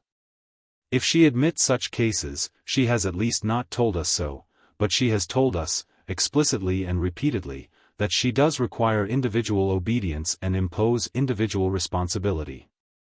She has made no exceptions to the imperativeness of her obligations, whether we are required to neglect them or not. And I can discover in her sanctions, no reasons to suppose that in her final adjudications she admits the plea that another required us to do that which she required us to forbear. But it may be feared, it may be believed, that how little soever religion will abate of the responsibility of those who obey, she will impose not a little upon those who command. They, at least, are answerable for the enormities of war, unless, indeed, anyone shall tell me that responsibility attaches nowhere. That which would be wickedness in another man, is innocence in a soldier. And that heaven has granted to the directors of war a privileged immunity, by virtue of which crime incurs no guilt and receives no punishment. It appears to me that the obedience which war exacts to arbitrary power possesses more of the character of servility and even of slavery, than we are accustomed to suppose. And as I think this consideration may reasonably affect our feeling of independence, how little soever higher considerations may affect our consciences, I would allow myself a few sentences upon the subject. I will acknowledge that when I see a company of men in a stated dress, and of a stated color, ranged, rank and file, in the attitude of obedience, turning or walking at the word of another, now changing the position of a limb and now altering the angle of a foot, I feel humiliation and shame. I feel humiliation and shame when I think of the capacities and the prospects of man, at seeing him thus drilled into obsequiousness and educated into machinery. I do not know whether I shall be charged with indulging in idle sentiment or idler affectation. If I hold unusual language upon the subject, let it be remembered that the subject is itself unusual. I will retract my affectation and sentiment, if the reader will show me any case in life parallel to that to which I have applied it. No one questions whether military power be arbitrary. That which governs an army, says Paley, is despotism, and the subjects of despotic power we call slaves. Yet a man may live under an arbitrary prince with only the liability to slavery. He may live and die, unmolested in his person and unrestrained in his freedom. But the despotism of an army is an operative despotism, and a soldier is practically and personally a slave. Submission to arbitrary authority is the business of his life, the will of the despot is his rule of action. It is vain to urge that if this be slavery, everyone who labors for another is a slave. Because there is a difference between the subjection of a soldier and that of all other laborers, in which the essence of slavery consists. If I order my servant to do a given action, he is at liberty, if he think the action improper, or if, from any other cause, he choose not to do it, to refuse his obedience. I can discharge him from my service indeed, but I cannot compel obedience or punish his refusal. The soldier is thus punished or compelled. It matters not whether he have entered the service voluntarily or involuntarily, being there, he is required to do what may be, and what in fact often is, opposed to his will and his judgment. If he refuse obedience, he is dreadfully punished, his flesh is lacerated and torn from his body, and finally, if he persists in his refusal, he may be shot. Neither is he permitted to leave the service. His natural right to go whither he would, of which nothing but his own crimes otherwise deprives him, is denied to him by war. If he attempt to exercise this right, he is pursued as a felon, he is brought back in irons, and is miserably tortured for desertion. This, therefore, we think is slavery. I have heard it contended that an apprentice is a slave equally with a soldier. But it appears to be forgotten that an apprentice is consigned to the government of another because he is not able to govern himself. But even were apprenticeship to continue through life, it would serve the objection but little. Neither custom nor law allows a master to require his apprentice to do an immoral action. There is nothing in his authority analogous to that which compels a soldier to do what he is persuaded is wicked or unjust.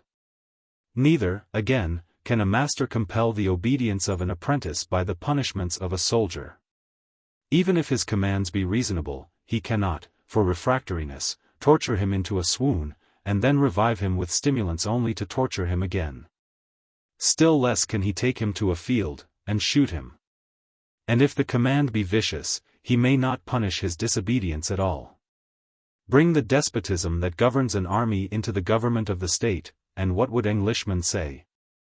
They would say, with one voice, that Englishmen were slaves. If this view of military subjection fail to affect our pride, we are to attribute the failure to that power of public opinion by which all things seem reconcilable to us. By which situations, that would otherwise be loathsome and revolting, are made not only tolerable but pleasurable. Take away the influence and the gloss of public opinion from the situation of a soldier, and what should we call it? We should call it a state of insufferable degradation, of pitiable slavery. But public opinion, although it may influence notions, cannot alter things. Whatever may be our notion of the soldier's situation, he has indisputably resigned both his moral and his natural liberty to the government of despotic power. He has added to ordinary slavery, the slavery of the conscience, and he is therefore, in a twofold sense, a slave. If I be asked why I thus complain of the nature of military obedience, I answer, with Dr. Watson, that all despotism is an offense against natural justice, it is a degradation of the dignity of man, and ought not, on any occasion, to be either practiced or submitted to. I answer that the obedience of a soldier does, in point of fact, depress the erectness and independence of his mind. I answer, again, that it is a sacrifice of his moral agency, which impairs and vitiates his principles, and which our religion emphatically condemns, and, finally and principally I answer that such obedience is not defended or permitted for any other purpose than the prosecution of war, and that it is therefore a powerful evidence against the solitary system that requires it. I do not question the necessity of despotism to war, it is because I know that it is necessary that I thus refer to it. For I say that whatever makes such despotism and consequent degradation and vice necessary, must itself be bad, and must be utterly incompatible with the principles of Christianity. 83. Yet I do not know whether, in its effects on the military character, the greatest moral evil of war is to be sought. Upon the community its effects are indeed less apparent. Because they who are the secondary subjects of the immoral influence are less intensely affected by it than the immediate agents of its diffusion. But whatever is deficient in the degree of evil, is probably more than compensated by its extent. The influence is like that of a continual and noxious vapor. We neither regard nor perceive it, but it secretly undermines the moral health. Everyone knows that vice is contagious. The depravity of one man has always a tendency to deprave his neighbors. And it therefore requires no unusual acuteness to discover that the prodigious mass of immorality and crime, which are accumulated by a war, must have a powerful effect in demoralizing the public. But there is one circumstance connected with the injurious influence of war, which makes it peculiarly operative and malignant. It is, that we do not hate or fear the influence, and do not fortify ourselves against it. Other vicious influences insinuate themselves into our minds by stealth. But this we receive with open embrace. If a felon exhibits an example of depravity and outrage, we are little likely to be corrupted by it, because we do not love his conduct or approve it. But from whatever cause it happens, the whole system of war is the subject of our complacency or pleasure, and it is therefore that its mischief is so immense. If the soldier who is familiarized with slaughter and rejoices in it, loses some of his Christian dispositions, the citizen who, without committing the slaughter, unites in the exultation, loses also some of his.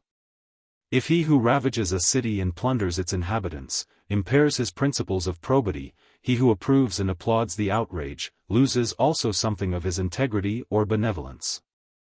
We acknowledge these truths when applied to other cases.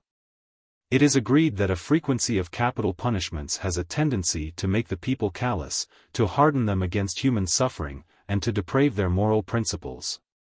And the same effect will necessarily be produced by war, of which the destruction of life is incomparably greater, and of which our abhorrence is incomparably less.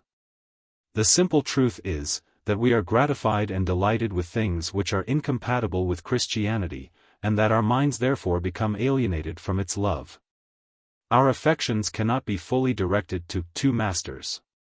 If we love and delight in war, we are little likely to love and delight in the dispositions of Christianity. And the evil is in its own nature of almost universal operation. During a war, a whole people become familiarized with the utmost excesses of enormity, with the utmost intensity of human wickedness, and they rejoice and exult in them. So that there is probably not an individual in 100 who does not lose something of his Christian principles by a 10 years' war. The effect of the system in preventing the perception, the love, and the operation of Christian principles, in the minds of men who know the nature and obligations of them, needs little illustration. We often see that Christianity cannot accord with the system, but the conviction does not often operate on our minds. In one of the speeches of Bishop Watson in the House of Lords, there occur these words, "Would to God, my lords, that the spirit of the Christian religion would exert its influence over the hearts of individuals in their public capacity. Then would revenge, avarice and ambition, which have fattened the earth with the blood of her children, be banished from the councils of princes, and there would be no more war. The time will come, the prophet hath said it and I believe it, the time will assuredly come when nation, literally speaking, shall no longer lift up hand against nation. No man will rejoice, my lords, more than I shall, to see the time when peace shall depend on an obedience to the benevolent principles of the gospel." 84 This is language becoming a Christian. Would it have been believed that this same man voluntarily and studiously added almost 1/2 to the power of gunpowder, in order that the ball which before would kill but 6 men, might now kill 10? And that he did this, knowing that this purpose was to spread wider destruction and bloodier slaughter? Above all, would it be believed that he recorded this achievement as an evidence of his sagacity, and that he recorded it in the book which contains the declaration I have quoted? The same consequences attach to the influences of the soldier's personal character. Whatever that character be, if it arise out of his profession, we seldom regard it with repulsion. We look upon him as a man whose honor and spirit compensate for venial errors. If he be spirited and gallant, we ask not for his virtue and care not for his profligacy. We look upon the sailor as a brave and noble fellow, who may reasonably be allowed in droll profaneness, and sailor-like debaucheries, which, in the paid-off crew of a man-of-war, seem sometimes to be animated by the dissolutest spirit that fell, the fleshliest incubus. We are, however, much diverted by them. The sailor's cool and clumsy vices are very amusing to us, and so that he amuses us we are indifferent to his crimes. That some men should be wicked, is bad; that the many should feel complacency in wickedness is, perhaps, worse. We may flatter ourselves with dreams of our own virtue, but that virtue is very questionable, those principles are very unoperative, which permit us to receive pleasure from the contemplation of human depravity, with whatever honor or spirit that depravity is connected. Such principles and virtue will oppose, at any rate, little resistance to temptation. An abhorrence of wickedness is more than an outwork of the moral citadel. He that does not hate vice has opened a passage for its entrance. 85. I do not think that those who feel an interest in the virtue and the happiness of the world will regard the animosity of party and the restlessness of resentment which are produced by a war as trifling evils. If anything be opposite to Christianity, it is retaliation and revenge. In the obligation to restrain these dispositions, much of the characteristic placability of Christianity consists. The very essence and spirit of our religion are abhorrent from resentment, the very essence and spirit of war are promotive of resentment, and what then must be their mutual adverseness? That war excites these passions, needs not be proved. When a war is in contemplation, or when it has been begun, what are the endeavors of its promoters? They animate us by every artifice of excitement to hatred and animosity. Pamphlets, placards, newspapers, caricatures, every agent is in requisition to irritate us into malignity. Nay, dreadful as it is, the pulpit resounds with declamations to stimulate our too sluggish resentment, and to invite us to blood. And thus the most unchristian-like of all our passions, the passion which it is most the object of our religion to repress, is excited and fostered. Christianity cannot be flourishing under circumstances like these. The more effectually we are animated to war, the more nearly we extinguish the dispositions of our religion. War and Christianity are like the opposite ends of a balance, of which one is depressed by the elevation of the other. These are the consequences which make war dreadful to a state. Slaughter and devastation are sufficiently terrible, but their collateral evils are their greatest. It is the immoral feeling that war diffuses, it is the depravation of principle, which forms the mass of its mischief. There is one mode of hostility that is allowed and encouraged by war, which appears to be distinguished by peculiar atrocity, I mean privateering. If war could be shown to be necessary or right, I think this, at least, were indefensible. It were surely enough that army slaughtered army, and that fleet destroyed fleet, without arming individual avarice for private plunder, and legalizing robbery because it is not of our countrymen. Who are the victims of this plunder, and what are its effects? Does it produce any mischief to our enemies but the ruin of those who perhaps would gladly have been friends? Of those who are made enemies only by the will of their rulers, and who now conduct their commerce with no other solicitude about the war than how they may escape the rapine which it sanctions? Privateering can scarcely plead even the merit of public mischief in its favor. An empire is little injured by the wretchedness and starvation of a few of its citizens. The robbery may, indeed, be carried to such extent, and such multitudes may be plundered, that the ruin of individuals may impart poverty to a state.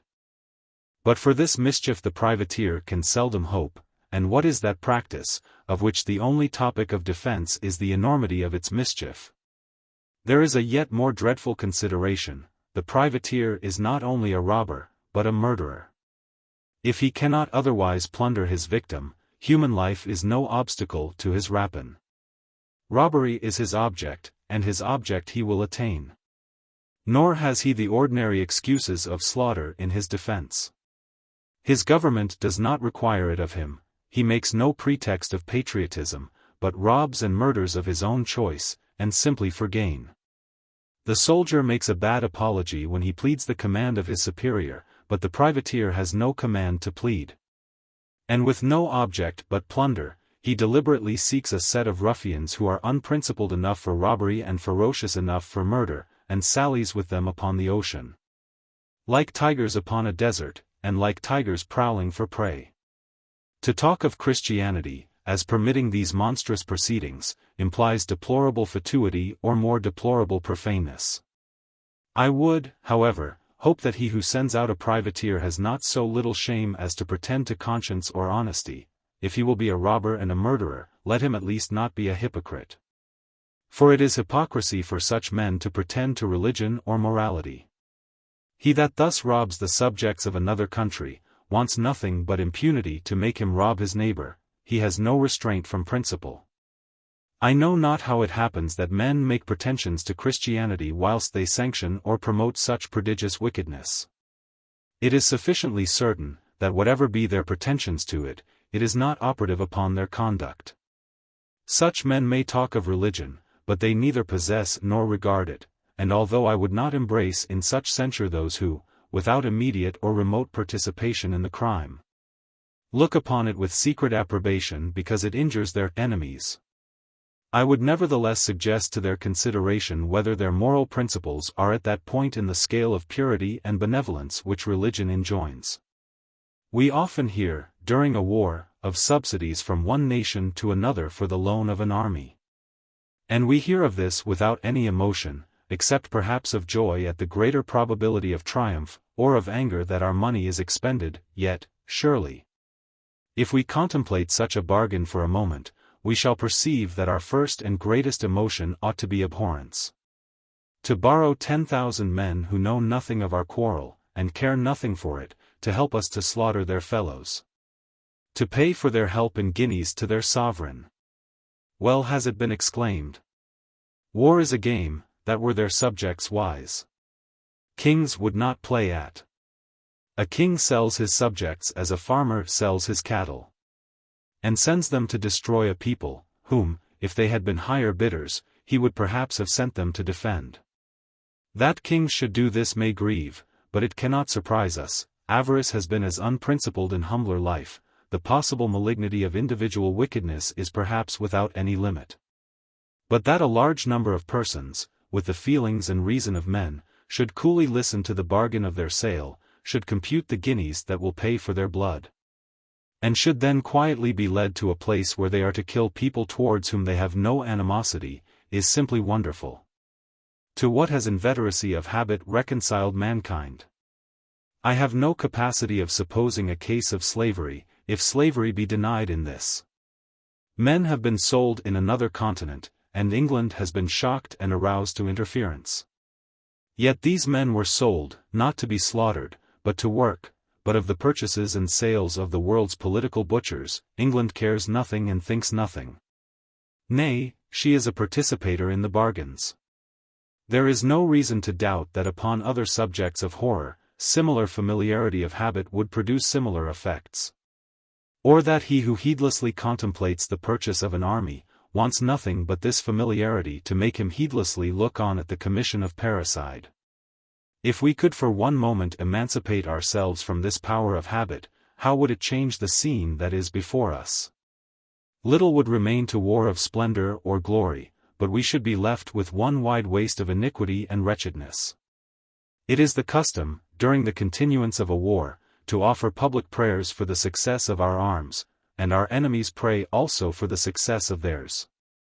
I will acknowledge that this practice appears to me to be eminently shocking and profane. The idea of two communities of Christians, separated perhaps by a creek, at the same moment begging their common Father to assist them in reciprocal destruction, is an idea of horror to which I know no parallel.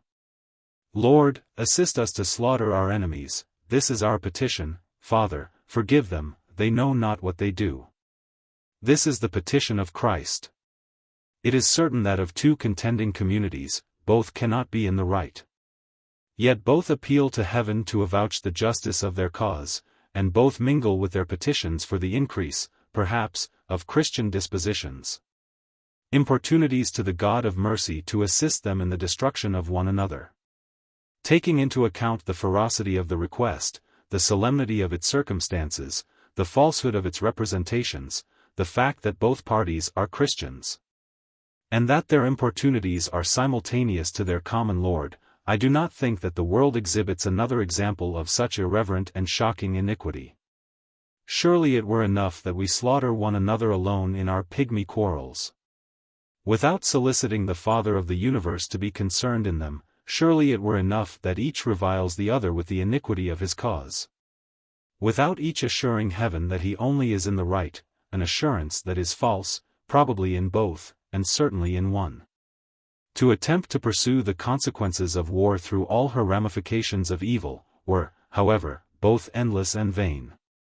It is a moral gangrene which diffuses its humors through the whole political and social system. To expose its mischief is to exhibit all evil. For there is no evil which it does not occasion, and it has much that is peculiar to itself. That, together with its multiplied evils, war produces some good, I have no wish to deny. I know that it sometimes elicits valuable qualities which had otherwise been concealed, and that it often produces collateral and adventitious, and sometimes immediate advantages. If all this could be denied, it would be needless to deny it, for it is of no consequence to the question whether it be proved. That any wide extended system should not produce some benefits, can never happen. In such a system, it were an unheard of purity of evil, which was evil without any mixture of good. But, to compare the ascertained advantages of war with its ascertained mischiefs, or with the ascertained advantages of a system of peace, and to maintain a question as to the preponderance of good, implies not ignorance, but guilt, not incapacity of determination, but voluntary falsehood. But I rejoice in the conviction that the hour is approaching, when Christians shall cease to be the murderers of one another. Christian light is certainly spreading, and there is scarcely a country in Europe, in which the arguments for unconditional peace have not recently produced conviction. This conviction is extending in our own country, in such a degree, and upon such minds, that it makes the charge of enthusiasm or folly, vain and idle. The friends of peace, if we choose to despise their opinions, cannot themselves be despised, and every year is adding to their number, and to the sum of their learning and their intellect. It will perhaps be asked, what then are the duties of a subject who believes that all war is incompatible with his religion, but whose governors engage in a war and demand his service? We answer explicitly, it is his duty, mildly and temperately, yet firmly, to refuse to serve. There are some persons, who, without any determinate process of reasoning, appear to conclude that responsibility for national measures attaches solely to those who direct them. That it is the business of governments to consider what is good for the community, and that, in these cases, the duty of the subject is merged in the will of the sovereign. Considerations like these are, I believe, often voluntarily permitted to become opiates of the conscience. I have no part, it is said, in the councils of the government, and am not therefore responsible for its crimes. We are, indeed, not responsible for the crimes of our rulers, but we are responsible for our own, and the crimes of our rulers are our own. If, whilst we believe them to be crimes, we promote them by our cooperation. It is at all times, says Gisborne, the duty of an Englishman, steadfastly to decline obeying any orders of his superiors, which his conscience should tell him were in any degree impious or unjust. 86 The apostles, who instructed their converts to be subject to every ordinance of man for conscience' sake, and to submit themselves to those who were in authority, and who taught them that whoever resisted the power, resisted the ordinance of God, made one necessary and uniform provision, that the magistrate did not command them to do what God had commanded them to forbear. With the regulations which the government of a country thought fit to establish, the apostles complied, whatever they might think of their wisdom or expediency, provided, and only provided. They did not, by this compliance, abandon their allegiance to the governor of the world. It is scarcely necessary to observe in how many cases they refused to obey the commands of the governments under which they were placed, or how openly they maintained the duty of refusal whenever these commands interfered with their higher obligations. It is narrated very early in the Acts, that one of their number was imprisoned for preaching, that he was commanded to preach no more, and was then released. Soon afterwards all the apostles were imprisoned. Did we not straitly command you, said the rulers, that ye should not teach in this name? The answer which they made is in point: we ought to obey God rather than men. 87 And this system they continued to pursue. If Caesar had ordered one of the apostles to be enrolled in his legions, does anyone believe that he would have served? But those who suppose that obedience in all things is required, or that responsibility in political affairs is transferred from the subject to the sovereign, reduce themselves to a great dilemma. It is to say that we must resign our conduct and our consciences to the will of others, and act wickedly or well, as their good or evil may preponderate, without merit for virtue or responsibility for crime. If the government direct you to fire your neighbor's property, or to throw him over a precipice, will you obey? If you will not, there is an end of the argument. For if you may reject its authority in one instance, where is the limit to rejection? There is no rational limit but that which is assigned by Christianity, and that is both rational and practicable. If anyone should ask the meaning of the words, "Whoso resisteth the power resisteth the ordinance of God," we answer, that it refers to active resistance. Passive resistance, or non-compliance, the apostles themselves practiced. On this point we should be distinctly understood. We are not so inconsistent as to recommend a civil war. In order to avoid a foreign one, refusal to obey is the final duty of Christians. We think, then, that it is the business of every man, who believes that war is inconsistent with our religion, respectfully, but steadfastly, to refuse to engage in it. Let such as these remember that an honorable and an awful duty is laid upon them. It is upon their fidelity, so far as human agency is concerned, that the cause of peace is suspended. Let them then be willing to avow their opinions and to defend them. Neither let them be contented with words, if more than words, if suffering also, is required. It is only by the unyielding perseverance of good that corruption can be extirpated. If you believe that Jesus Christ has prohibited slaughter, let not the opinion or the commands of a world induce you to join it. By this steady and determinate pursuit of virtue, the benediction which attaches to those who hear the sayings of God and do them, will rest upon you. And the time will come when even the world will honor you, as contributors to the work of human reformation.